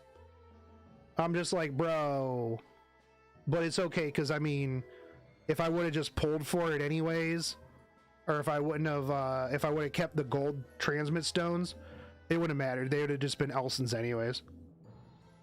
The Sag.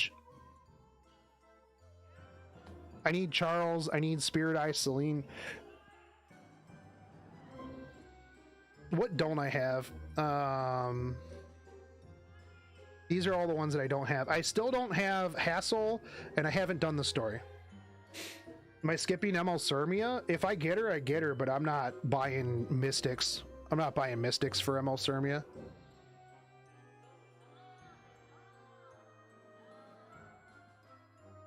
She's good, but I don't think she's game breaking enough for like me to want to spend money on it.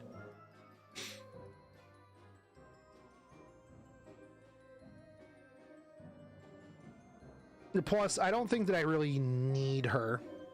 Like, I'm not at a point where I'm like, oh my god, dude, if I don't have ML Sermia, I just won't be able to compete, bro. I just won't be able to do it. Like, everybody will just beat me up. I just won't. I mean, I literally have Emperor level gear. I'm just really, really lazy, and I need to put my gear on actual units. Like, if you look, all of my good gear is on like 3 stars. Well, not all of my good gear, but like I have 3 stars that are geared like better than some of my 5 stars. Because I like using, well, one, I did all my placements with just 3-star characters, but like if you look at this Wanda is faster than some people's opener. Like, this Wanda is faster than a lot of people's like CR pusher.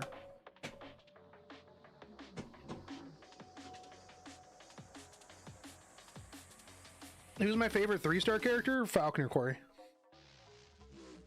Falconer Corey, without a doubt.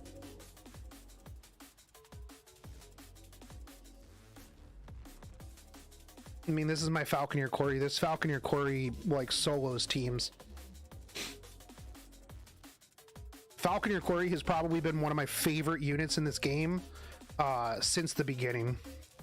Not only is she disgustingly strong in almost every meta, but she's super, super hot. Just ridiculously hot.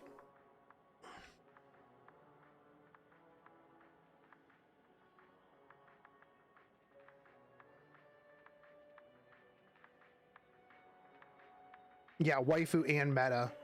Man, newer players, dude, they don't know.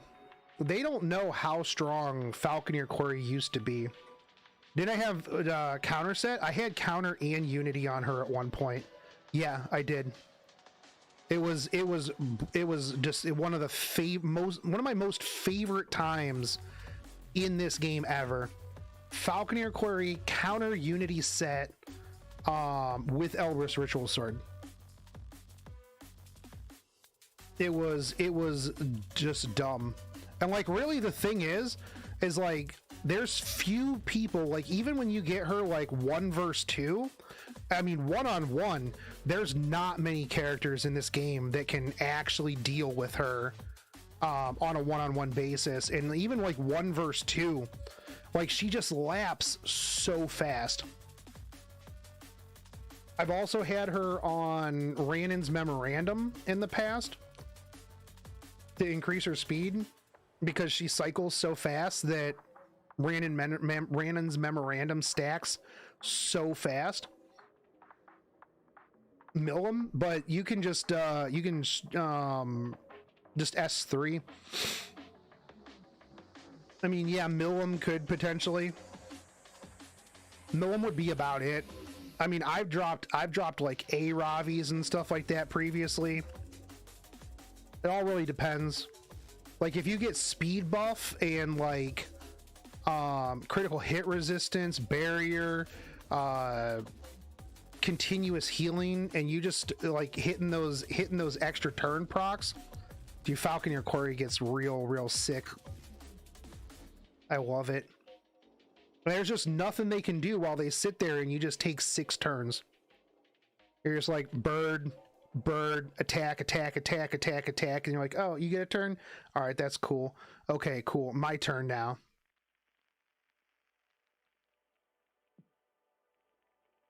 Who? Falconer Corey? She takes 6 turns. She just takes continuous turns. Not only that, but she scales off of defense. So while it's just chip damage, I'm taking 6 turns while you take 1 turn. And your defense broken, and you're provoked.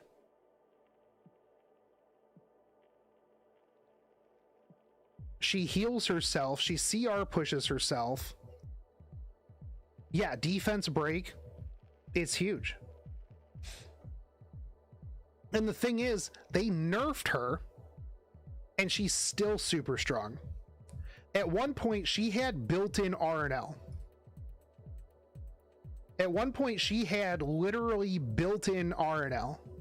Because like if you go into her skill kit, skill tree. So not only are you faster, but faster 100% chance to increase combat readiness of a random ally by 10% when using light step. If you are the only person left, guess what? It increases your CR. 10% chance to increase the combat readiness by 50% at the end of the turn. Boom, done. Now, sure, it's 10%, but chances are it's going to proc 100% of the time, right? This used to be literally take another turn. Dispel chance to 100. You get 2% health recovery of all allies. Combat readiness increase. There's one that you get a shield, right? That does damage. Yeah, okay. When magic resist is activated, if the caster's at full health, you get a barrier. So you heal yourself, you get barriers, you get increased damage, you get CR push. Yeah, it's and if she gets increased speed, it's huge. I mean, that's literally 2% HP recovery every time she takes a turn.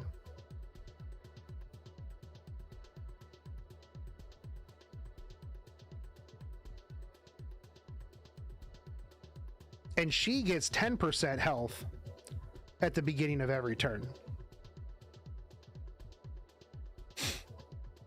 You get an extra 20, you get the 25% increased combat readiness.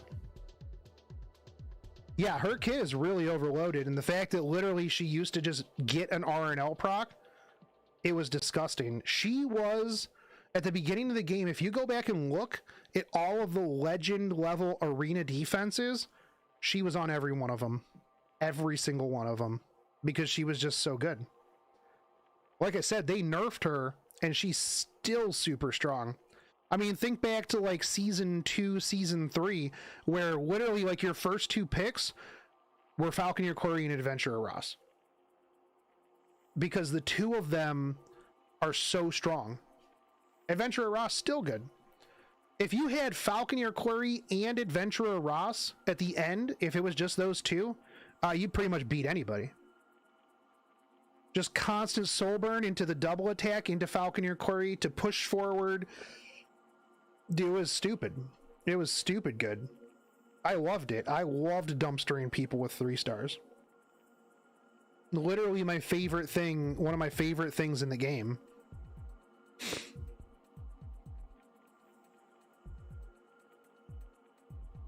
Also, here's like one of my other favorite 3 stars.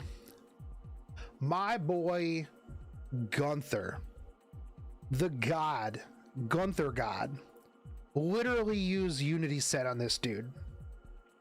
Some people be like, bro, nobody uses Unity set. I do. I have Unity set Gunther. You want to know why? Look at this. Look at this piece of gear. Is this not the sickest piece of gear, dude? Unity set, bro. SMH. I really like Ort. But like, could you imagine, like, if this was speed, immunity, God, if this was pen, whoo, buddy, Gunther SC, he's gonna make everybody else not be able to crit. That's what's gonna happen. Then this is super good too. 242, a lot of people don't really expect it. You'll love to see it. You just bop that S3. The thing is this kills Rylets too, because Uberius Tooth, oh man, the extra damage you get from the 7k attack. Bro, if this dude's got attack buff, GG. GG. I love it. I want more 3-star SCs, dude. I love 3-star specialty changes. New S3 or new 3 stars, I really do like Ort. I don't have Hasol, but I do want to use Hasol if I ever get Hasol. Have I tried pen set Gunther? No, I haven't yet. But I usually use Gunther to pop things like Rylet or, well, T-Surin. Not that you see T-Surin really too often, but why no attack set? Because I don't farm Golem. I don't farm Golem at all. SG slowed down 3-star specialty chains because it's not profitable. I don't know, probably. Oh yeah, you're probably right, honestly.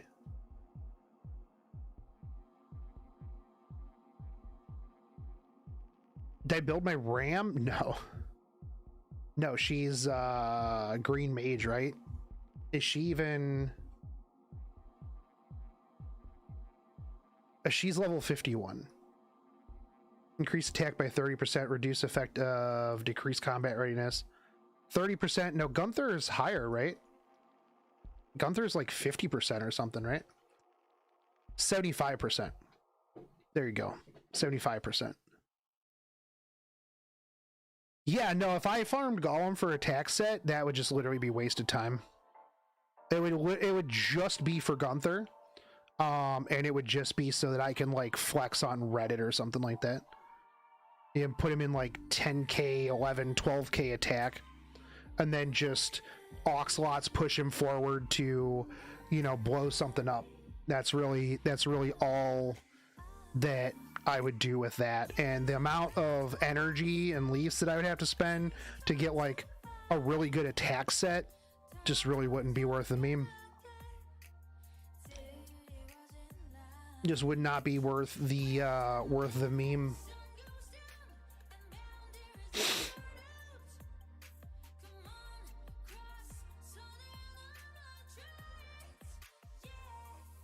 Yeah, Gunther can't crit unless you get hit with Seal from Archdemon Shadow.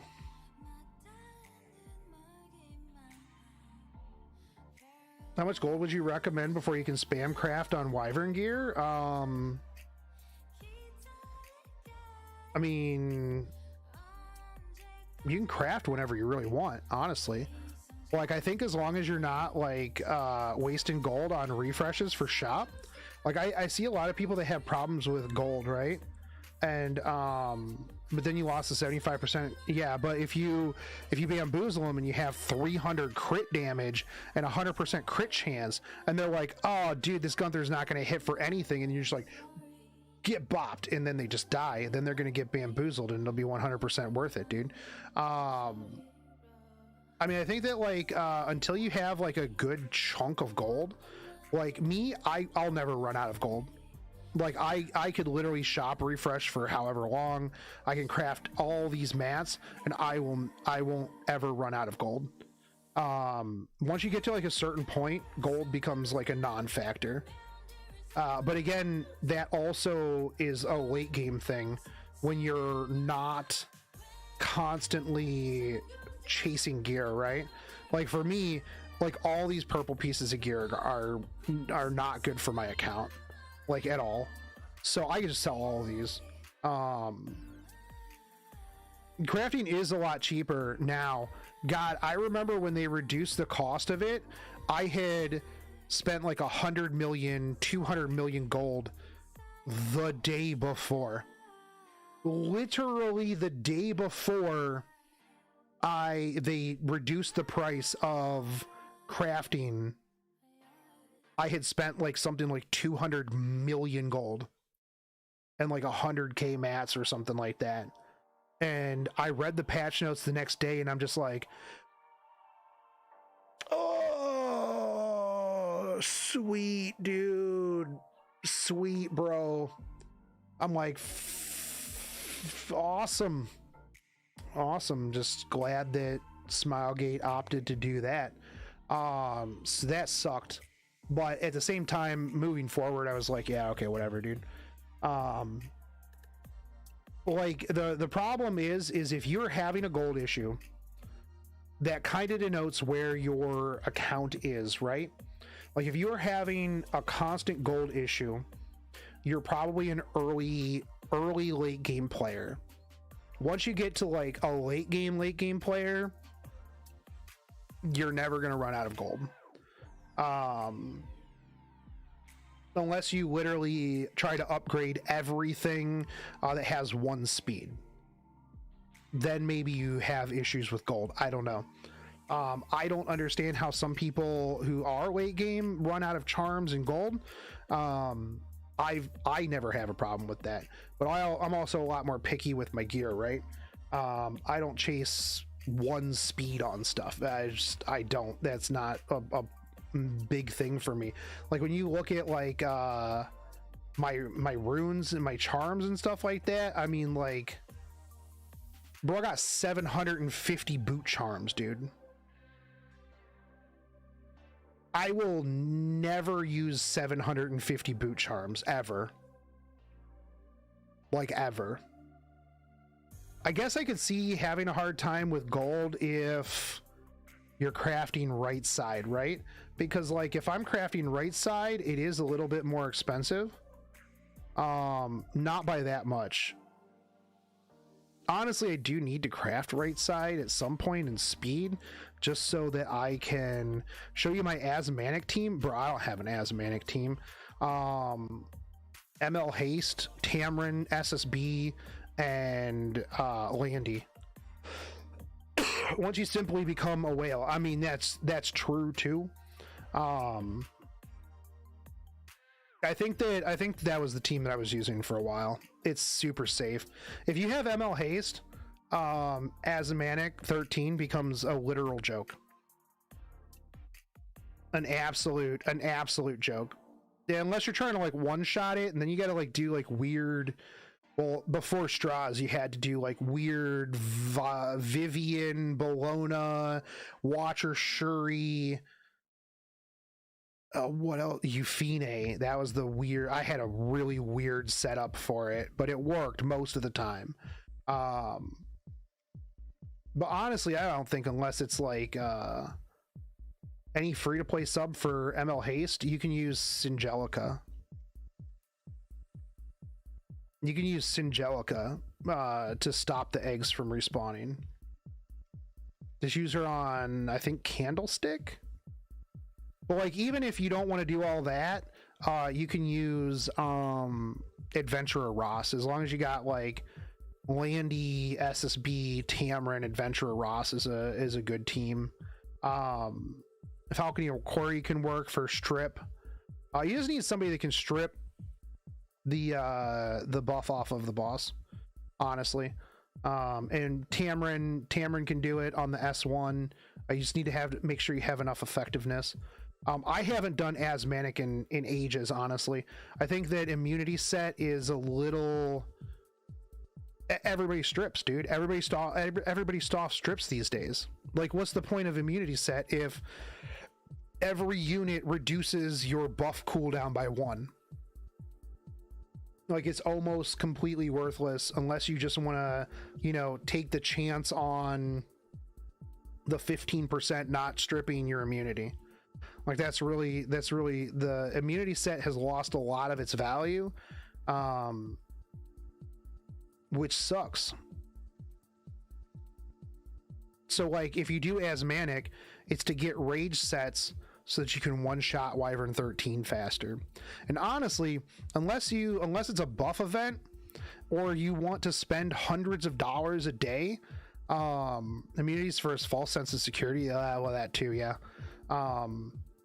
But unless you want to spend like hundreds of dollars a day farming, like, I don't understand why everybody is like so like gung-ho for like, oh, this team finishes Wyvern in 57 seconds versus this other team that finishes it in 1 minute and 15 seconds. Like, bro, who cares?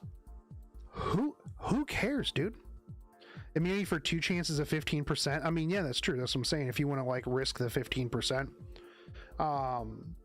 Yeah, people be like, oh, bro, I finished this 6 seconds faster. Like, oh, okay. Are you running it 24/7 and spending like $400 a day in refreshes like all the crazy Chinese whales? Oh, you're not? Oh, okay. Dude, I used to run Solo Champ Zerato. Well, no, I used to run Champ Zerato before we had A13, and Champ Zerato could solo A11. I just ran Champ Zerato and 3 dogs, like 3 things that I wanted to level up, and I would just put it on my emulator, and I would put it up, and I would go to sleep. I didn't care that it took 2 hours for him to finish 20 runs. He finished 20 runs, and then I woke up, and 20 runs were done. As it is, my C13 team is super slow. It is ridiculously slow.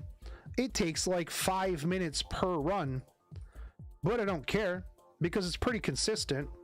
So I just put it on an emulator, I put it on another screen, and I just let it run.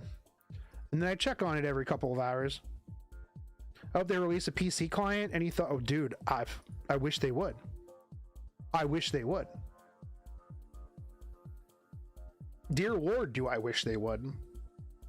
There's nothing more infuriating than when my emulator freezes. Like, I hate it.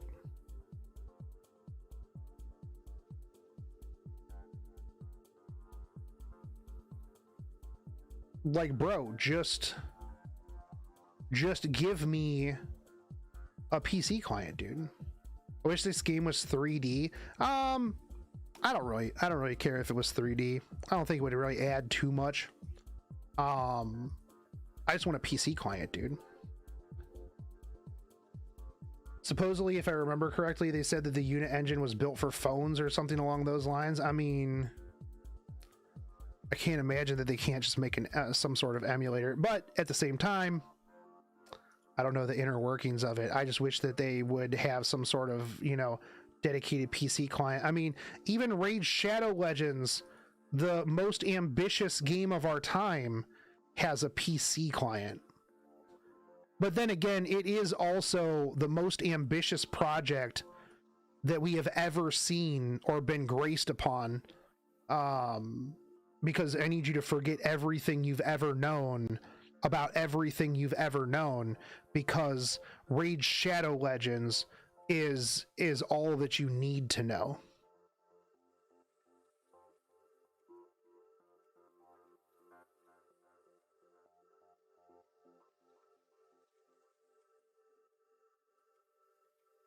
It may be cringe, but I'll tell you what, dude, Raid Shadow Legends, they pay really, really good. Like, I was hesitant for a long time. I was like, you know what? I'm not going to be that dude, bro. I'm not going to be that dude, bro.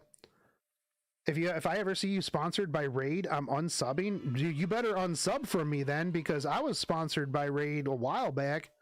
I made a video looking at their butts.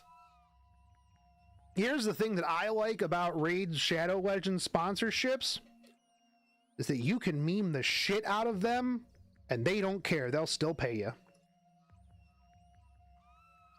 I'll be real though, I actually made a video one time about things from Raid Shadow Legends. Well, things that I'd like to see in Epic 7. There is a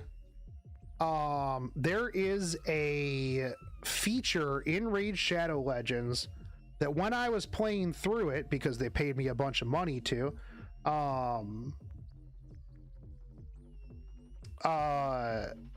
that you put a queue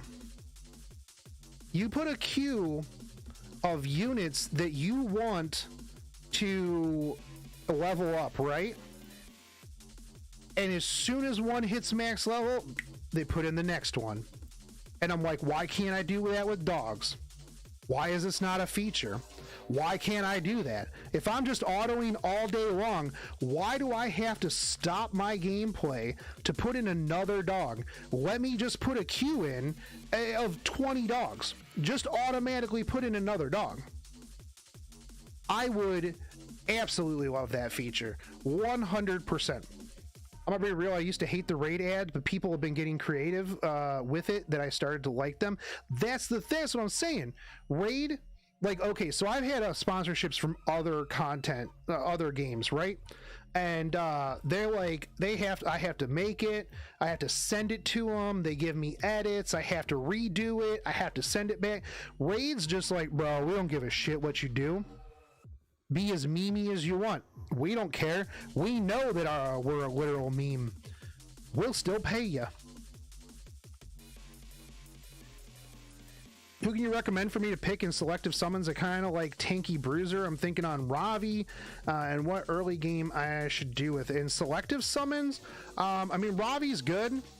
Right now, there's actually, like, if you're starting the game, I mean, people are gonna say Sigrid, right? But you really don't need Sigrid for Wyvern. Honestly, you can get away with 3 stars. With Mui coming out, there's going to be a Chloe upgrade, a lot of other things. I don't think that Sigrid is really, really that important. God, who is even really good? I mean, Ravi will literally carry you through the entire story. Like, if you want a character that's just going to hard carry you through, like, the entire story, Ravi will do that. You don't need Vildred anymore for farming because you have free Spirit Tieria, you have access to Lena. Fire Charlotte is really good. Yeah, Fire Charlotte is really good for farming and will also help you out through the game. I mean, I had Fire Charlotte like right at the beginning of the game. Chloe's S3 buff is decreased damage, by the way, not increase. I mean, but she gets increase on the S2. How do you get more mystics as a free to play? Refresh and Guild Wars. That's really all it is, dude. Who should I pick in ML selector? If I chose Ravi, Spectre Tenebria. So it's really a pick between Arbiter Vildred and Spectre Tenebria. Spectre Tenebria is going to help you out a lot more in Abyss and in RTA. And then Arbiter Vildred is farming, is still good in RTA, will always be good in RTA and Arena. But Spectre Tenebria will help you out a lot more in Abyss.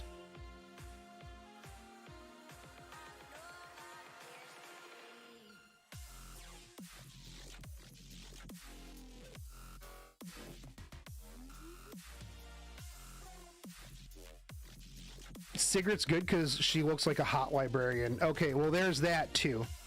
Yeah, Sigrid does look like a hot librarian. So, I mean, good points by Blackbane.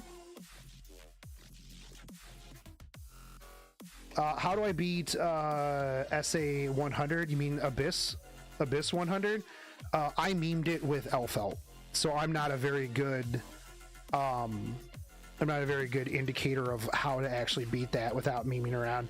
In those free gears, what best should I put on Ravi, by the way? Free speed set or the attack set? I would put speed set so that she can cycle faster.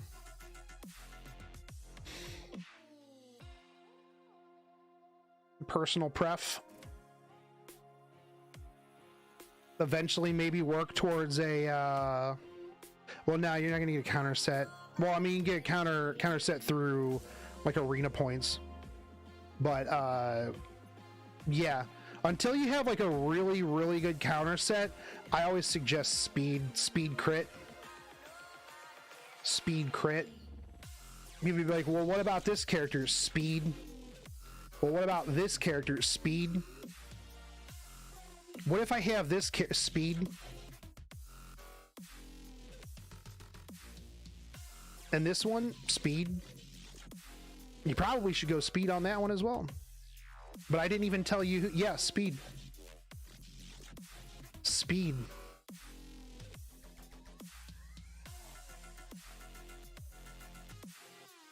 The answer is always, it really is, honestly. Like, I always tell people, I'm like, you do Wyvern for 6 months. Then you go do A13 to get Rage set, and then you do Wyvern for the next 3 years. I feel like that's why they should nerf speed set, but dude, they'll never nerf speed set. Oh, they'll never nerf speed set, dude. Man, I don't know. You spitting real shit. I love the way you say, hey, dude, I do what I can, man. I do what I can. You gotta go Sonic fast, yeah. Yeah, you do Wyvern, you put speed on everything, and then you go do A13 till you get a good rage set, and then you just go back to Wyvern for the next 3 years. You don't do Banshee 13 because the amount of people that use lifesteal and counter set are so small that I can't even make any gear. Why guys genocide so many dragons? Luna was right. Humans sucks. That's true, dude. Buff Golem sets again. Oh man, they'd have to buff them so much to make it really worth it. And then those 4 people that have actually been farming Golem over the years will be like, it's finally my time. I knew it. I knew it. All my time spent in Golem finally paid off. And then people will still put all their units in speed. Let's see if this actually rolls anything. I just need to get rid of some of this blue gear. All right, flat defense. More flat defense. Let's see if this just goes like quad roll flat defense.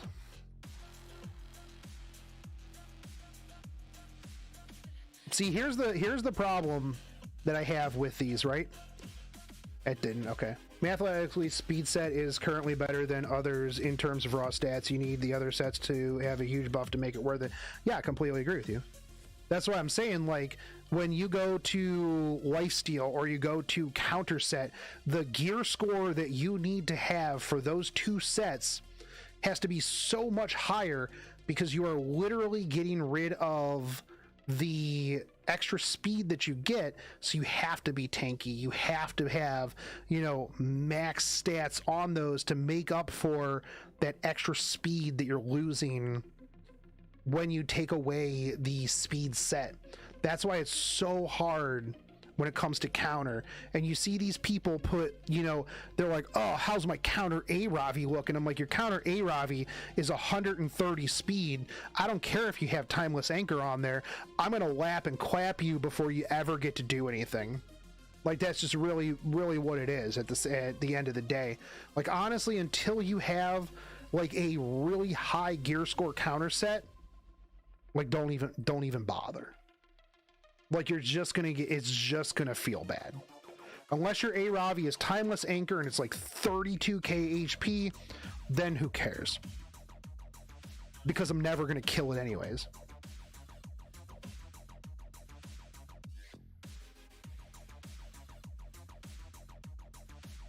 Then RNG hits you with 4 counters in a row and you complain about 30%. Well, that's right side advantage, right?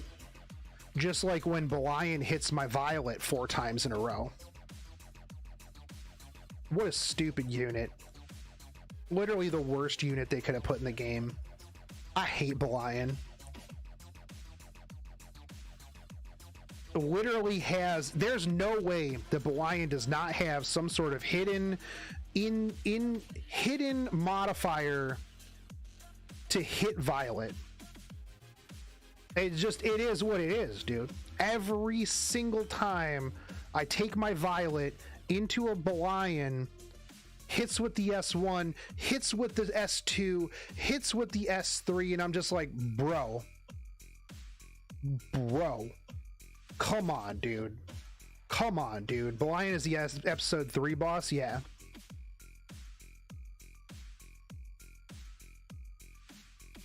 Belian's not as bad as Violet though, but you have Wanda, you have Symbol of Unity, Fire Charlotte, you've got Bryceria, you've got a lot of ways that you can deal with Violet. Although, I mean, Wanda deals with a lot of stuff, right? Plus, with Violet, just hit him, dude. Just hit him, bro.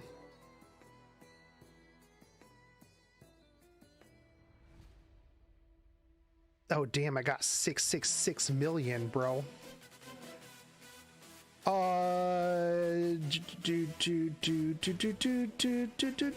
This could be a really good resist piece for ML Ken. I'm gonna make like the best resist ML Ken in the game, dude. All right, flat defense. Let's go. Lion is definitely worse. The counters sometimes don't even work, especially if it's injury. Also, locking you out of a whole mechanic is definitely not okay. I completely agree. I think that you should be able to build up souls during the time that you're fighting, and then when the lion is dead, you can use your souls again. I think that that's how that mechanic should work, and the fact that you are literally locked out of even gaining them is bullshit. I hate it.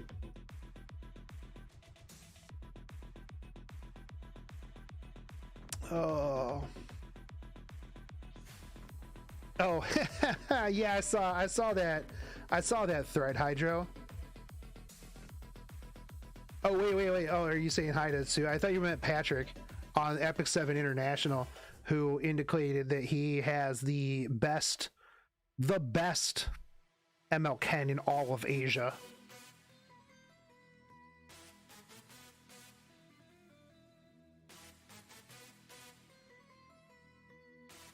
God, Patrick, man, that dude.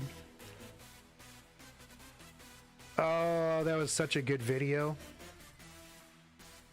Bruh, tell me I'm a fucking clown at 3 in the morning.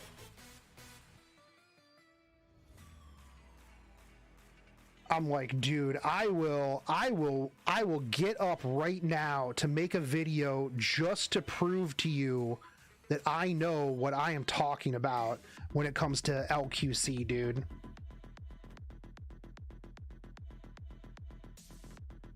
You know, if he was talking to me or you, I just make content and my name is Pat. Sometimes people recognize it. That's fair. Well, hi, Pat. I'm Jason. Shotgun Shogun. Oh man, now you guys know my name. You know, for the longest time, people were like, oh, if I'm over or I'm talking to you or I'm at a convention, do you want me to call you Shotgun Shogun or do you want me to call you Jason? And I'm like, well, you're my friend, my real life friend. I'm like, so you call me whatever. I don't care if people know what my name is. I'm like, good. They're like, but what if we met before at E7 New York? Oh, fair enough, dude. Dude, that was fun. I want them to do another one, man. I don't know if they would invite me though. Like, I feel like, dude, they don't invite me to anything anymore. Feels bad, man. Feels sad, dude. Like, all the CMs don't even talk to me anymore. I don't know what I did. I don't even know what I did. I took a break and then they're like, oh, we don't even know this guy anymore. And I'm like, oh, Sag times. It's okay. I just got to get back into RTA and then they'll see me again. And then they'll notice me. Actually, I got a package at the post office. I just found out today from Smilegate. I was sad you got that Ruel cutout. Dude, Goshen though, like, took off with like 3 of those fucking standees, man. I was like, bro, he's just like, oh, I'll take this standee and I'll take this standee. I'm gonna take this other standee. And I'm like, bro, could you leave some standees for some other people's, bro? Like, calm down, homie. Calm down, homie. Yeah, I got my Ruel standee right back over there.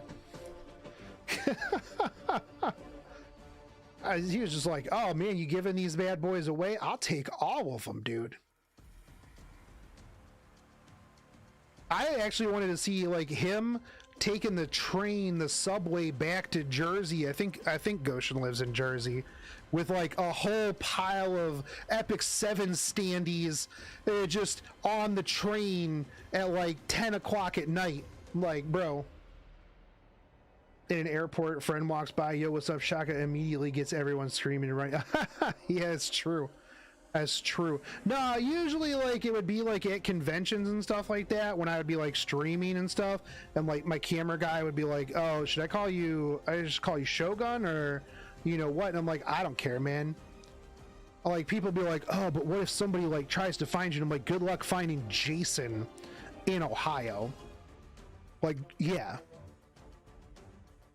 Maybe Jason in like Japan, or I don't know where Jason would be, an out of the norm in Vietnam, you know, a Jason probably a little bit easier to like track down. Jason in Ohio, good luck, dude. And even then, I always told people, if somebody tracked me down, doxed me, found my address, and then had the testicular fortitude to show up to my house, I'd probably be like, yo, who the fuck is this at my door? I'm not answering the door. I don't even answer the door for the Amazon guy. So you would just show up here to stand outside. And I'd be like, what do we don't know who this is? I'm just going to let the dogs bark at them for the next 30 minutes and go back to playing video games.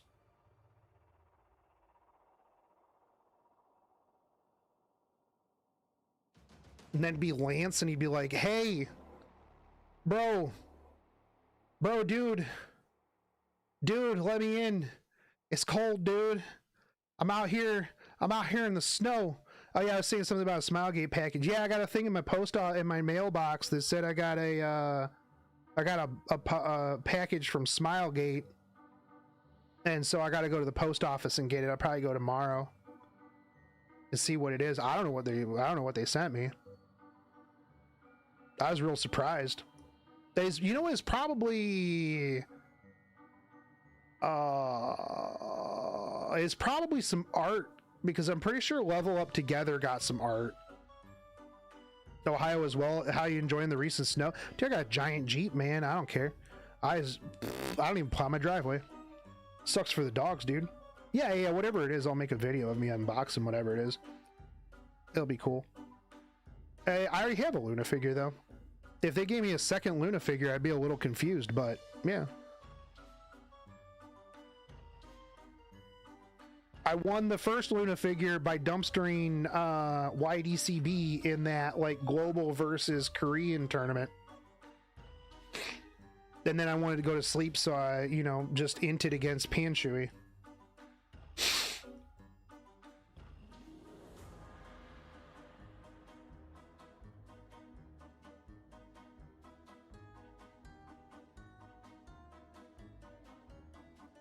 Oh, what if people came to my house? I mean, I got a shotgun, so I mean, if somebody tried to break into my house, then yeah, they would.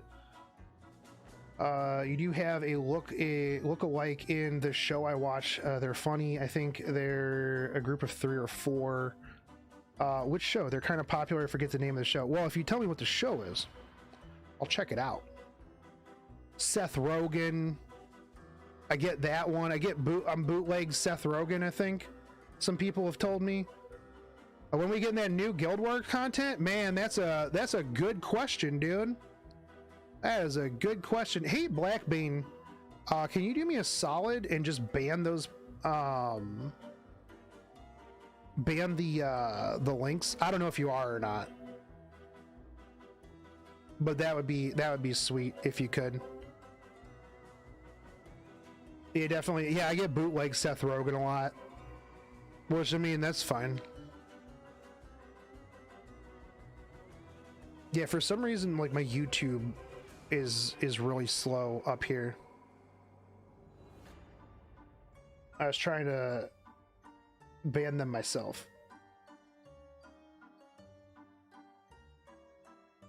I think this February or once the Guild Wars season starts, because the new Guild Wars content is seasonal also. Yeah, I think that's what it is.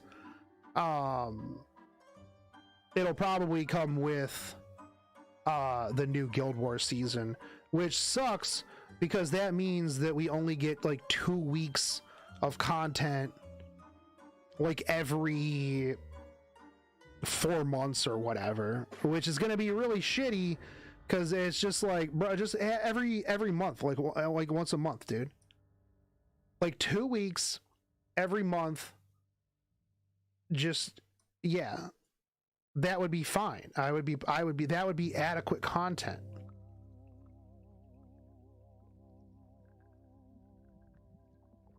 But if it's just once a season, that's gonna be terrible, dude. It's gonna be like, oh man, I can't. That was a really fun 2 weeks, everybody. That was a great 2 weeks. I'll see you again in 2.5, 3, 4 months from now when we get to do this again. Oh man, I can't wait. It's gonna be so exciting.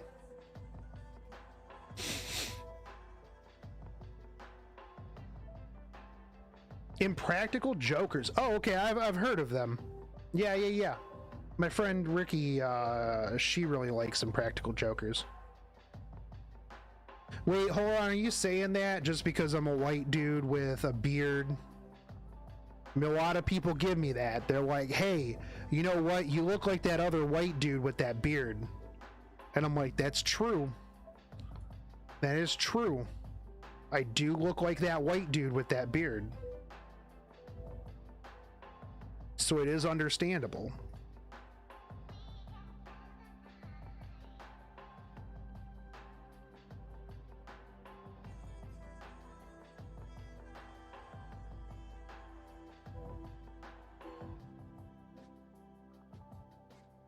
Is this good? No, that's not really good.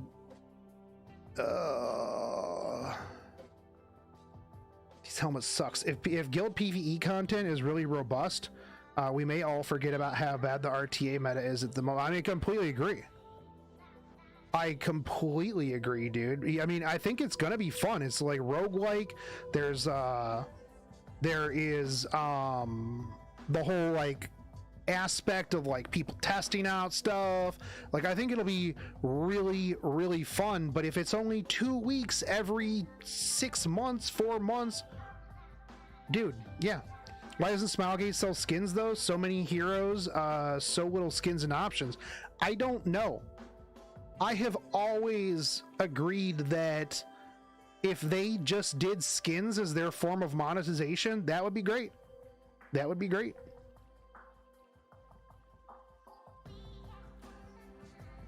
Also, I'll be right back. I gotta use the bathroom again. I don't know why I have to pee so much. Actually, you know what? Hold on. I'll be right back. I'm gonna use the bathroom and I'm gonna let these dogs out because I've been streaming for a little while. So they've got to go outside and they've got to get dinner. So I will be back momentarily. Give me like 5 minutes or so. Get up, go get yourself something to drink. Make sure you stretch a little bit, and I will be right back.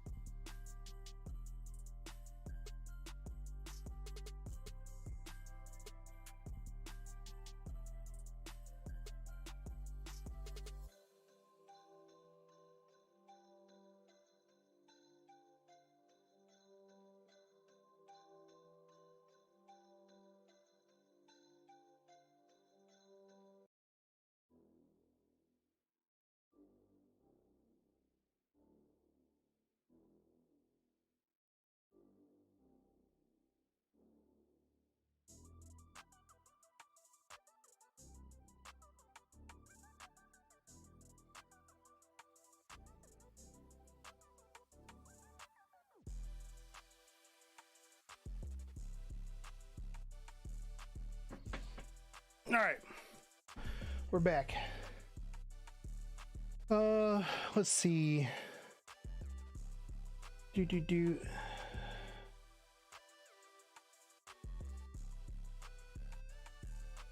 about skins, they should give us more than 10 skin ticks every 3 months. I agree. I think if they dialed back some of their monetization, rolled it into skins, made the skin packs actually like worth, or just make it so you can just straight buy the skins, I think that would be way better.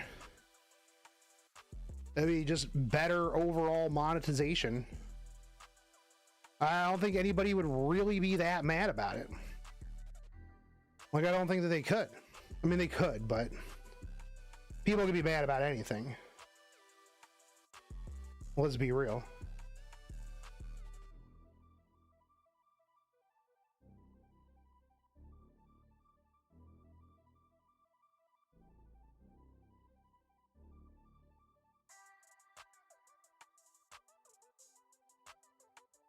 They could be mad about pretty much anything.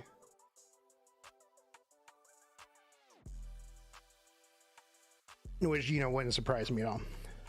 But if they moved to that model and pumped out a lot more skins, then it's a win-win in my book. I completely agree. I think it's a win-win as well. I think if they got a little bit more generous with some of the other stuff and moved their monetization over to skins, I think it would just be a win for everybody, honestly.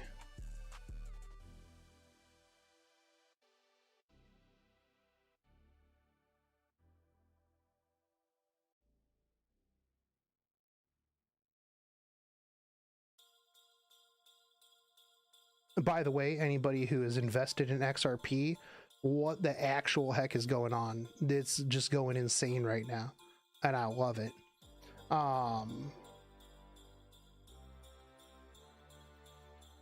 No, that's not what I wanted. But I think that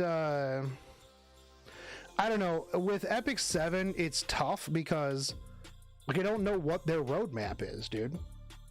Like, I don't know.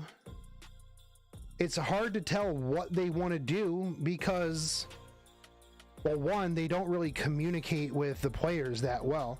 When we get an anniversary event, it's just skits. Like, the Korean players get upset and they drop everything that they're doing, which I do need to still make this skit. I was thinking about it last night, kind of like my CEO skit type deal. You know, dev meeting skit thing. I'm gonna probably do something like this, but it's like the minute that the 7KR players get upset, like they drop everything to do a live stream to ease them and calm them down, and it's like, bro, like, come on, man.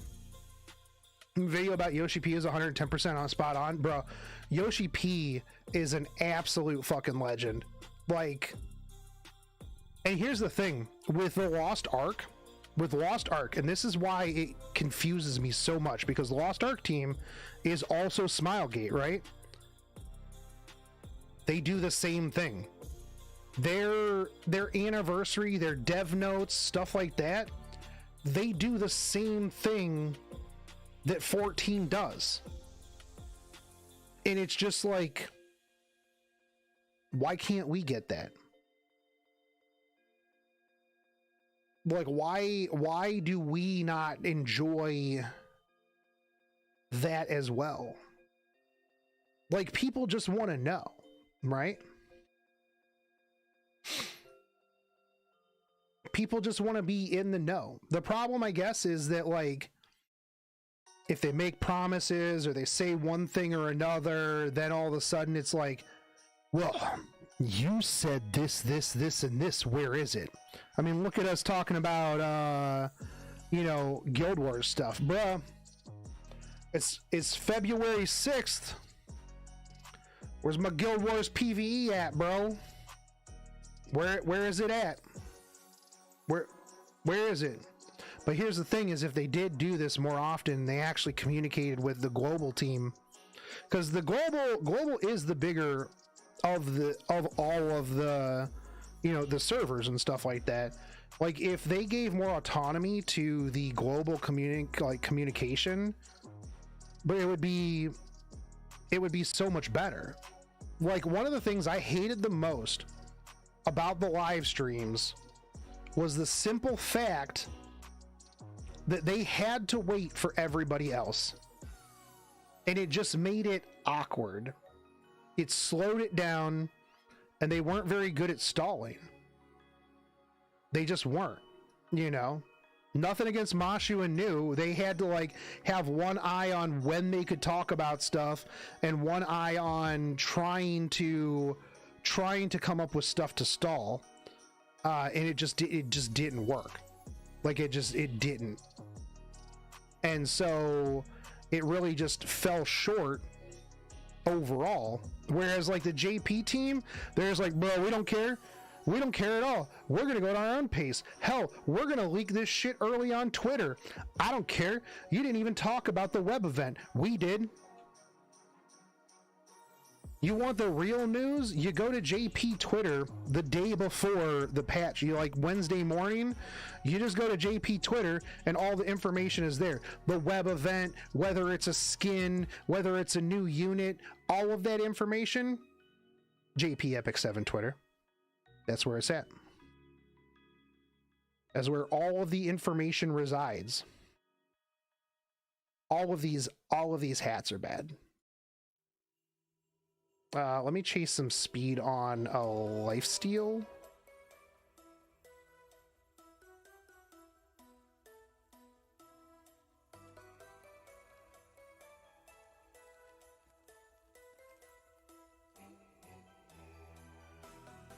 And this is the problem too with hats, right? Is I don't care about destruction. How's JP holding up? If you know, I think it's about the same. Like JP players do enjoy it. It's not FGO, right? I mean, it never will. And anybody who expected it to be like the #1 top ranking like mobile game of JP was delusional in the first place. But it's doing a pretty okay. I actually check out some of the JP RTA streams. Like a lot of times, like you can find Epic 7 JP RTA streams on like YouTube, not really ever on Twitch because most JP people don't stream on Twitch. But I've tuned into a couple RTA streams on YouTube, and they seem to have fun. I mean, on Twitter, there's quite a few people that follow and interact with JP, and I think overall it's not bad. It's just that if you're not #1, if you're not first, you're last, right? And so the fact that you know, in JP Epic 7 can't beat out, you know, Pony Fiesta, Ume Musume, or Genshin, or FGO, people are like, dead game. Also, I don't think JP players are really big on like competitive gacha PvP. They're more PvE players, so I didn't think it was going to really do amazing over there, but we'll see. I think next RTA season, JP will actually be in the fold as well, so it'll be interesting to see what they bring. Although I still don't think that JP whales are as big as like CN whales, dude.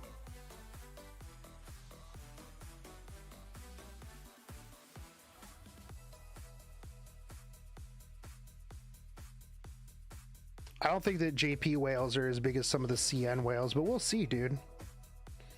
You'll get stomped even more. But I mean, only 50 people play RTA in the first place. Dude, I gotta get rid of some of these helmets, dude. Yeah, I'm just gonna sell these helmets. I'm not gonna roll any of these purple or blue helmets.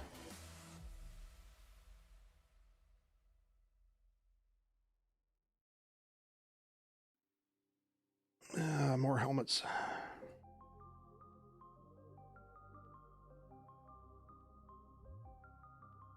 Yoda Wild Arms.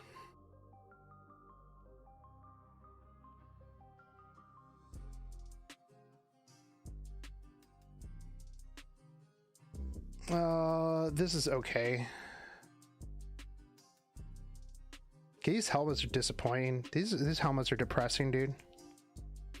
This is the problem with Banshee Gamer, man. You're only looking for lifesteal or counter.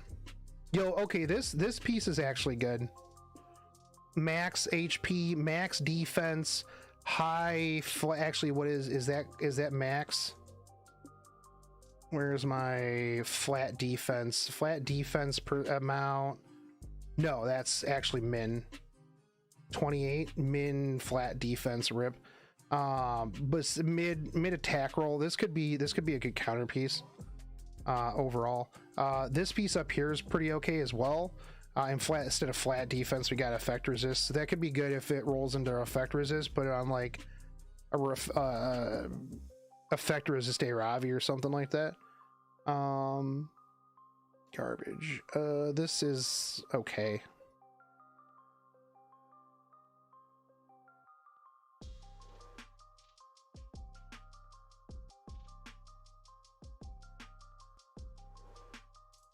Ooh, hey, look at this lifesteal piece. Speed, attack, crit, attack. That could be good, but we ain't holding our breath over here.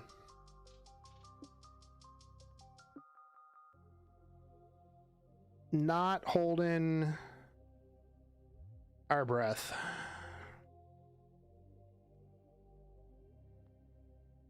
That reminds me of that Secret Sword Princess game that I played a long time ago. Oh my god, what a travesty of a game. Well, it wasn't, but the fact that I didn't know. Who is this gear for? I don't know.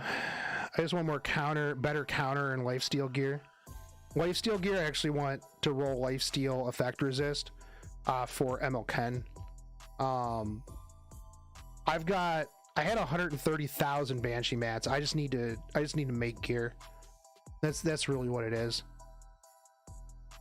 I was sitting on 130,000 Banshee mats.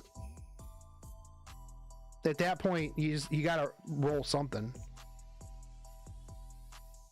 All right, let's see how this rolls. I'm a little excited about this piece.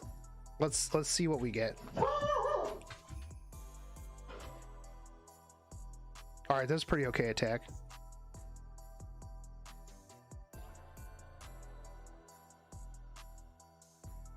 All right, that was pretty good critical hit damage.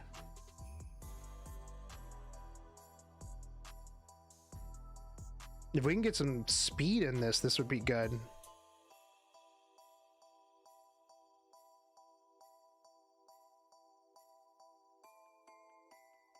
All right, what we get? 5. Okay.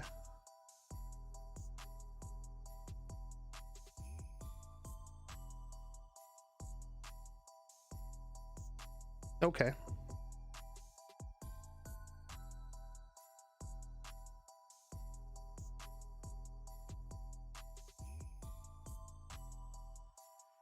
Give me 24 critical hit damage.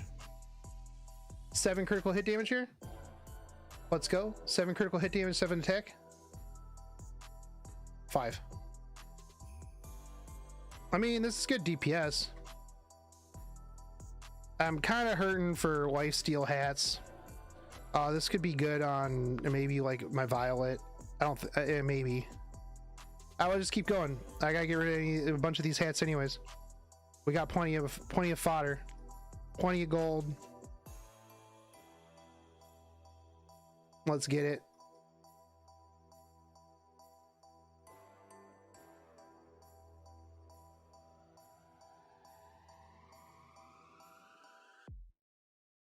Yo, damn. All right.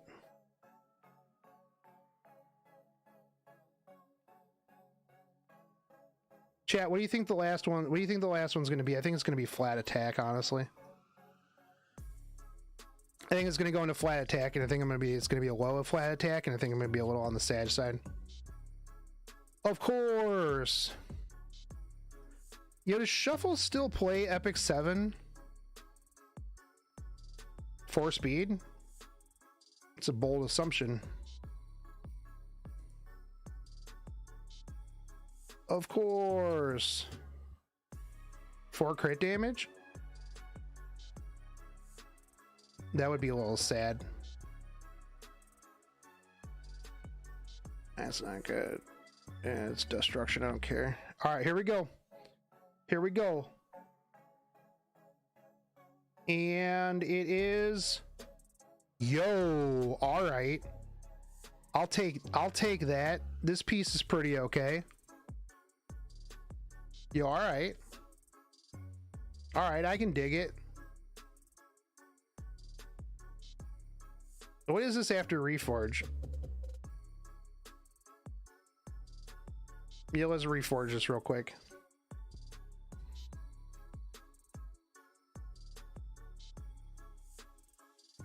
Yo, okay, that's good. That's a lot of damage, dude.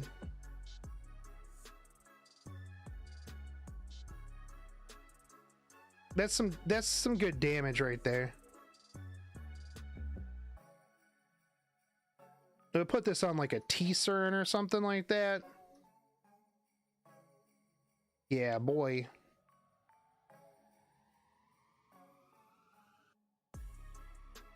Would T-Cern counter Caesarea Rant? I guess if you had a really fast T-Cern, right?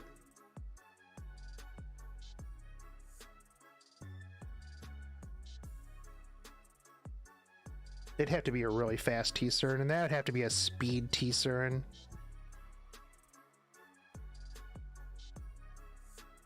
Alright, well that got rid of all those helmets. That was all the purple blue helmets that I crafted, actually. I don't have ML Celine. I didn't pull her. Well, I tried to pull her, but I didn't get her. Sag. This is a good Violet lifesteal or Charlotte lifesteal, actually. Well, no, it wouldn't be a good Charlotte because it's got counter or crit chance, but that could be a really good Violet lifesteal helmet. Oh, or Champ Zerato. I could use some upgrades to my Champ Z. I mean, he's already got pretty preem gear, but can always use more preem. This is mid-rolled, but we'll roll it anyways. Yeah, I don't have ML Celine, Closer Charles, Zahak, ML Sermia, Hassel.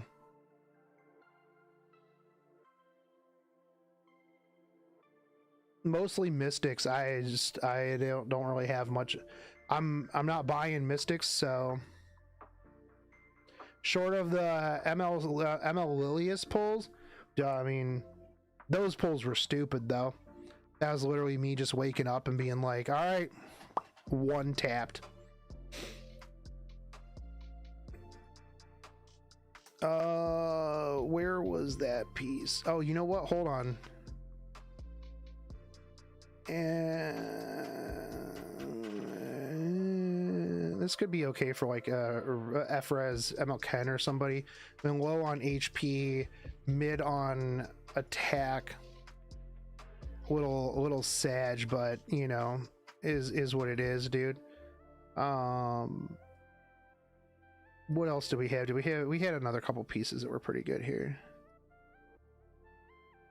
Oh yeah, that's right, this one. This one's like some primo Champ Z stuff right here, bruh.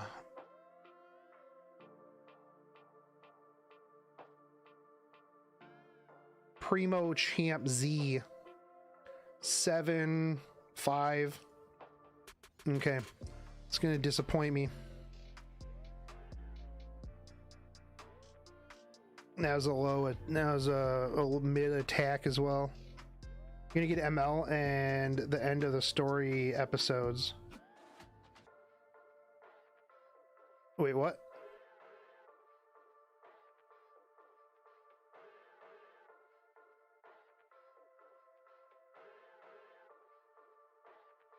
All right, here we go. This is gonna be real bad. Yep. Disappointment.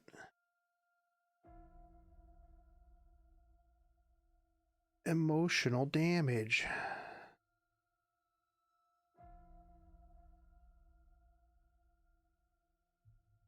Dude, I marathoned the crap out of some of those videos the other day while I was Was doing some work projects. Those are some good videos. Emotional damage.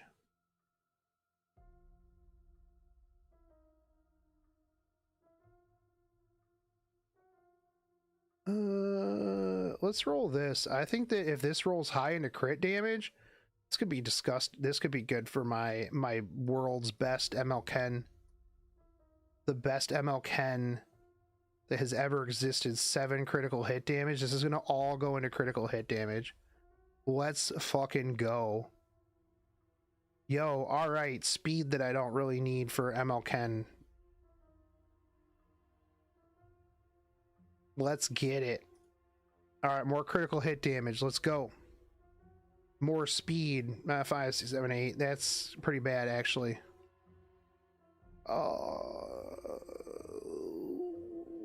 I'll take it to plus 12. I got all this stuff anyways. If it rolls 7 critical hit damage, we keep going. If it rolls literally anything else, we brick it.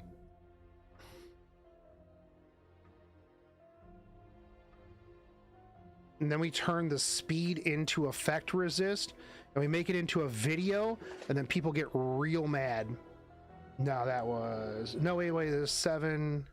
There's 6 critical hit damage. A new specialty change here should be soon, right? I mean, should be. I'd like it to be. Is it going to be? Who knows? Do I keep going with this? Those were low-ish rolls on speed.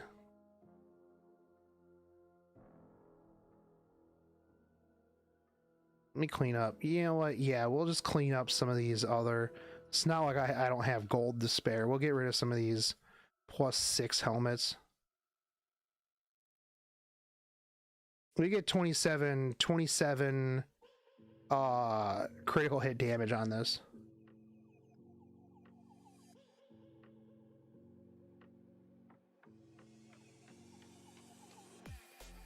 Twenty-seven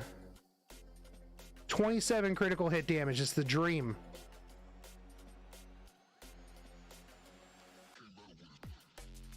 All right, let's go. Here we go. 24. All right.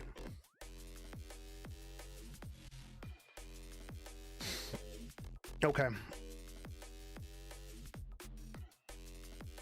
Bro, do we change this speed into, do I even have any effect resist? So how much would this change into? 10 to 14% effect resist. Let's go, dude.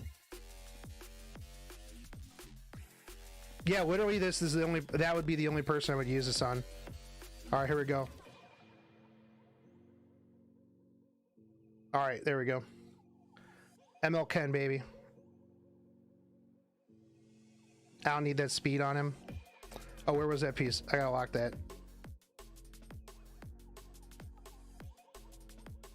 Right here.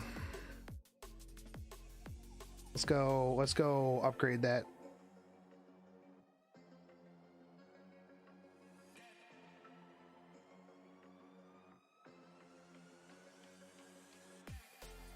All right, that's pretty good.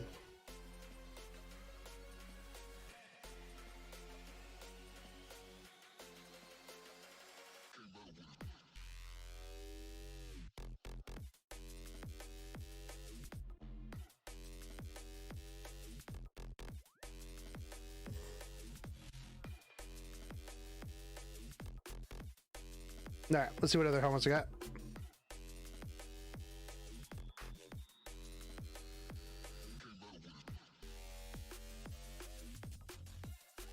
This counter one is all like super mid-rolled. Feels bad, man. Now let's just craft some more, see if we can net ourselves like a good red to throw into these.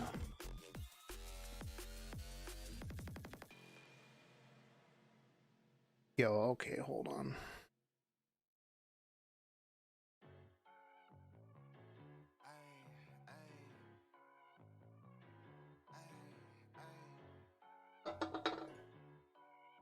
Do do do do do do do do. What is this music?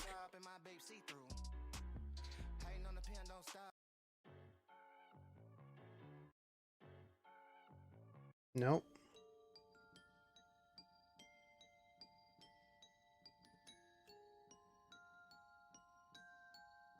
Let me change this music real quick. I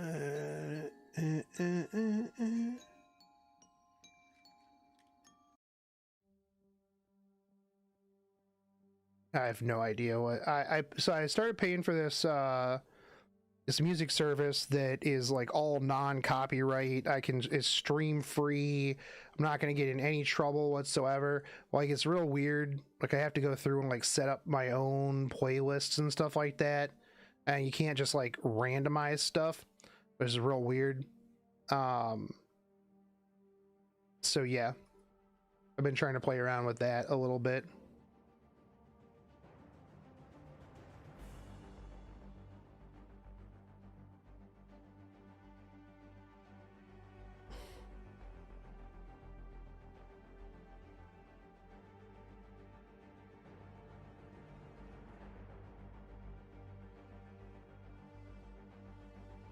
Dun, dun.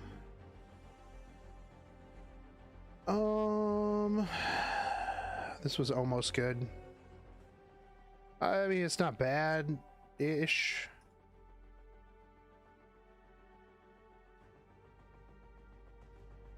This is pretty okay. This is not great. This one's pretty okay.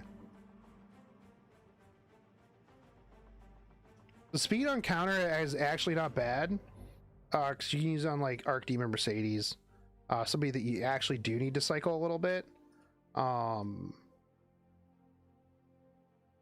Fast thick counter dizzy.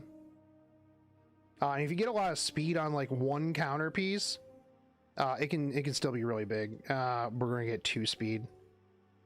Give me 4 speed. Nope. Defense. All right.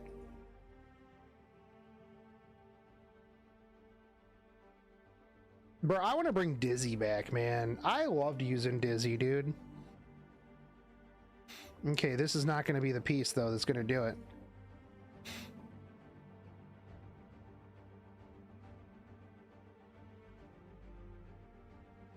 Remember the days where Dizzy was feared by all, far and wide. The Dizzy days.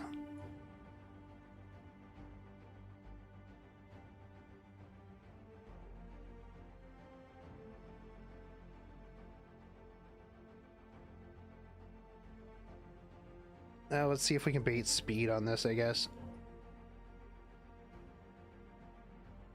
Overall, it's not the worst thing. Man, these 2 speed rolls, dude. Yeah, counter crown Dizzy, dude. 100% counter, 100% stun.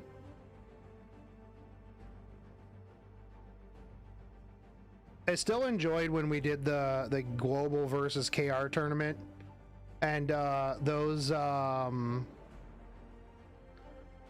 commentators thinking that because like whatever DPS I had was dead, that it was over for me, not knowing they lacked the critical information that that my Dizzy was rage set DPS Dizzy.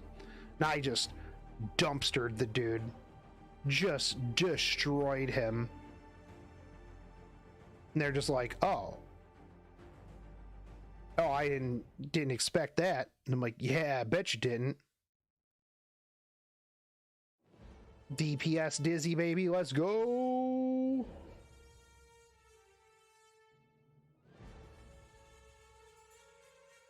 Are you ready for this piece to be like 50 speed?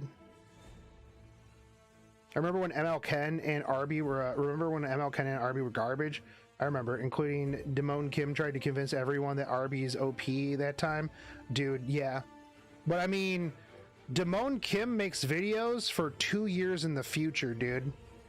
Damone Kim was a savant. He was an oracle.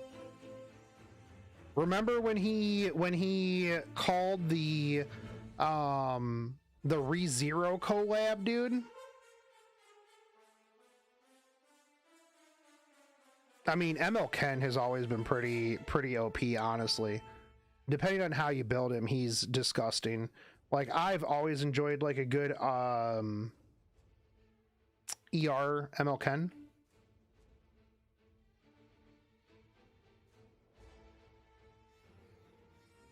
Yeah, okay, that's actually pretty good. Health, attack, defense. I mean, it's all mid-rolled, but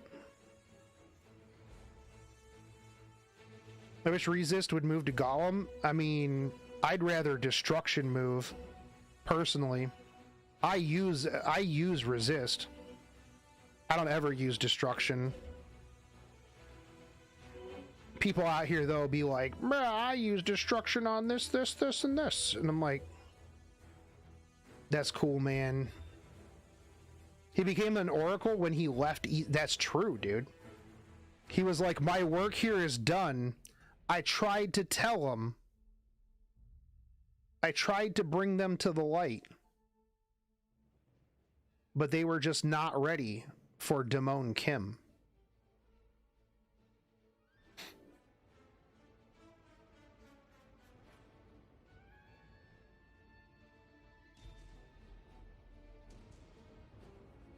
It's because he could see too far. That's true. Destruction's PvE gear now? I mean, it is. But I have rage sets, so there's nothing I use Destruction on except for like my Seaside Bell. That's it. And I only need one set. Like my SSB for Wyvern, it's the only thing I use Destruction on, dude. I want to try using Christie with ML Ken for memes. I mean, that's the go-to, honestly. You run about 160 to 180 effect resist on your ML Ken, and then you throw like a 200 effect resist Christie in the front, and then you just let it go. You just let it go. There's nothing that they can do to it. So for gacha games to improve, Damone has to leave that gacha game and move to another one then. Well, I mean, he did leave Genshin, so we'll see if they get more gracious with their stuff.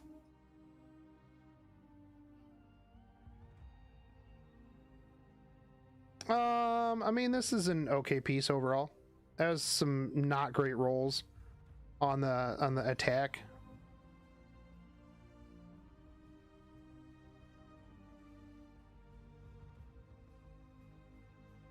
Oh yeah, cue the tuxedo mask. What do you leave Genshin for? What is he playing now? I think he went to New World. Damone Kim. Dying Light 2.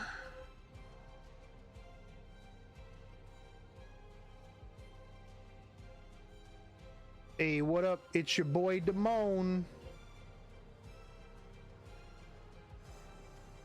I mean, Damone Kim has 250,000 subscribers, so I mean, he's doing okay for himself, obviously.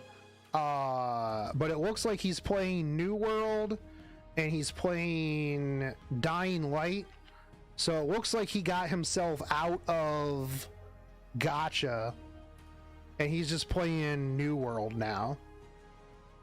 Yeah. Damone's always been a bit of a new game chaser. So, yeah.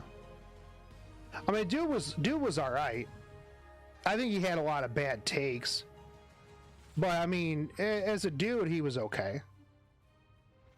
I mean, he's real clickbaity, but I mean, yo, you know what?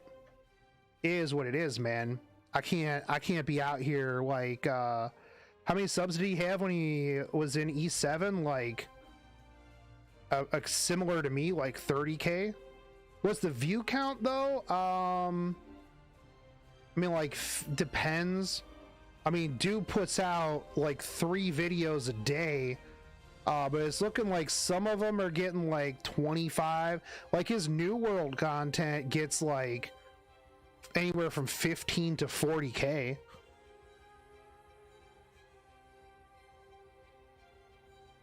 I mean, that's better than my 500 views. I can't really say shit, man. When Damone gave a take, you just reverse whatever he said, and that was the actual truth. But I mean, bro, he knew Straws was coming, dude. Straws was coming, dude.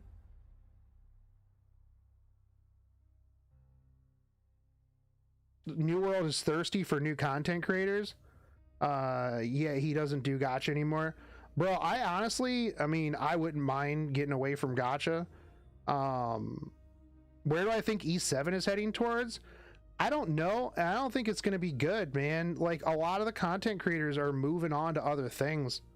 The game is stale. There's really not much. And you just see a lot of content creators. A lot of the Twitch content creators are only streaming Epic 7 because if they stream anything else, nobody watches. That's really what it is at the end of the day, honestly. Like RTA is stale. There's not much going on. I mean, RTA is it. RTA and bricking gear, dude. That is it.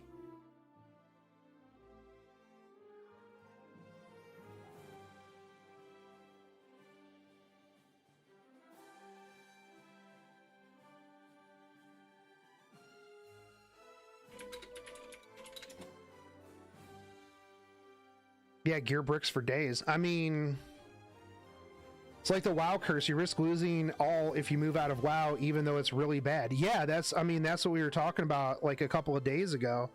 Like, bro, like it's rough. 2 days till Lost Ark. Yeah, dude. Berserk Gun Shogun. I'm gonna be on Regulus, by the way, for anybody who wants to come join. Like I'm excited about it, dude. Like honestly, like it's, you know, hey, this is pretty good too. We're gonna roll this. Because I'm joining. Is that a PvP focused one? I mean, I don't know. I think they're all PvP, right? I don't know if like the community's PvP focused, but from what I heard, Regulus is supposed to be like the second most populated, with whatever the one that Asmongold and them are gonna play on being like the most populated one. I don't want to know if I want to go on Lost Ark because they have the same gear system as E7. Not really. I mean, you upgrade gear, but it's more MMO based.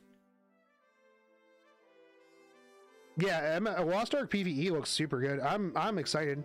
There's all kinds of shit to do, dude. All right, let's go. All effect resist.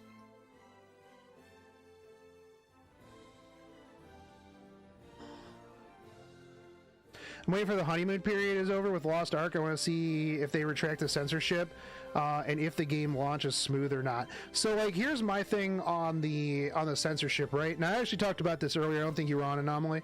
But like I looked into it a little bit to see if there was anything like new about it, but there doesn't seem to be. So we're gonna see what is in the game day one. I mean, I'm still gonna play it because I think it's gonna be fun. Obviously, if there's the censorship still in the game, I will be very vocal about it. Because yeah, it does. It just looks like shit. They didn't even like color correct the character right. So you know, there's that. But like for me, I'm excited. I wanted to, I don't know, since I started playing Final Fantasy 14, right? Like, and I've been playing like other games, I've just been having a ton of fun with them, and not having to spend, you know, $1,000. Like, I want to make a video where it's like, hey guys, I'm having fun with this game, and it's not just, bros, we spent $5,000 to pull this unit. Like, that's one of the things I hate about gacha, dude. The thing I hate the most about gacha and gacha content creators is that every gacha content creator is, guys, we spent $10,000 to max out this character. Oh my god, the most insane pulls ever. And it's just, dude, oh god, I hate it so much, dude.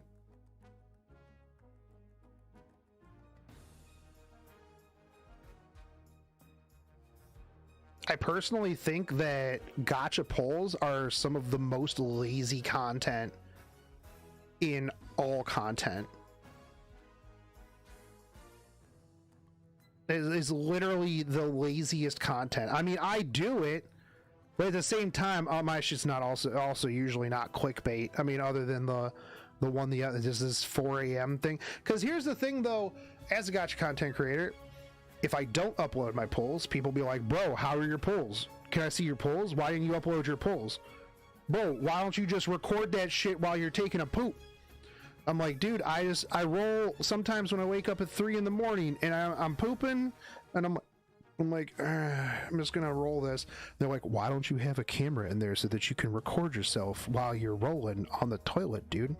What's wrong with you, bro? And I'm like, first off, that's weird. Second, it's a good question. There's a good question. It's true, but like, I just when your entire channel is just you rolling gacha and freaking out, it's just lazy content, dude. It's not bad if you're just pulling. If you're spending thousands to max out characters as your video, that's just WTF. Well, I mean, it goes to like some of the other content creators, right? Where all you do is just flex your money, right? I mean, that's really the crux. That's what it is at the end of the day.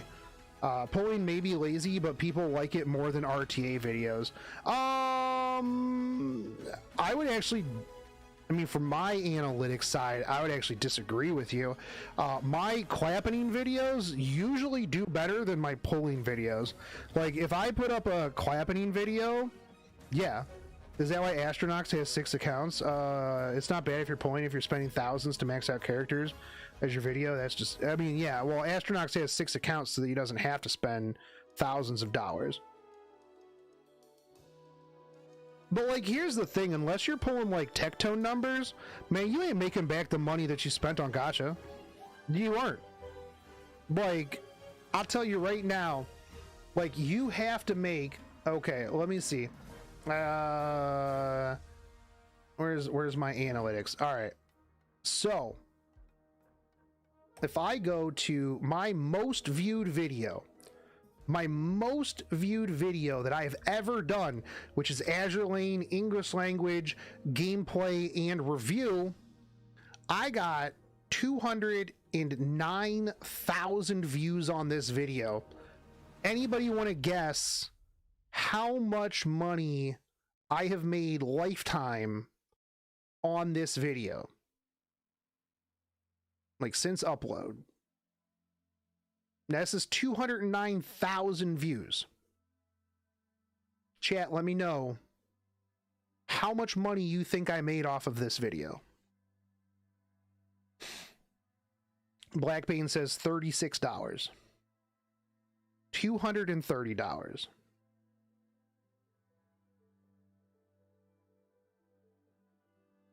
Wild Arms with $230. Unknown Character says $20.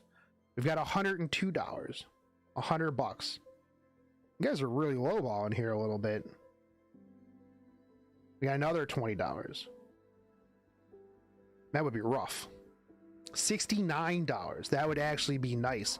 No, I made $310. $310 does not even guarantee you a pity summon. So, if I were to make a gacha pull video And I got 209,000 YouTube's views on that video. $310.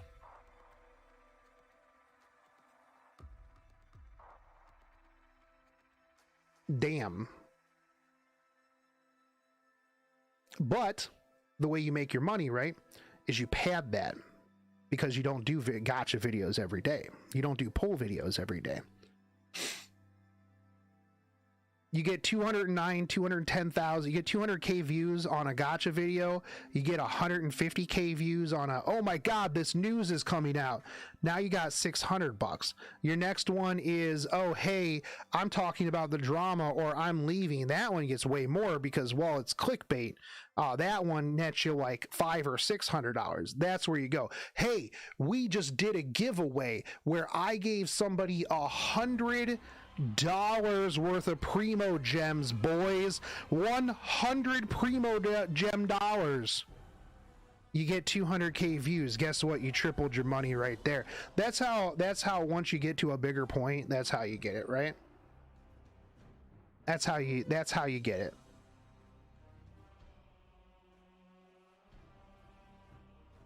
Now, for the people who were talking about like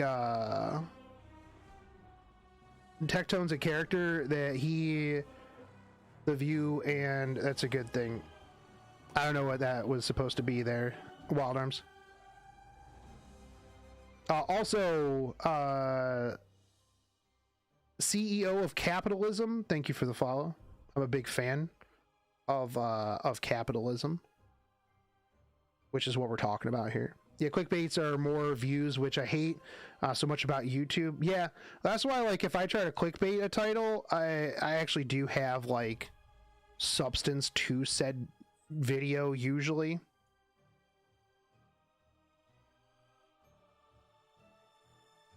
Typically, I mean, not that a lot of my videos have too much substance.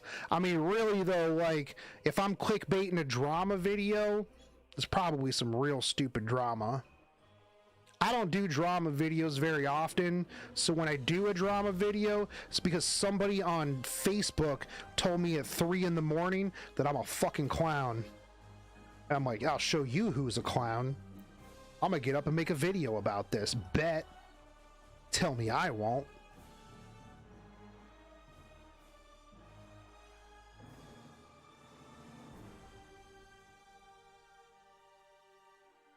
Show you who's a clown.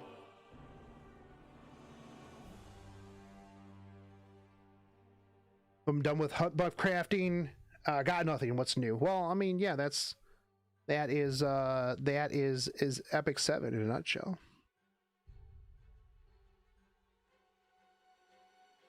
Not gonna lie, the Skahoth video got a lot of people salty. Oh yeah, that one was pretty fun. Oh, but you're wrong about, dude. I was even trying to be nice, and I'm like, here's exactly how it works. He's just like, no, you're stupid, you're dumb. And I'm like, bro, look, I'm wrong about a lot of shit in life, okay? I'll admit that 100%. And here's the thing, dude, if I'm actually wrong, about something, I'll admit that I'm wrong. I have absolutely zero problem admitting when I am wrong about something. If I'm actually wrong about said thing. Now, if somebody's like, oh, well, you said this, but semantically this other thing is true. And I'm like, well, yeah, but that wasn't what I was arguing about at all. Anybody who's a longtime viewer of the channel, remember when Toho Sniper called me out for saying that fuck, what was it? Royal Castle, Royal Gates, whatever, was the best pound for pound for Knights medals and bond farming with Chaldea lunchtime. And he's like, actually, I'm going to make a 20-minute video refuting your 30-second statement that this other place is more efficient because it's faster. And I'm like, yeah, but that wasn't what I was arguing. So the whole premise of your video was not something that I was arguing. So I'm not wrong. I'm not technically correct, but I'm also not wrong. Or no, I'm technically correct, which is the best form of correct.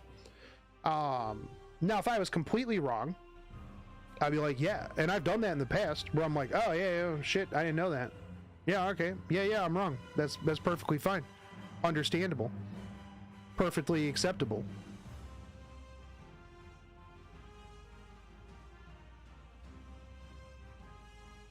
I mean, yeah, no, the FGO version of Skahath is way better, and I hate that alliance raid. Oh, that's like the worst alliance raid because nobody knows how to do it, and everybody's just so used to Crystal Tower or Syracuse Tower, or yeah, and they're just bad at it. But like, yeah, I don't mind admitting when I'm wrong, but like if it's like a matter of opinion, and somebody's like, "Oh, your opinion on this thing is wrong," and I'm like, "Well, no." Because my opinion is still this opinion. I think that this is better, and you haven't given me good evidence to refute my opinion on this. So, no. You know, that's not opinions and stuff like that are not wrong. Wait, what other version of Skahath is there? I only know the FGO waifu. So there is an alliance raid in Final Fantasy XIV that has a character that is named Skahath as well. And when I found out, I was like, yo, I'm going to clickbait the shit out of this, and I'm going to do this raid, and I'm going to go fight Skahath. And then I'm going to clickbait it to be FGO, Shogun versus Skahath. And I was just like, oh, this is gonna get some people. This is going to get some people real good. Every time I make a video, even mentioning FGO, people are like, bro, are you coming back? Are you coming back to FGO? Dude, are you gonna make FGO content? Like when I did the guess that FGO character with Kawaii 5.0, or even when I made the Copium Pity video, people were like, "Bro, you coming back to FGO? Are you coming back to FGO? You're coming back, right? Like, are we gonna get some more FGO content? Are you thinking about coming back? Because you know, you missed a lot of stuff, but you know, if you want to come back, I mean, you're more than welcome to." And I'm like, well, thank you for letting me know that I am more than welcome to come back. But no, I'm not. Like, no, thank you. I'll log in from time to time, roll my free Saint Quartz, and then I log out. Am I playing Elden Ring? Yeah, I probably will. I've got a lot of stuff to play. Yo, look at this piece of gear. Yo, 5 speed, max HP. It's on a resist set, dude. Who am I gonna use that on? It's not gonna roll good, but who would I even use this on?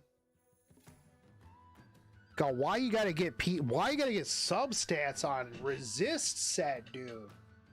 Why you gotta get these stats on resist set, bro? That's a 0.33% chance, right? ML Ken doesn't need speed though.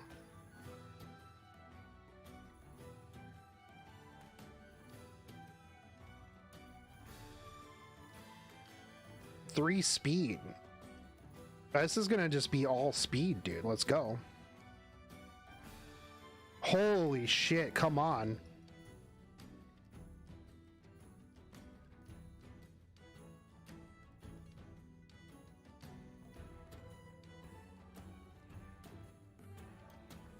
Bro, okay, come on. Let's go more speed, dude. Bro, is this real life right now? Dude, come on. Let's fucking... This is already 19 speed. This is already 19 speed at plus 10. What the fuck?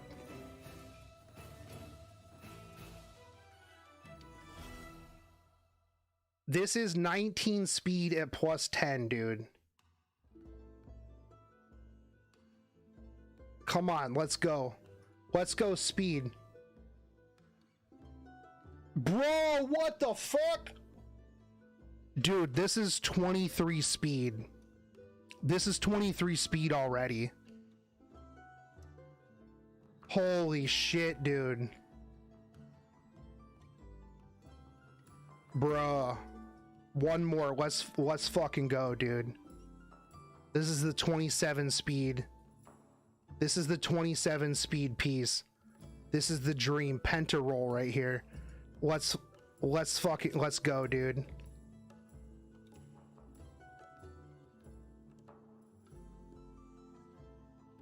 If this rolls speed, I'm done. I'm done. I'm not gonna roll anything else tonight, because this is gonna be the top. This is, you know, we're just gonna finish it off with an epic. You guys ready? You guys ready? Here we go. Dude! 26 speed. Holy shit.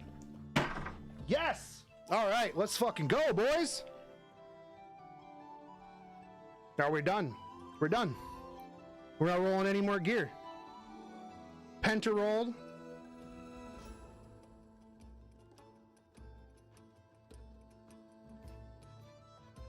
What was that? It was helmet, right?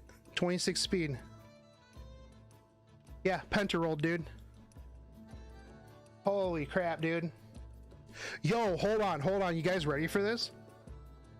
Bro, let's see if we can get a 320 speed Pieria.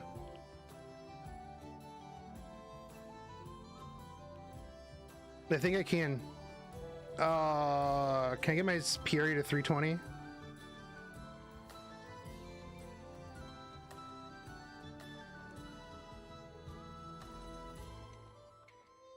What's going on? I just got a 26 speed helmet. That was my second 26 speed piece. That was my second 26 speed piece. All right, let's go.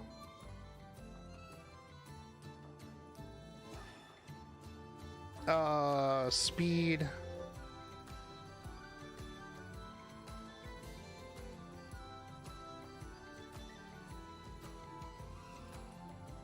Speed.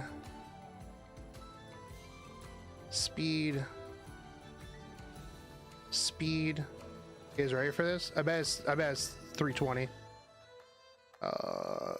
Effectiveness. 320 speed Pieria, boys. Let's fucking go. Look at that. 320 speed even, baby. I have become speed itself. All right, we're done. Yo, we're gonna change this gear. No, that's not true, because Rhyme has a 320 speed Pieria as well. That's crazy, dude. That's nuts.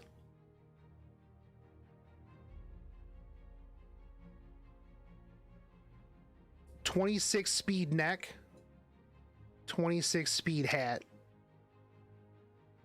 Let's fuck, dude. Awesome. It's gross, dude. Yeah. We do need to do RTA at some point. I need to fix like all of my gear, dude. I need to fix like my whole ass account. Hold on, I gotta screenshot this and I gotta go flex. Hold on. We gotta go flex on Twitter. I need to go flex on Facebook. Oh, I gotta get rid of this critical hit damage. What do we mod this into? Modify.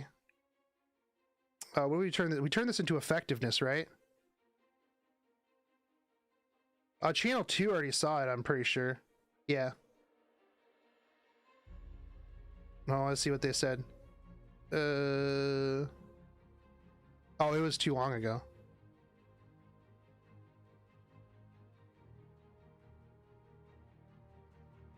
Three speed wolf baby, by the way.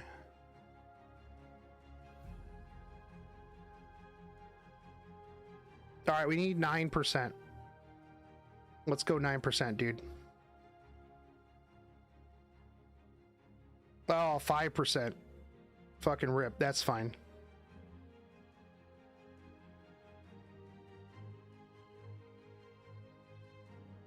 Pause champ. Yeah, exactly.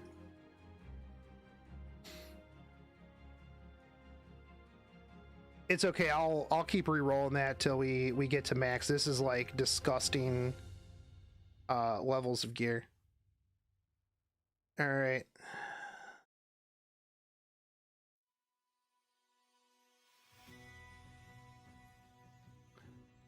Save. We're gonna save this as okay hat, I guess. Here you go. We're gonna go over to Epic 7 Discord. We're gonna go into general lobby. Go to upload file. Oh, lock it. Yeah. Hold on. Lock. And then we are going to upload file and hit enter.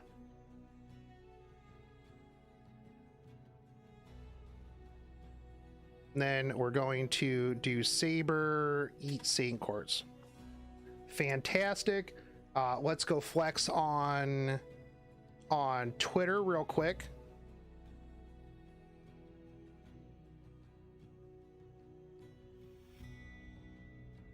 Tweet.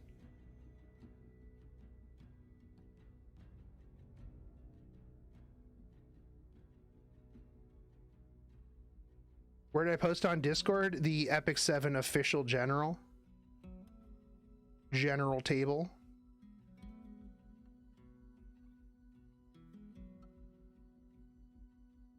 Just another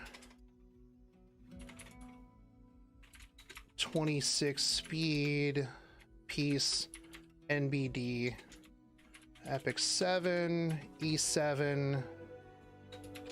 I have become speed.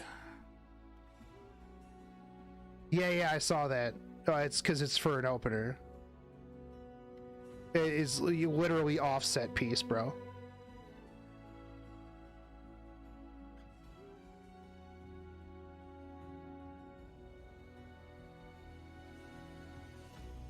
Tweet. No, I thought I only flex in general chat. General table is where I live, and I flex.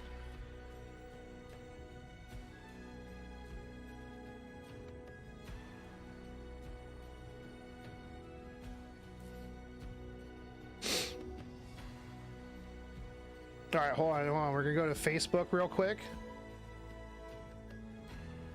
Epic 7 International, BTW.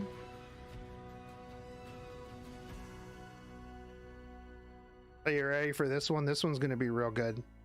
Where's Epic 7 International? I'm being real toxic right now, by the way. I apologize, guys. This is I'm not usually this toxic, but you know what? When you got two 26 speed pieces, I think you're allowed to be, right? Like, is that true, chat? When you have two 26 speed pieces, you get a license to be a little bit toxic, right?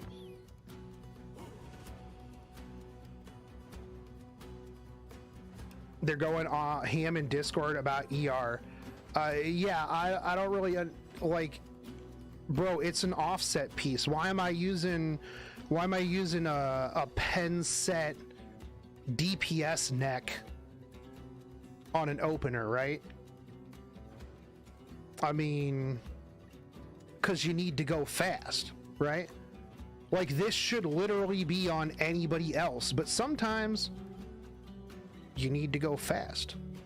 Alright, so we're going to Epic 7 International, which is where I shitpost a lot.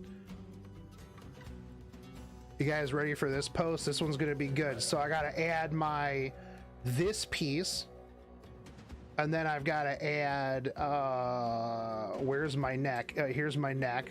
Alright, so I'm gonna add 2 pictures. Hey guys, how many 26 speed pieces do you have? Just wondering. This is going to be real good.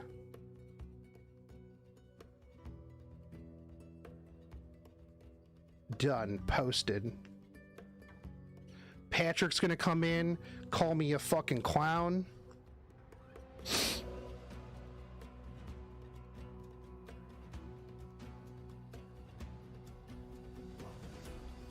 The humble brag. That's right, dude. Just my casual you know, hold on, we're gonna add that gear just so I can flex my 320 speed Pieria. Vane, thank you for the follow. I'm not typically this toxic. I apologize, guys. I'm just real hype about rolling a second 26 speed piece of gear. I honestly, let's be real, chat, I did not have high hopes for that piece of gear. You mind if I share a Twitter link? It's coming from the #2 player from the RTA Hall of Fame on the Japanese. His gearing is pretty off meta. Yeah, that's fine. Yeah, go for it, dude.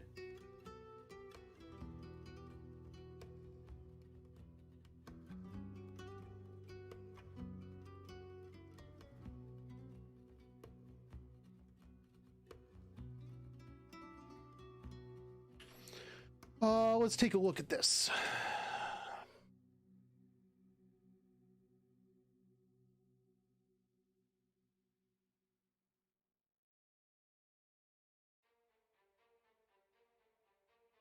That's a lot of units. Yeah, maybe we do a video about this. You guys want me to do a video reacting to this dude's gear sets? I think that would be pretty good.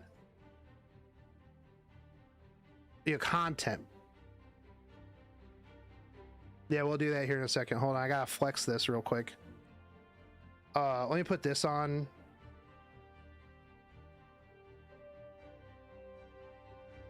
.320 speed. All right. Yeah, I guess I should put some stuff in her, right? Yo, what do people use? What artifact are people using on her right now? Chat. What artifact are people using on Pieria right now?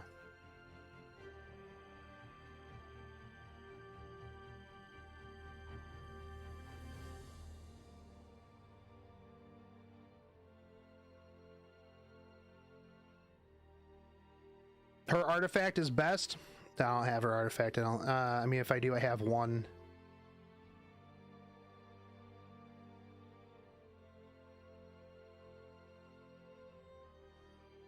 The last Christmas one.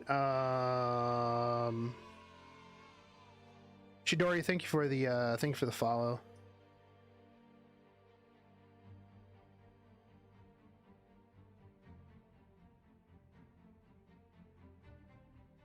You only need one?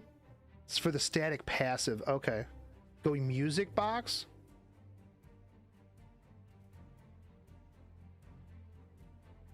What other units to put on injury other than SSB and Belian? I don't know. I think that's literally the only people. I think that's the only people that you really use injury set on. I have seen injury set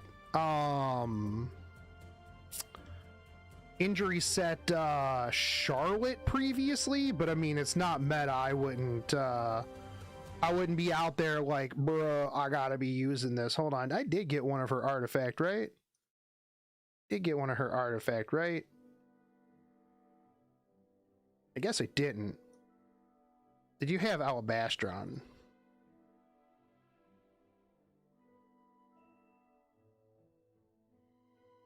RNL if DPS Pieria? She's not DPS, she's just 320 speed.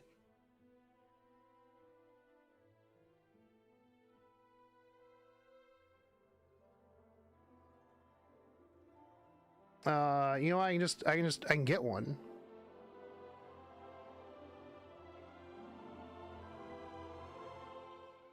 Guess what? I can just, oh, it's 240.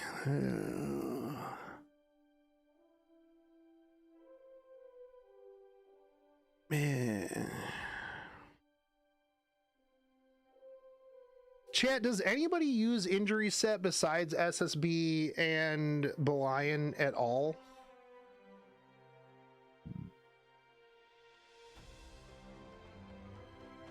Dude, I'll just use Music Box. Hold on. Mercedes and Guild War? I guess I could see that. Hold on, do we check? Do we check our luck? All right, you ready? We're gonna do one summon. Then we're going to get the artifact. You ready, chat? No, we're gonna get all 3 stars. Rip. I did get another Mui though. Okay, we used up all of our luck. We gotta stop playing the game. We gotta stop playing the game. I'll put Music Box on her for the moment. I can't imagine I have Music Box on anybody else at the moment. Yo, we got a 26 speed hat. I'm fine. How about Mort on injury? The Great Mortelix? The Great Mortelix? She has 100% buff uptime. I mean, realistically, you should kill everybody. Shouldn't you?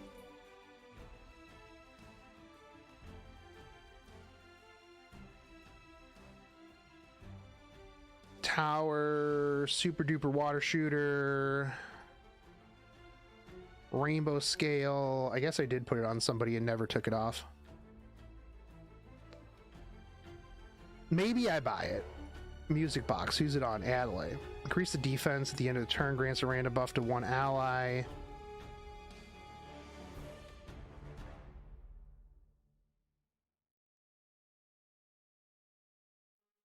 Okay. How about R&L? I mean, I could put it on her. I'll put this on her for the moment.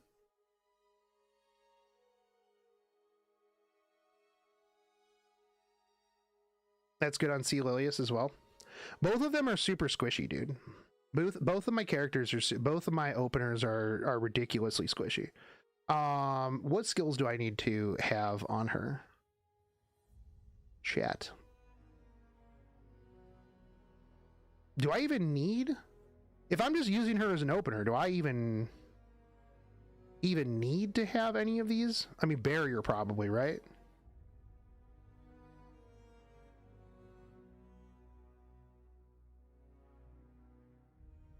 Just S3?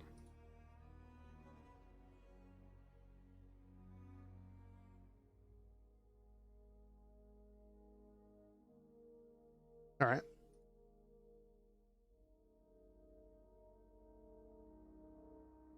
I mean, that's fine. I got plenty of catalysts for this. She's not really doing damage. I think you need to go partly into S2 for what? A 1-turn cooldown? All right.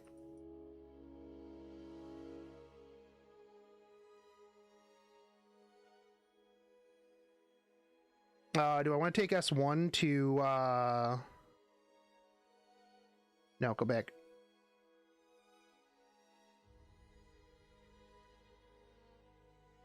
For effect chance? The 40% effect chance? I'll do it. No, hold on. Friendship? Nah, I can just do this. Do I have the stuff for...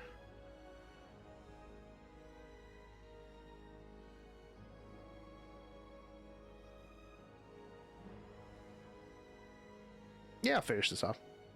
Soul burns 100%. Yeah, all right. I'll run her on something. I'll finish friendship farming her out. We'll see. I mean, I still got like 82 Mulgars, right? Damn. All right, bro. Man, 26 speed hat. Let's go, dude. Let's go, dude. Hell yeah, man.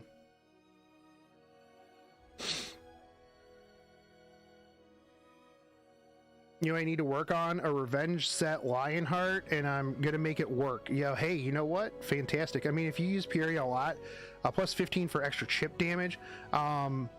I have used her a total of 0 times since I pulled her, actually. The plan is that I'm going to re-gear my whole account because I'm done crafting at the moment. So I think the rest of this week, or at least like the next couple of days, I'm going to re-gear my entire account. And then we're going to get to Emperor. And then I'm going to quit. Well, for the season, right? Because I need to re-gear my stuff. Like, you want to see my super sick Rimuru build right now? It's real good, I'll tell you what. Yeah, I'll probably re-gear on stream. I mean, I honestly don't care if people like know that I have a 320 speed, whatever. It really doesn't matter. Yeah, check this build out, dude. This build is pretty much OP right now. I'm just trying. Join Discord? Dude, why wouldn't I just stream? Why wouldn't I just stream where everybody can watch it instead of just you? I mean, I know it's your birthday, and I know that you want to just have some special alone time with me, Frost. I get it. I understand. I hope you had a good birthday. Did you get a cake, dude? Did you get a cake? Also, give the number 2 RTA JP players, units, and gearing. I have a good feeling that if you were to compete with other servers in RTA, once Japan's RTA leader emerges internationally in March, he'll probably reach High Emperor if he moves his gear around. I mean, yeah, probably. I'll reach High Emperor if I actually put my gear on right, units. I have cupcakes in the fridge that I bought. Haven't eaten them yet, though. Well, hey, you know what? Happy birthday, Frost. But yeah, you know, I need to re-gear like my whole account.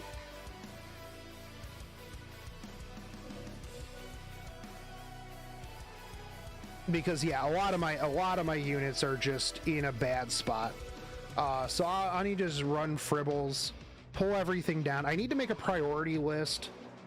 I know the priority list is just a Ravi, Rimuru, and whatever other 6 units are the only thing that ever shows up in RTA. But that's the plan for this week. I actually streamed a lot longer than I thought I was going to, and I need to eat some food. And actually, I was going to watch some shows earlier. Yeah, ML Queric as well. But actually, you know what? Nah. I'm gonna eat some pizza real quick, and then we're gonna look at this dude's gear. Let me just put this down here.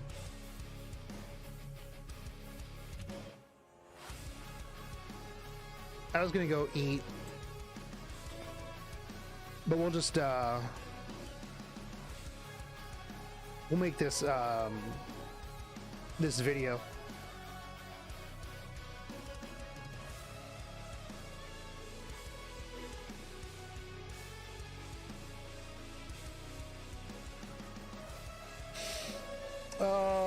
Twitch.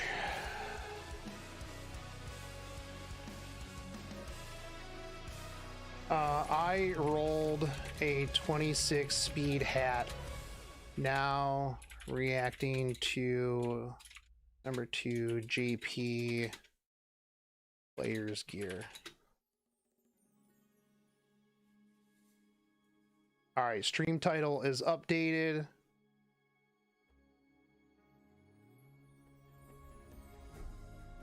Hell yeah, dude.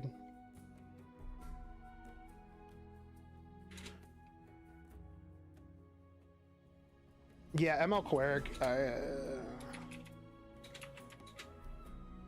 Yo, chat, put together a list of people I need for priority. Well, I have to work tomorrow and need sleep. All right, TZ. Have a good one, dude. Hopefully you have a good day at work tomorrow. I rolled a 26 speed hat. Let's go.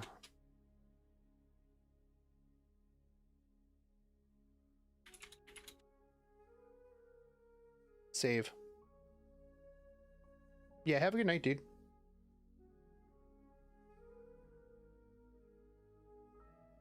Well, yeah, I know Blian. And we pull up, yeah, priority for, Emperor rank, RTA.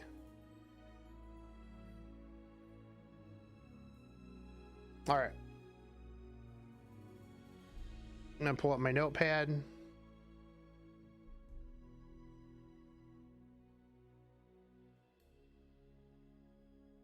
I'm going to move this real quick.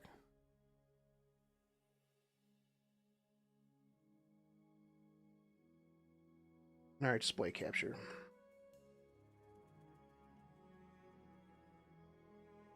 Okay. So, characters I need to gear. Lion. Apoc Ravi. Carrot. Maid. Amelia. I mean, most of these are geared. I'll be real. But I need to make sure that they have optimal gear. C. Saria, Ran, Pieria, C. Lilius. Violet is good. Rylet, ADS.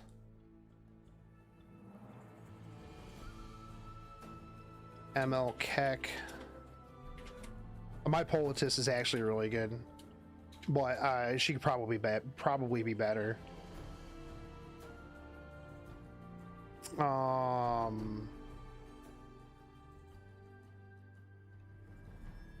am I? My S10 is geared. My Bryceria is geared. If I do Arby, it would be like Omega Degen Arby. Ooh, I could go a tanky slow AOL. That would be good. Landy's geared. Yo, look at this Sage Ball. I really like this Sage Ball, dude. This guy's real good. I enjoy using this guy from time to time. I really need to gear out this Rylet for speed pen, honestly. Yeah, my Spec Tenny is actually pretty pog, dude. This is my Spec Tenny. She 50% dude. 50% gamer. Easy life. She hits pretty hard.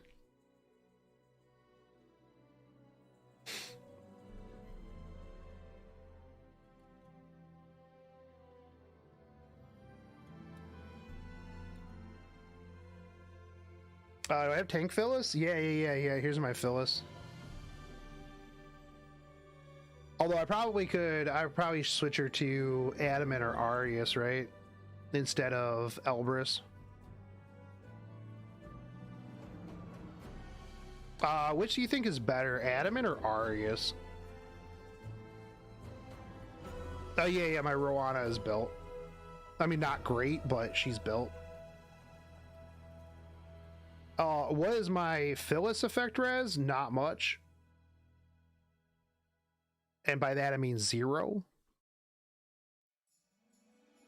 Does Phyllis need effect F-res? I just threw her in this gear, and then this is literal spare gear. Phyllis. Revisit Phyllis. All right, hey, take it easy, Blackbane. Have a good one, dude.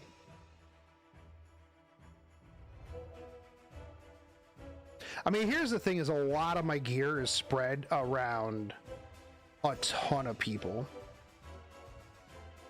Like it is spread around a lot of characters. Celine 4 buff.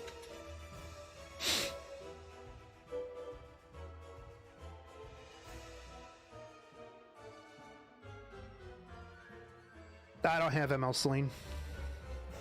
You look at this LQC.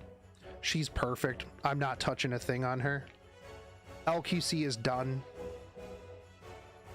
There are a few things that I have ran into that don't just instantly die from this.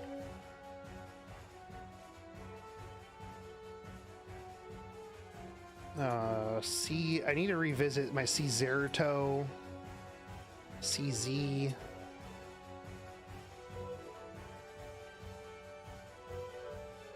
This girl just absolutely blasts. Oh, fix straws.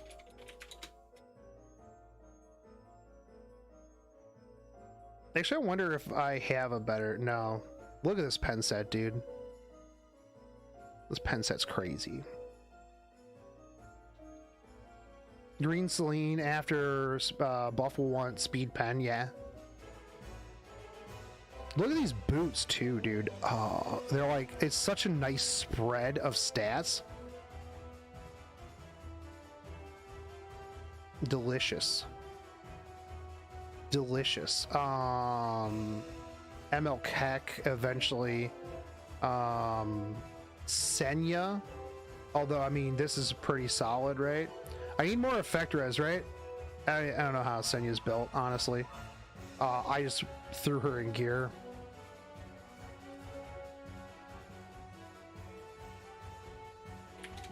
Senya. So I'm at the moment I got 21 characters that I've got to work on.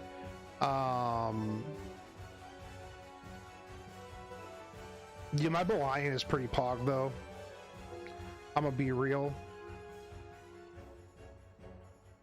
I'm a fan of her at the moment. She collects a fair to moderate amount of shields actually.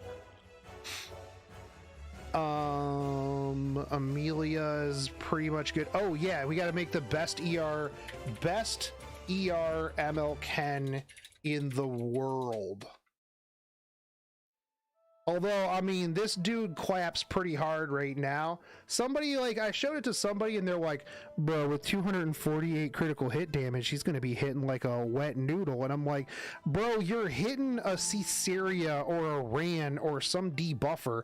Bro, they're just going to die. It's paper anyways. He's going to hit a wet paper bag and they die anyways. Who cares? I mean, it still does hit actually pretty okay. But we've got new gear for him. Team this dude up with Christy, you're Gucci. Oh yeah, sorry, I need to take a picture of this.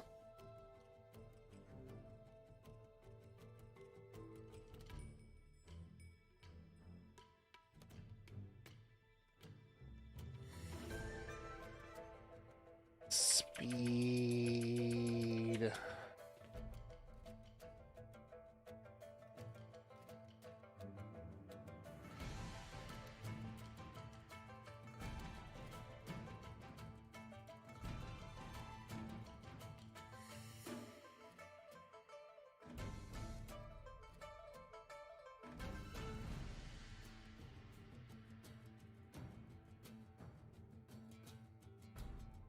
Let me go flex real quick.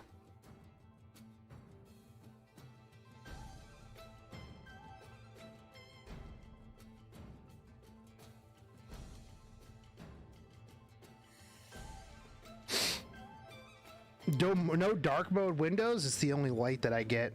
All right, just throwing that out there, Hydro. Yeah, I really need to revisit my ADS anyways.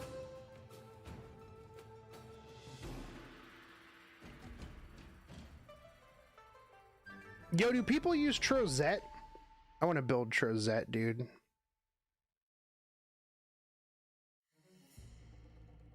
Crozet. Carrot's seen a bit of play. I already put Carrot on my list of people that I need to build. My C Armin is good, and my C Armin is Gucci.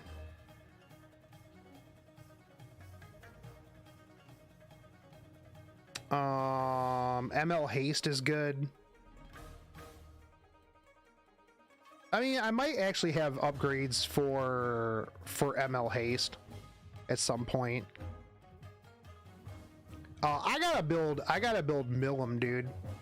She is plus 15. This is some massive copium gear. Wait, is this real gear actually? Did I try to use this? Why did I build this? Is this a real build? Did I copy this build from somebody at some point? Because I don't remember building this character. I thought this was spare gear that I randomly put on her to save space. I mean, I don't know why I have this in the slightest, dude. At no point do I think that that is not a real build. Okay, good to know. Good to know. You know, my Fire 5 head right now is good. I don't think that I need to really change her too much. Rem is poggers. She hits real hard. I don't really think I need to change her much.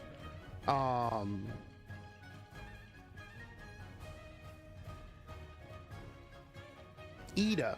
I need to put Ida on my list. My rat eating waifu. That looks like spare gear. That's true. You know what? Maybe I put that gear on her because I was like farming friendship or something. I don't know. Sometimes I just put gear on people and then run them through. Yeah, she's 10 friendship, so I was probably farming some gear or something like that in one of the side stories. Is that attack boots? No, it's health boots. It is health boots, tank, Millum. Yeah, I literally don't know what this gear is or why it's on this character at all. I need to fix my Cerise, even though I know people aren't really using her. I like Cerise. Cerise. I just give her a weapon.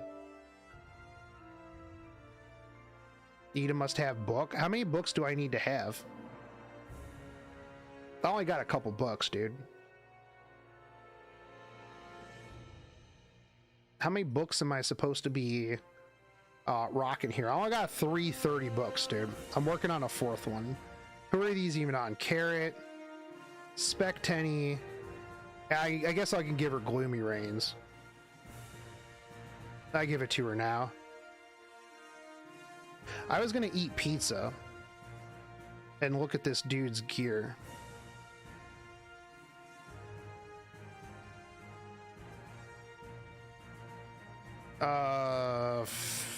Fix Crow, fix LR Crow.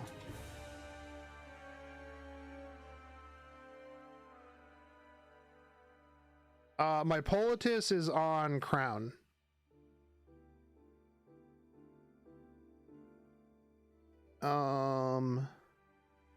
The Great Mortelix.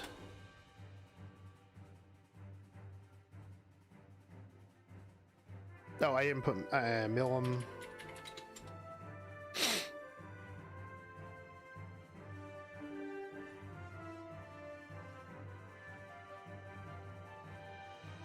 Kicker at? Wait, hold on. Is this Nazrin's alt account? Yo, what the F, dude? XRP just keeps going up.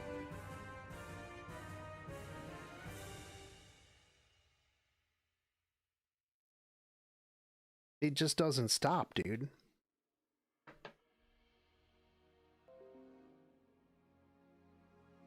We're gonna make Wanderer Silkbird. HU Fiend, I wonder when Smilegate will fix that unit. HU Fiend was just put in the game to get rid of Basar.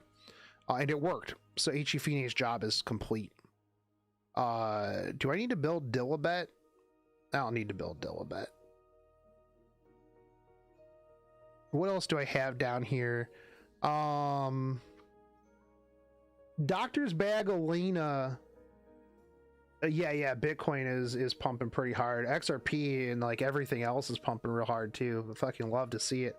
Does Doctor's Bag Alina fix? Does this counter Rancisaria in the slightest? It doesn't, right?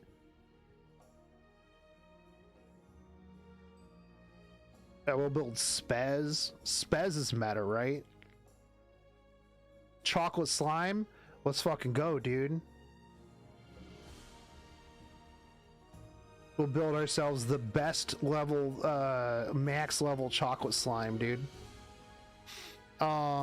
Degen, Arby, I guess.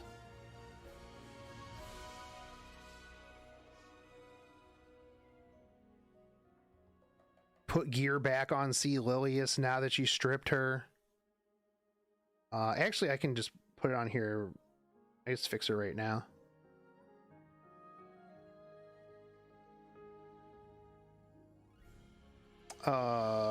Give you Ort's weapon. You got a hat. And then neck. Sorry, Wanda. Oh no, that's not Wanda's. 296. Here, we'll just give her this. 290. That's 299. Can I go faster? No. Hat. No. Weapon? No.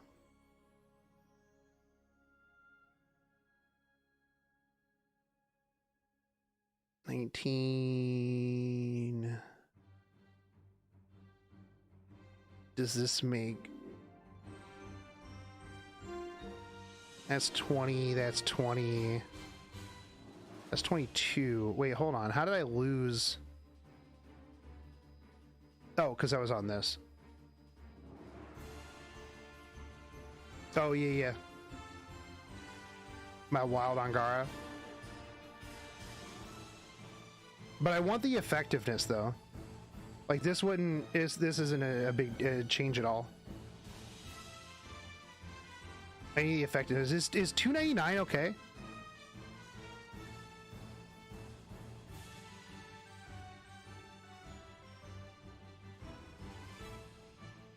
Like $299, I mean...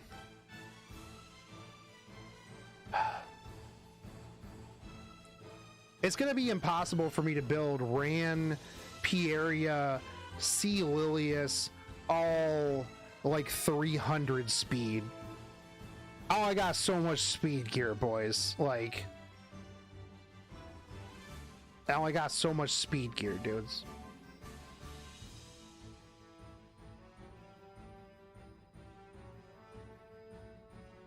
I'll just put her in this.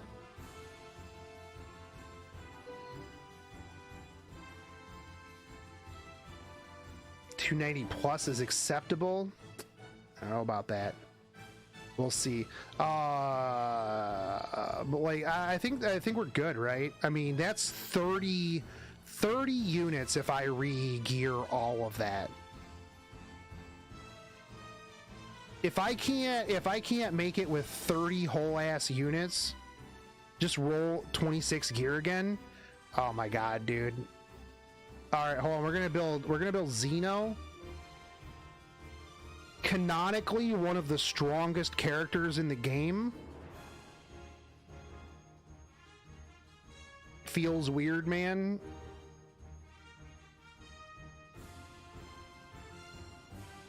Also, how many 6 stars do I have now? Y'all got 218 6 stars.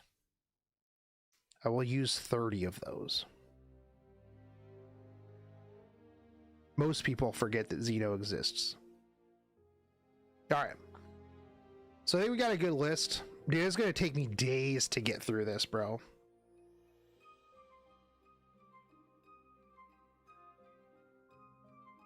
it's gonna take me a while to get through this. So I'm pretty excited. This is gonna be pretty much like the next couple of days is literally just going through all of these units and fribbles, and then we just climb to Emperor, and then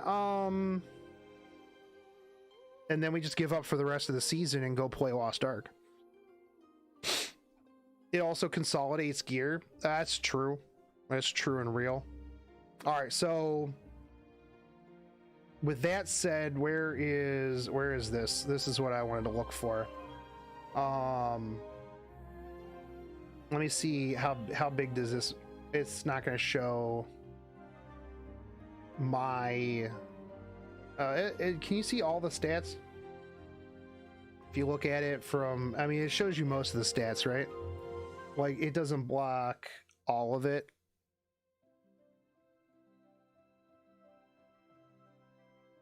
Chat, let me know if it's good. Can you see all of the stats if I go through this dude's pictures?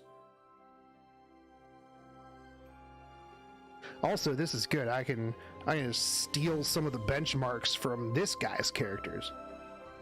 See most of it? Okay, sweet. I mean, I guess I can do...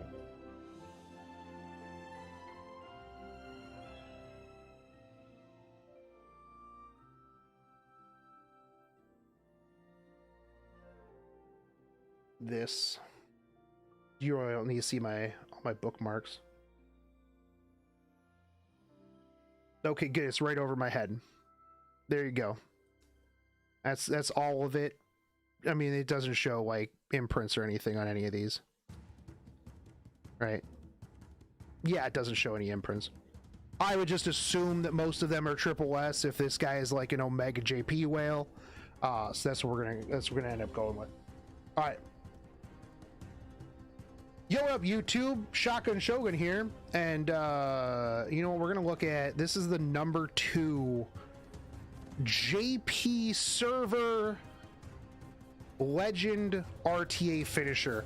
Now this came up in chat today. I was able to finish in 2nd place. Actually, you know what? Hold on, we're gonna follow this dude. So cool.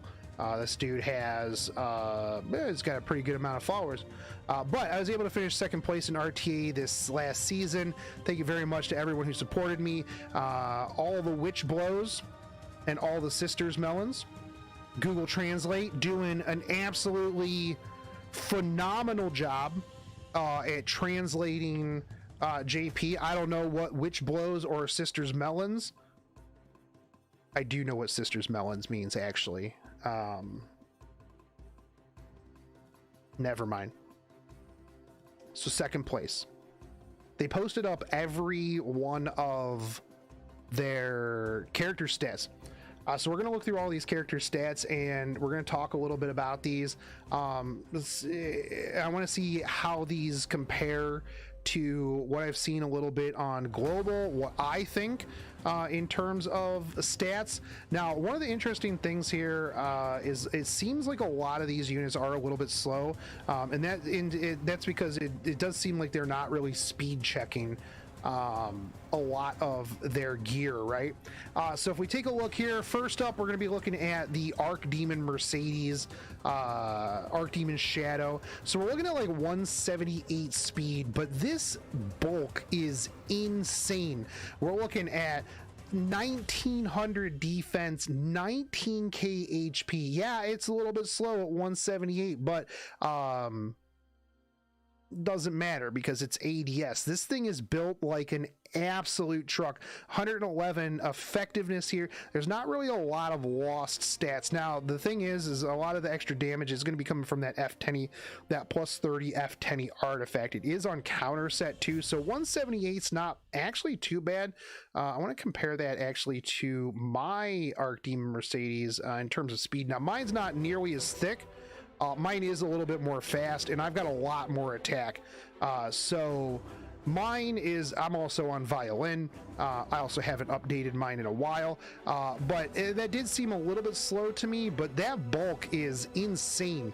1900 defense, 19k HP. That is a lot right there. There's not a lot of wasted stats. I mean, I need to get rid of about 1,000 of my my attack in favor of more bulk. That's for sure. Now, one thing to point out here, this guy only has 2 million gold. That means in terms of gold, I'm rocking this guy.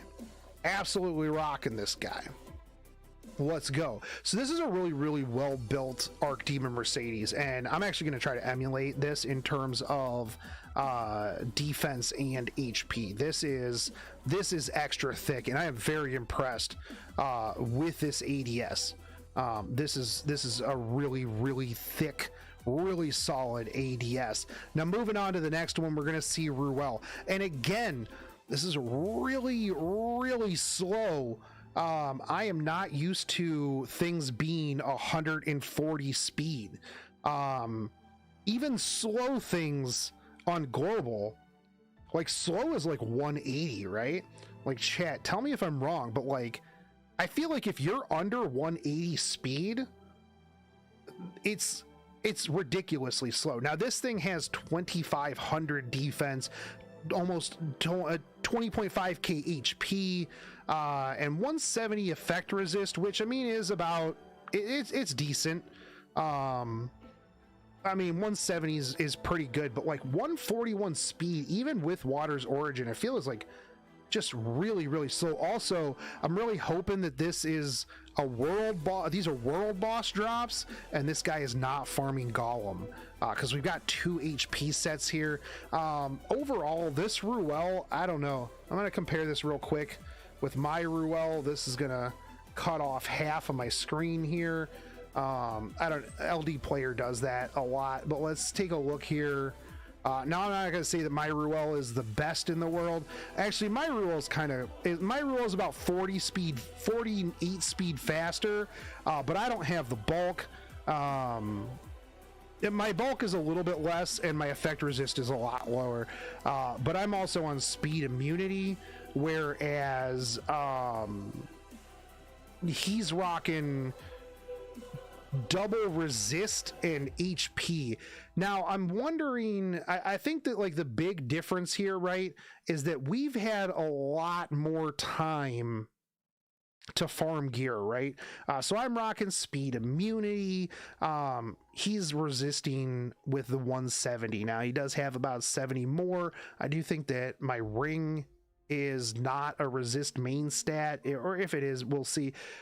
Maybe I need to revisit mine anyways, but like 141 speed seems so slow to me, and I feel like this is just going to get lapped. Now Water's Origin is going to help push forward, right? But and the bulk is huge, so it is going to be really, really annoying to try to kill this. But I do think that this is an interesting one.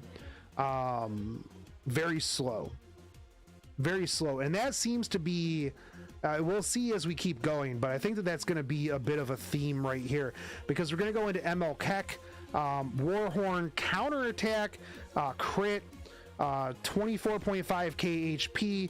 This is your bruiser build. 198 speed, still a little slow, I feel, but you do have the Warhorn. You do have his ability. ML Keck is looking like an ML Keck. Very strong unit right now. Even just not being picked into debuff, just being picked in general, ML Keck is very, very, very strong right now. This is pretty decent build. Mine's on spare gear. I'm not going to show you mine. I'm not, because it's bad. I gotta rebuild it. This FCC is thick, but not quick. 200 speed. Mine, if we take a look here at FCC, now I haven't touched my FCC in a while, but we're looking at 225 speed with 25.6k HP.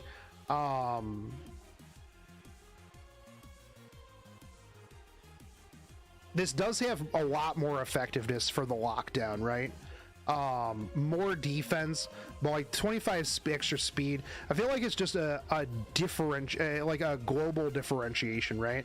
Like I like mine a little bit faster. I like being able to make sure that I can get like the clutch S3 up before any bruisers, anything like that. So it is a little bit similar. Now, one thing to note here too is that this user does have like a fair to moderate amount of purple gear in there, so they haven't had nearly as much time as a global player to be replacing, to be getting, you know, 26 speed helmets and stuff like that. So there is going to be that gear differential, but I am a little bit faster here. I mean, overall, if your whole region is a little bit slower, being 200 speed is not very bad, right? If everybody's a little bit slower, then 200 speed is like 225 speed when everybody is 25 speed faster, right? So this is a very solid FCC. I personally like Arius a little bit better on her than Adamant, but I'm sure that at some point he's going to have the Arius user, so that way he can, you know, overlap the two maybe. But yeah. So we're gonna go back. We're gonna go to the next set of pictures here, and this is gonna be Rem. This is your typical Rem build. A lot more HP. Mine is a little bit more glass cannon, and it's interesting to see pen set, but at the same time, it's not, because a lot of what your Rem is gonna be doing is single target off of the single target. The single target counterattack. So this doesn't benefit your S3 at all, but really doesn't matter. The pen set is actually pretty interesting, and I think that that's going to make up for a little bit of well, actually these DPS stats aren't bad, and that's a lot of bulk. This is a really good Rem, actually. I really do like this Rem. I'm gonna probably emulate this Rem a little bit. I'm gonna see what kind of pen set I have on here. I didn't even think about pen set, honestly. I mean, is kind of skirting it here a little bit with that 95.8% crit chance. I'm just saying, a little bit rough. That is not even a 50-50, right? 50-50 is 99%. So, you know, is what it is. But this is a really good Rem. This is what you should aspire your Rem to be if you're building a Rem. Now here we go, Violet. I personally don't typically like a super slow Violet. Not only that, but the thing with this Violet, right, is defense actually is a little bit better than HP when you get missed. And having 985 defense, I think he would have been a little bit better to min-max that a little bit better, have like 1200 defense with like, you know, 16k HP or, you know, 18k HP. Just bring up the defense just a little bit. I don't like a slow Violet. I like having, you know, natural turn progression, being able to like pop up and cut and kill something kind of early on. But that's just me. I know that there's the benefits of both, and this is going to hit really hard. I do think that he could potentially have moved a little bit of that attack into crit damage, maybe kind of even that out a little bit more. I think he's a little top heavy in attack, maybe dropping like a couple hundred attack into crit, more crit damage, and then evening out the HP and the defense a little bit probably would be a more balanced Violet. But it does look like he's using Abyss boots and arena ring, so it is what it is. But I mean, this is still a pretty okay Violet, just not my personal cup of tea, but obviously working out for him, right? ML Ken, holy crap, bro, look at that effect resist, dude.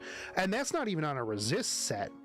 Holy crap, that's 263 effect resist on a destruction set with immunity. What is this, ML Ken? This is insane. Yeah, how is this even possible? I mean, it's got to be a destruction effect resist main stat ring. But bro, there's got to be like 30% effect resist on those two immunity pieces. This is nuts. This ML Ken is insane. Not only that, but it's not a slouch in terms of DPS either. Now, I would go for a little bit more HP here, but chances are you're just drafting this into debuff anyways, and you're gonna kill it. Like, you're gonna kill it, dude. This is absolutely one of the most insane ML Kens that I have ever seen. And earlier I was like, you know what? I'm going to make the best ER ML Ken in the entire world. I don't know that I can do that anymore. I don't know that that's physically possible for me after seeing this ML Ken. This is the best ML Ken, the best ER ML Ken that I have ever seen since I have started playing this game. This is insane. This is the ML Ken that I want my ML Ken to be. BBK 200. This guy has rolled so much effect resist. Double F res, offset, main and boot. 210 F res, and still a lot of damage here too. Like, what is this guy's F res, man? Maybe they're like, you know what? Hey, we can't outspeed them, but we can out F res them. Easy life, dude. Easy. This is crazy, bro. This stuff is nuts, man. These guys are on a whole different level of effect resistance. Absolutely nuts. Now we got two Arby's. I'm sure it's going to be a degen. Wait, what is this Arby? Oh, this is the classic. This is the classic attack set. Arby dies, kills everybody Arby. That is 5,800 attack with 340% critical hit damage. This comes back with a gab. This guy is a golem gamer, dude. This guy is 100% a golem gamer, because this isn't stuff that you get from World Boss. This guy didn't craft this stuff. This guy is a certified rank 2 legend golem gamer right here. The only problem with this RB, right, is that you get one shot. And if somebody kills him with a skill nullifier, immunity, something like that, you know, even a thick ML haste barrier is gonna mitigate this. Not much else is gonna mitigate that, but the only RB I fear is the attack set RB. That's true. I mean, this was like classic RB, right? Let's see what the other one is. This is degen RB without being what is this Arbiter Vildred? Hold on, chat. I'm super confused as to what this Arbiter Vildred is. This looks initially like a degenerate RB, right? You have counterattack set, you have immunity. However, he's using Wind Rider with less than 9,000 HP and 967 defense. I don't understand this guy's Arbiter Vildreds. This one, Wind Rider Cleave Arby. But why counter set? Why would you have counter set on him if it's not degenerate Arby? Like, that doesn't really make much sense, right? Because you don't have Moonlight Dreamblade, so you're gonna get hit. And then you're gonna die. Now, granted, this Arbiter Vildred has almost as much damage as the other one. I think even if you get hit, and you counterattack, you're still gonna die. Like, I think this thing dies to like a stiff breeze. So I'm not really understanding the counterattack set and the immunity set here. Probably because it has the stats. That might be true. But that is 2 maxed out Arbiter Vildreds, man. Here's the Rylet, 220 speed, speed pen. However, 220 speed, real slow in the real world. Really good damage, 337 critical hit damage, 4,000 attack. I do think that this would be a little bit better if he maybe dropped some of those stats for more speed to just outspeed in one shot. But that's a lot of damage. That's a lot of damage, boys. There's not much that's going to live through this. As long as this Rylet gets a turn, whatever that Rylet is focused on, it's probably dead. Let's be real. 4,000 attack, 337 crit damage. That's kind of crazy, actually. That's a lot. That's a lot of damage right there. That's flex tape levels of damage. Again, though, usually if you're doing like speed pen RB, you want to be faster than that. You want to like just open dead, right? You know, right behind your C. Lilius, stuff like that. That thing would get eaten by any Elfelt Solitaria out there. It's too squishy and too slow. Yeah, but again, like I said, if everybody else is slow, you're fast, right? I do think that, you know, upping that speed a little bit would be a lot better. Now, here's the LQC. Entirely too slow.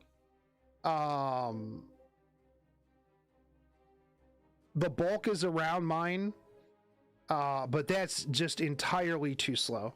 If we take a look here at my LQC, I'm actually really proud of my LQC. I think it's one of the better LQCs out there. I don't have as much bulk, but I have 60 more speed, right? I'm at about 60 more speed. Yeah, about 52 more speed. Yeah.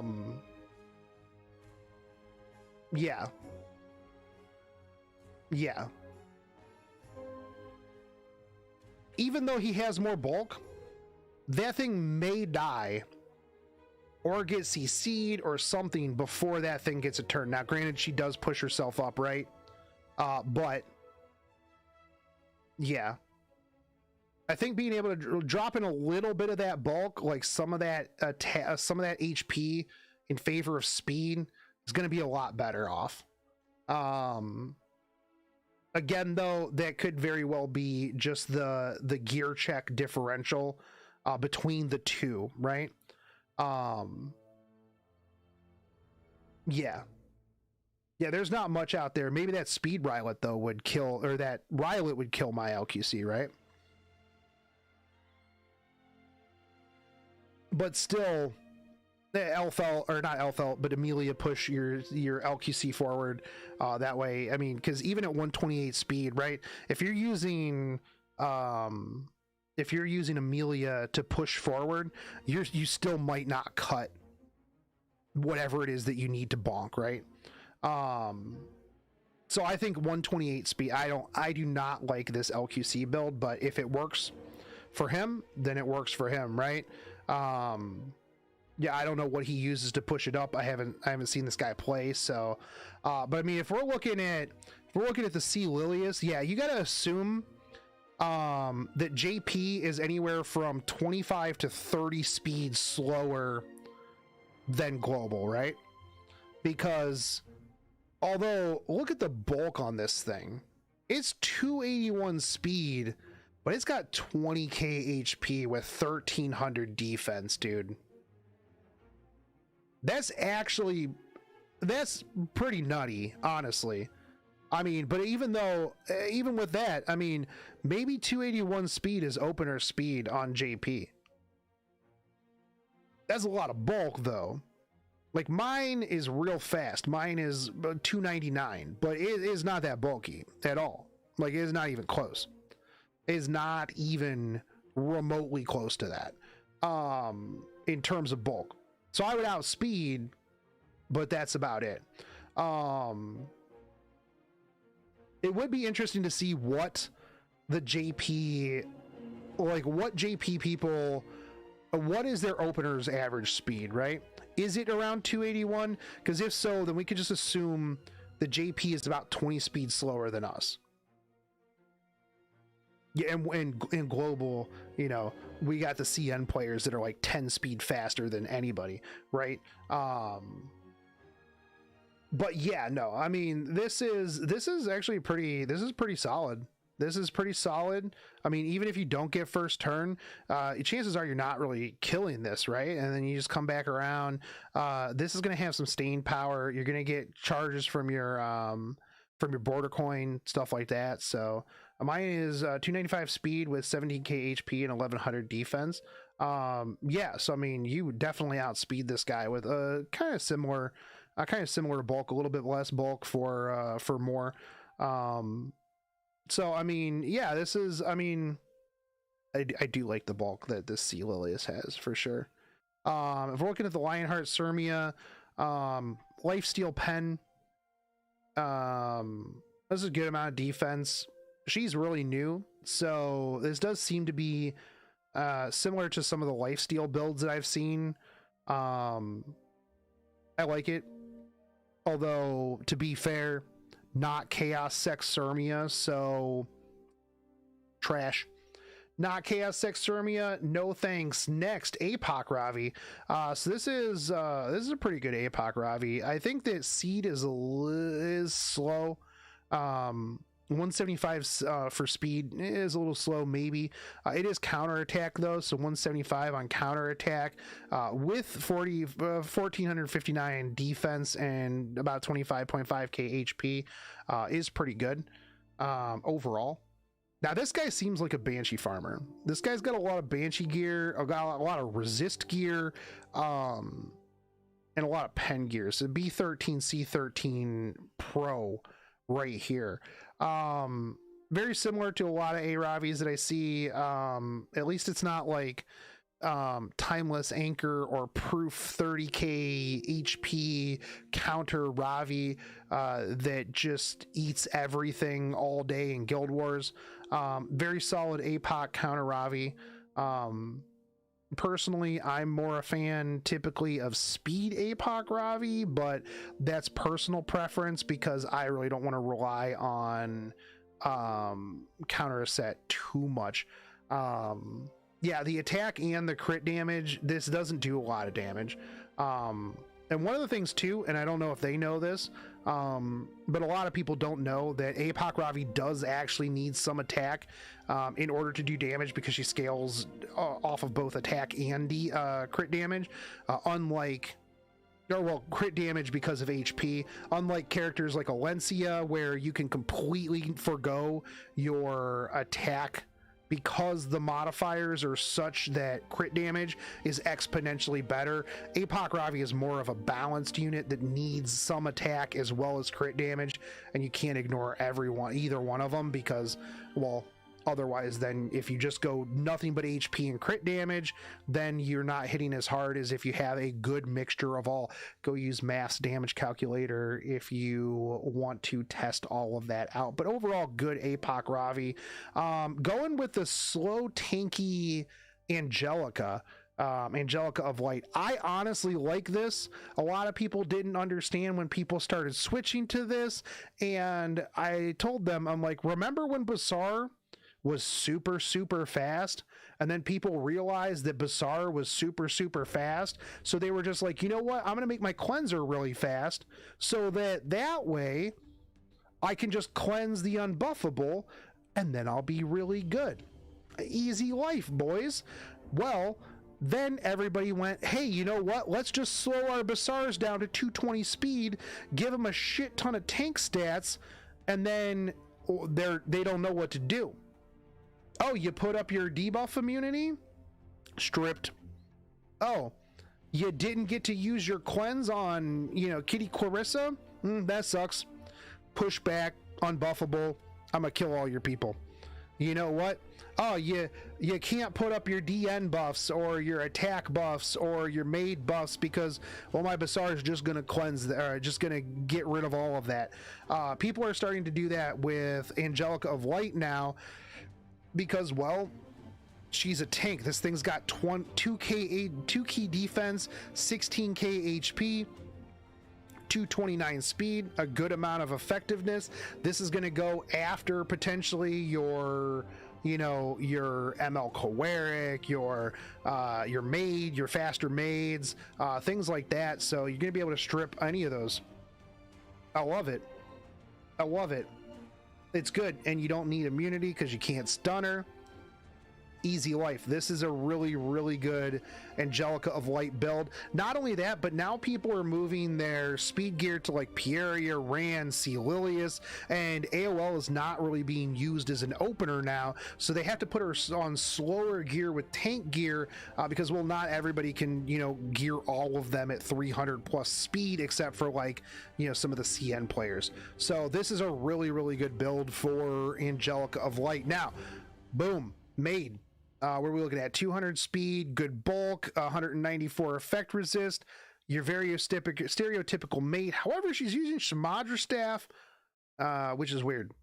A lot of people don't use Shamadra Staff. Usually it is also it's either Idol's Cheer or it is a Water's Origin on your main. However, Shamadra Staff is going to help out with that effect resist, is going to help out with that little bit of healing that she does.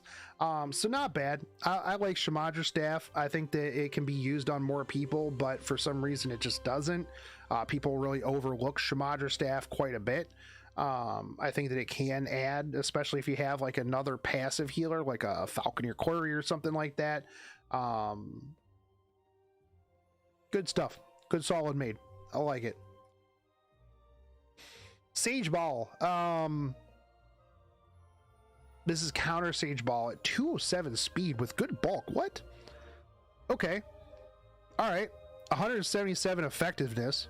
Counter 207 speed. 207 speed on counter set, bro. This guy is a 100% a Banshee gamer. This is I mean, he's got a crown. Usually you see Sage Balls on proof, but this one's got a crown. So if you don't sleep, you can potentially stun. Definitely for lockdown. 20.5k HP, 1600 defense. You're really not going to be doing a ton of damage to this. It's going to cycle. It's going to lock you down. 207 speed is really good. Now it doesn't have any effect resist, which is one of the problems that, you know, you usually run into with like with this guy, is you getting controlled and then, you know, stopped really fast. And getting taken off, but this is a really amazing build. 207 speed with counter set is just pretty ridiculous in general, especially with this bulk and effectiveness. Like this is a really good Sage Ball. This is kind of crazy. Mine is more effective effect resist, but this thing is pretty solid. I had imagined that, like, if you get 1-on-1 or 2-on-1 with this Sage Ball, he's just gonna lap and clap. I like this. This is really good. This is really, really solid stuff. Spirit Eye Celine, 230 speed, a lot of damage on yeah, this is pretty good. Lifesteal Pen. I really don't know a whole lot about ML Celine because, well, I don't have one. I just fight against her. But this is pretty good. 230 speed, not bad. Again, a little slow maybe for global, but overall stats, it's gonna hit. It's gonna hit real hard. And then you got Dust Devils, so this is pretty good. I like this ML Celine. I wish I had one. All right, Lion. Okay, let's take a look at this. So injury immunity. 25k HP, 1500 defense, Elbrus. 50% critical hit chance, and 221 critical hit damage. What was mine? I'm pretty pleased with mine. We're looking at 27.6. He's got more defense than me.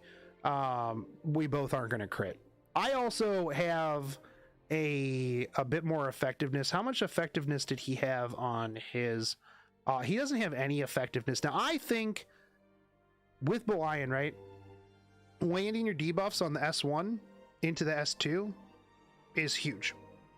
I think it's huge. I think having a little bit of effectiveness is really good to overcome any residual effectiveness or anything like that on a bruiser. For anybody who has extra effectiveness just kicking around. Where I'm a little bit more HP, he's a little bit more defense. I like a bit more HP just because it scales. Both on injury. I think this is good. I'm on hit though, he's on immunity. So personally, I have felt that immunity is kind of losing a little bit of its place just because everything soft strips now. So even if you have immunity at the beginning of the match, an AOL is going to strip it, or a Sea Lilius is going to strip it, or a Pierre is going to strip it, or Rand's going to strip it, or Cerise is going to strip it, or it doesn't matter. Take your pick of anybody that reduces buff cooldown or strips buffs. So why not get some extra stats? Just rely on 15%. This is a pretty good Belian. Belian's really not too hard to build, especially injury Belian. Is what it is. I'm gonna have to cut this because the dogs are gonna flip out in now. Maybe I do, maybe I don't. You'll find out when I post the video. All right, moving on to the Spectre Tenebria. 176 speed, I don't like it, it's too slow. Obviously drafting it into not counter or not AoE, probably really important. I do like a little bit of a faster Spectre Tenebria. Good damage, an okay amount of bulk here, just to shove off like some residuals, but pen set lifesteal. Pen set doesn't work after your S3. However, if you soul burn your S1 into your S3, something's probably going to die because you have pen set. Pen set doesn't work on her dual attack because it's a double attack. It's two targets, it's not a single target.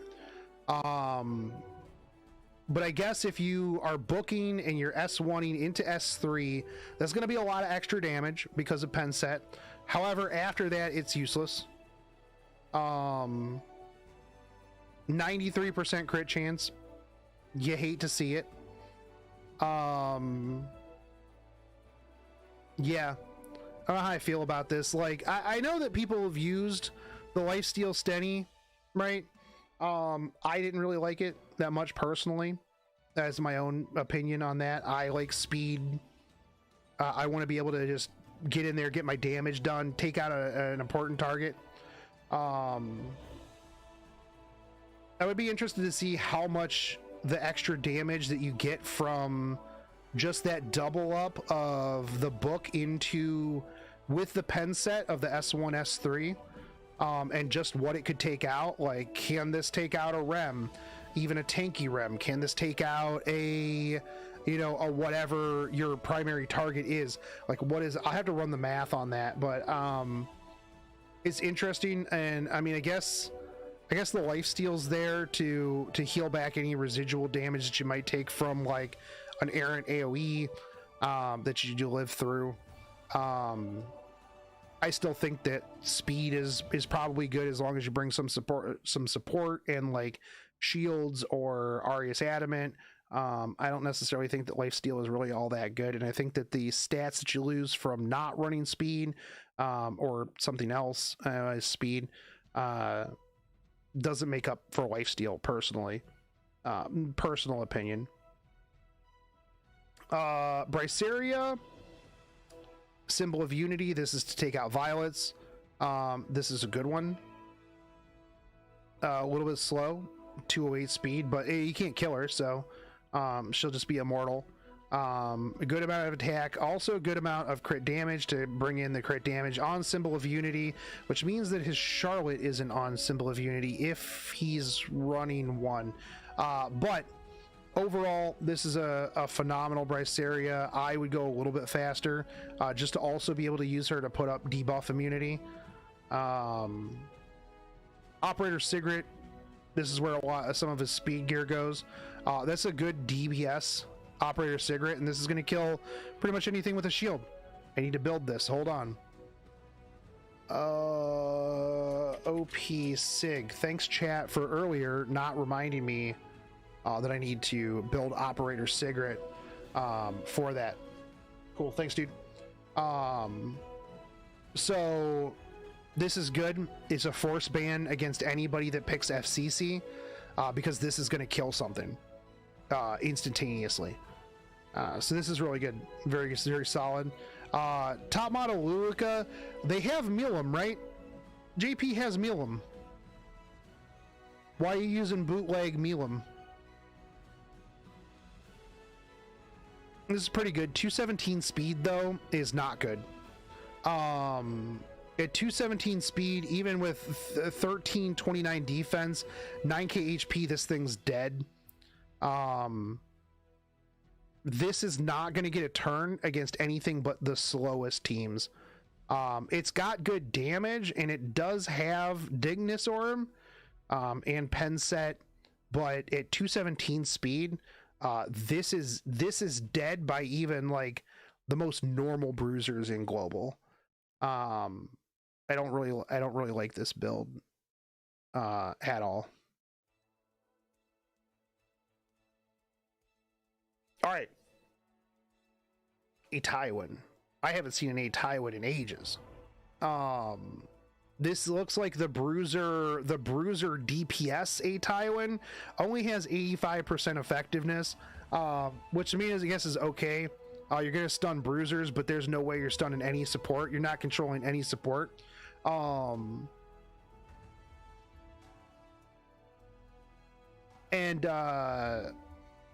Like the damage is okay on this, but the speed is bad. 188 speed here. Like, I don't know, man. And typically with A Tywin, you want to go one of two ways. You either go, I'm gonna be a counter soul stealing DPS machine, or the more popular build is like the really high effectiveness, like 220 speed, tanky control A Tywin, which I think personally is probably one of the better A Tywins out there. But yeah, this is a weird hybrid. I don't think 85 effectiveness is going to be enough to lock down anything. Realistically, if you're locking down bruisers, you don't need this much effectiveness, and you're not gonna lock down support with this. I also don't really think that A Tywin has been meta for a little while. I haven't seen one in any of the streams of people that I've watched, so yeah, I don't know. I also don't. I feel like Elbrus Ritual Sword's probably better, just for the clapback soul steal. I guess this is the AOE one that steals souls as well too, right? I guess it's just for soul stealing. Rowana is literally Rowana. Counter Celestine is what it is. Extra thick. I mean, look at that. That's 23k HP, 2k defense, slow as a brick, but extra thick. Landy is guiding light, speed Landy, decent damage, okay bulk. Could go a little bit higher on the crit damage here, but overall, it's your stereotypical speed Landy, right? The extra bulk there is just to eat like any random AoEs through stealth, because you get reduced damage, so it's going to keep you alive. Your run of the mill mid speed Landy. Nothing too special, nothing too crazy. Injury Bloodstone SSB. Okay, let's go. The bulk here is okay. Could be better. The crit damage is low. The attack is pretty okay. I feel like a bit better of a balance between attack and crit damage would be better here. Usually you go really high attack if you're using drink, but this is Bloodstone. Speed doesn't matter. A little bit of effectiveness here, probably from random gear and probably imprint maybe. It's injury SSB. I personally like my SSB with about 18k HP. I like the more bulk the better on her, because she is not there for a lot of damage. She's there for extended chip damage and defense break. I'd be interested to see how this works out. I would like to see a match with this in it, in order to see how this unit plays out. We've got a lot more units to go, by the way. Rimuru is going to be a Proof of Valor tank bruiser Rimuru. The damage is okay. You got, I mean, the damage is actually going to be pretty good. You got 286 crit damage here. You've got pen set, which I don't know. I've never really, I wasn't really a big fan of pen set. I feel like you get away with better stuff. Proof of Valor. I mean, I am still partial to Uberius Tooth for extra damage. Good speed at 201. You do have enough bulk here to be able to eat stuff, especially with Proof of Valor. Not too many things are going to be able to one-shot you right out of the gate, and just go from there. I mean, it seems to be, I've been seeing a lot more kind of tanky bruiser Rimarus, so this is very, very typical, right? All right, here's the Milim, but it's 191 speed on counter with very little bulk. This guy seems to put a lot of counter sets on things that have no HP. That's a lot of damage though. Like 303 critical hit damage, 4k HP or 4k attack. That's a lot of damage, but it's slow. And it's a little squish, honestly. Yeah, no pen set either. But I guess at that speed, you kind of have to have immunity, right?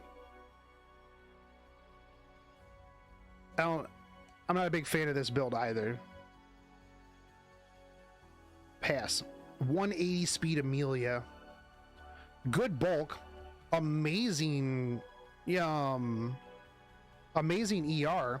But literally wasting one of the best initiators, Soul Weaver initiators in the game. 180 speed? Bro, this is Soul Weaver Oxlots. This is Soul Weaver Oxlots that you're going to use to push your straws forward, push your LQC forward, give yourself attack buff. You know, this is the better Oxlots. You have it at 180 speed. I don't know, man. I don't know about this. I don't know about this JP server and their speeds. I don't know. SMH. I don't like this build. I don't like this build at all. I think Amelia, speed Amelia, something akin to, why does this keep doing this? Something similar to this is probably better overall, in my opinion. 255 speed. I go against any bruisers. I'm gonna outspeed them. I mean, I literally have, hold on, I have the same bulk. I just don't have the same effect resist. I only have 119 effect resist, which you can't see because it's right here. I have the same bulk, but I have 70 plus more speed. 85 more speed. This is one of the best initiators. You go against any tanky team, this pushes your straws forward. This pushes your LQC forward. You get attack buff, they're dead. Yeah, I don't like this build. As doo-doo. That's a good carrot. That's a lot of attack. I do think she could use a little bit more health. Destro, I don't understand. It's got to just have the stats, right? Because the crit damage doesn't matter, really. The crit damage doesn't matter on this carrot at all. This must just be spare Destro gear that has the stats, because it really, crit damage doesn't really matter. I guess like a little bit of the crit damage when you S3, but overall doesn't really matter too much. Really good defense, but at 10.4k HP, this is kind of squish, honestly. I don't really like this at all. This has got to be spare gear. Like, unless there's some sort of crazy tech, this is just way, way, way too squishy, especially at 191 speed. Yeah, 0 effectiveness. This carrot is weird. I don't like this carrot. All right, time to be. First off, I don't like Holy Sacrifice. That's a counter carrot with none of the bulk. Yeah. I don't like Holy Sacrifice. Personally, I still think that JFA is probably one of the best artifacts for Charlotte, or Spirit, or Symbol of Unity. Especially if you're doing Lifesteal Charlotte. Symbol of Unity is probably the best. Followed up by JFA if you're doing like speed. 152 speed, dirt slow. Does have good-ish bulk. Decent attack. I feel like there's a lot of crit chance in her build that could just be gone.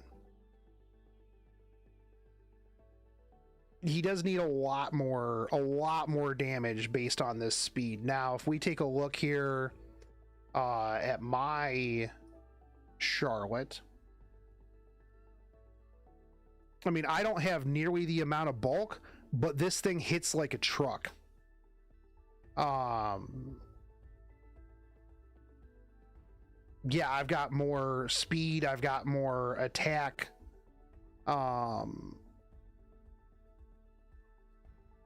You got more crit damage.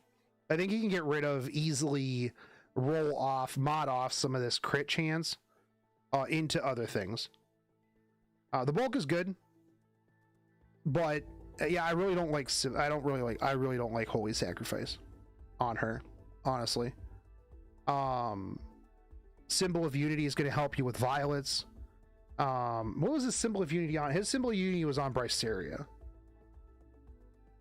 His Symbol of Unity was on Bryceria. This is a Sag Fire 5 head. Yeah. Alright, Champ Zerato. This is a pretty okay Champ Zerato, actually. Lifesteal HP. That's really good bulk. Enough damage, although it's slow. It is pretty slow. It's a lot thicker than mine. I really need to revisit mine. Mine was built for speed and damage. I'm torn, and I've always been torn on slow C Zeratos, right? Because the problem with C Zerato being dirt slow is you don't get your S3 up. You don't get natural turns. So you are reliant on them to debuff you. Now, if you get to the point where they only have that option to debuff you, well, then you win anyways. But it is really good bulk. I personally, like I said, I like a little bit faster. I also feel like you could probably do with Ilela Violin, because if they put up debuff immunity and you get defense broken and you can't get that defense break off of you, even though you're going to be countering, yeah, you're going to be life stealing, but if you got defense break on you, it's going to die. It's just going to die.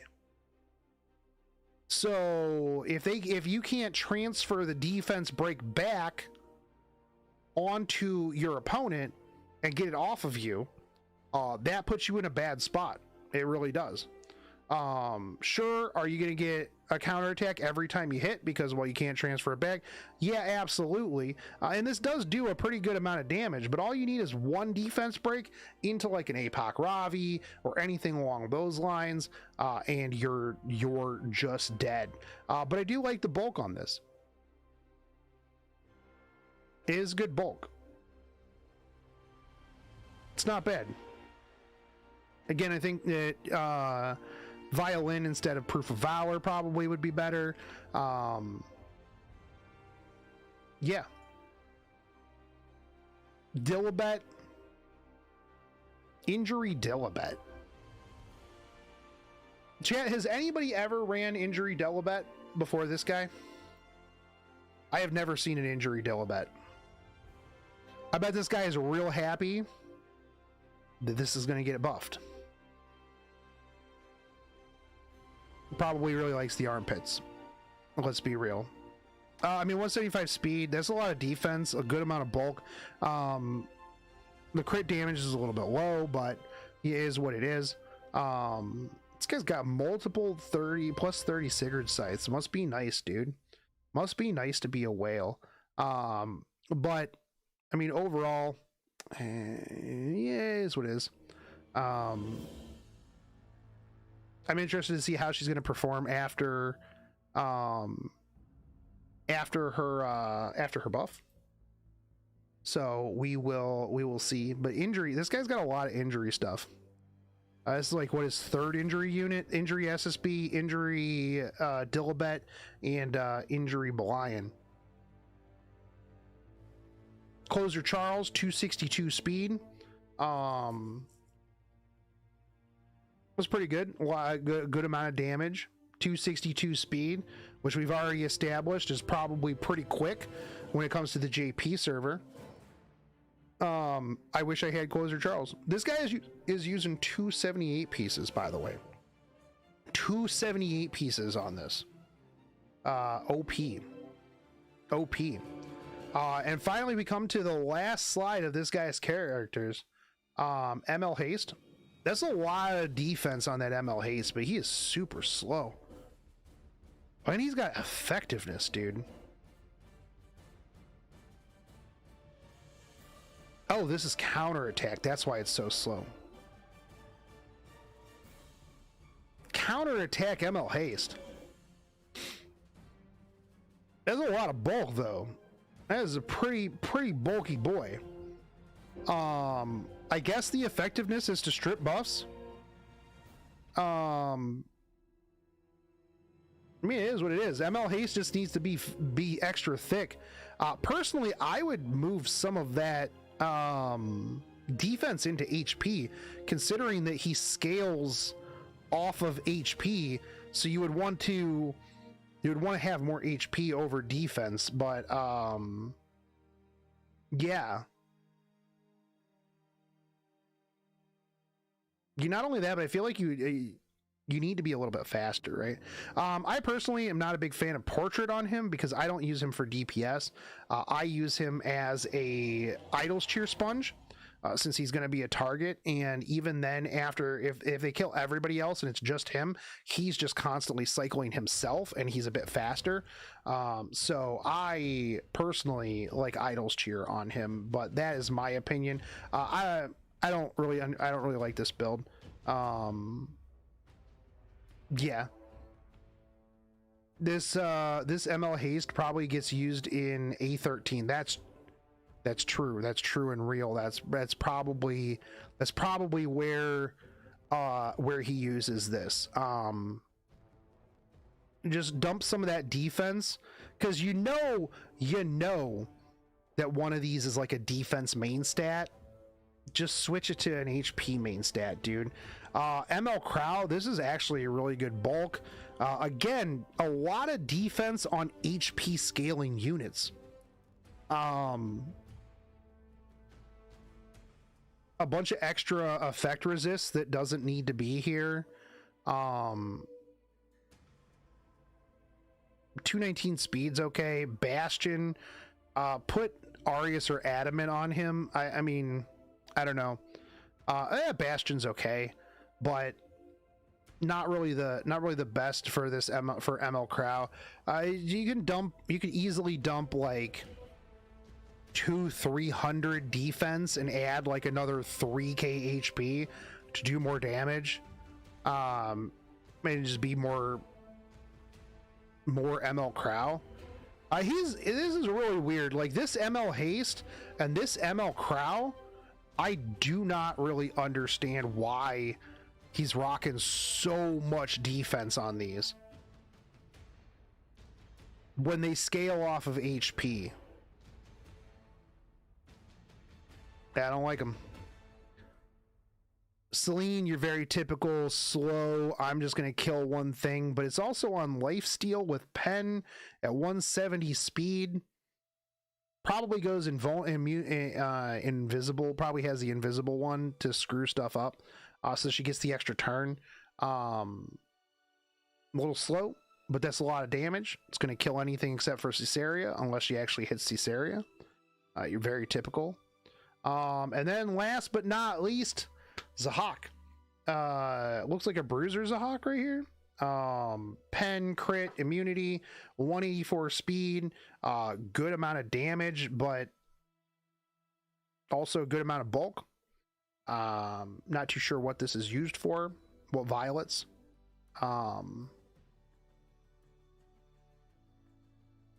Do people use him very often? I don't see him very often. I don't see him picked very often. Yeah, no, good damage for the bulk. And actually, surprisingly, one, it's not in counter set or destro, and two, it's 184 speed. It's actually surprisingly speedy for this guy's account, actually. So overall, it's interesting to see how the number 2 Legend JP player gears his account. I think it's interesting. There's a lot of questionable choices here. There's a lot of questionable choices, and I do think that one of the cruxes of the problem, is that they just haven't had as much time as Global has had to get gear. Realistically, this guy's fastest unit was ML Lilius, right? At 281 speed. We did not see another unit in his kit that was as fast or faster than this ML Lilius. So if we use the number 2 player in JP as a benchmark for opener speed, JP is about 20 to 25 speed faster, about 25 speed faster. Actually, I'd say 25 to 30 speed faster, because I'd wager our Legend 2s are probably rocking, 315 speed, right? At least. So 20 to 30 speed slower than Global is. But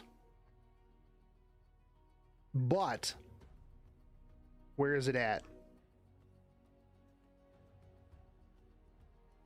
This is literally the best ML Ken that I have ever seen in my life.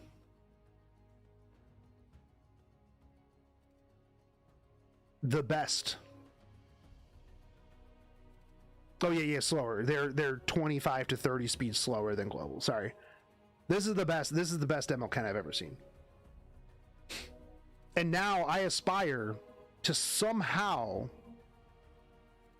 overcome this ML Ken. That's my goal, boys. I will have the best ML Ken, the best ER ML Ken in the entire world. And this is the one that I have to beat.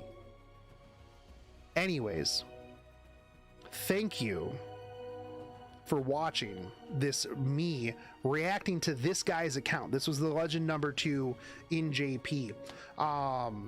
I've never really done anything like this, and now I'm gonna go eat pizza, which I was gonna do before I decided to make this hour-long video going over all of this guy's gear. Big shout out to this dude. I'm actually super excited to see what JP brings to the RTA landscape, just because they're a newer server. But dude, I'll tell you what, but JP people are crazy. So we'll see. Maybe some of these units are geared the way they are because they're on a completely different level of thinking than we are. But we'll see when they come to the main stage, baby. But as always, if you guys like this content, make sure you like, fave, and subscribe, and hit the bell notification, because a lot of you guys would be like, bro, I haven't seen you in ages. You streaming some Epic 7? Well, that's crazy, dude. I haven't seen you stream in 27 years. And I'm like, bro, I streamed yesterday twice. I streamed the day, I think I streamed the day before. Hit that bell notification. I stream on YouTube and Twitch all the time, except when I'm sick. Then I upload videos every so often. Or you can just join the Discord, where I will ping you if you want to see it. But make sure you comment down below to help out the algorithm, because YouTube hates me. Much like those 2 dudes that thumbs down every video that I put up, even though nobody but me can see it.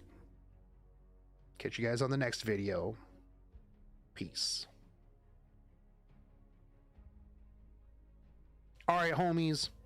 I'm actually going to go eat food now. I didn't think that it would take me an hour plus to look at all of this dude's characters. I thought it was going to be a quick video. We were going to burn through stuff. But when have I ever done anything quick when it comes to videos?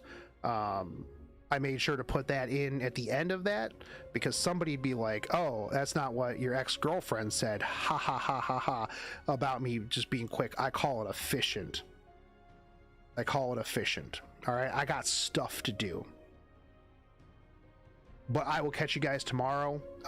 We've got a lot of characters that we've got to gear out. And for those of you who weren't here earlier, I'm just going to show you this. 26 speed hat. You can screenshot it. You can clip it. 26 speed hat, boys. Odin, come here. Come here. High five for 26 speed hat. Come on. Come on. Get up here. Boom. High five. High five. We got 2 26 speed pieces of gear, boy. Yeah, that's right. That's right. That's right. Actually, not true. Rhyme from CN has a 320 speed P area. But I'll catch you guys later. These dogs know that I'm ending stream, so they're going to go outside. And I will see you guys tomorrow. Have a great rest of your evening. And I'll catch you guys later. Peace out, dudes.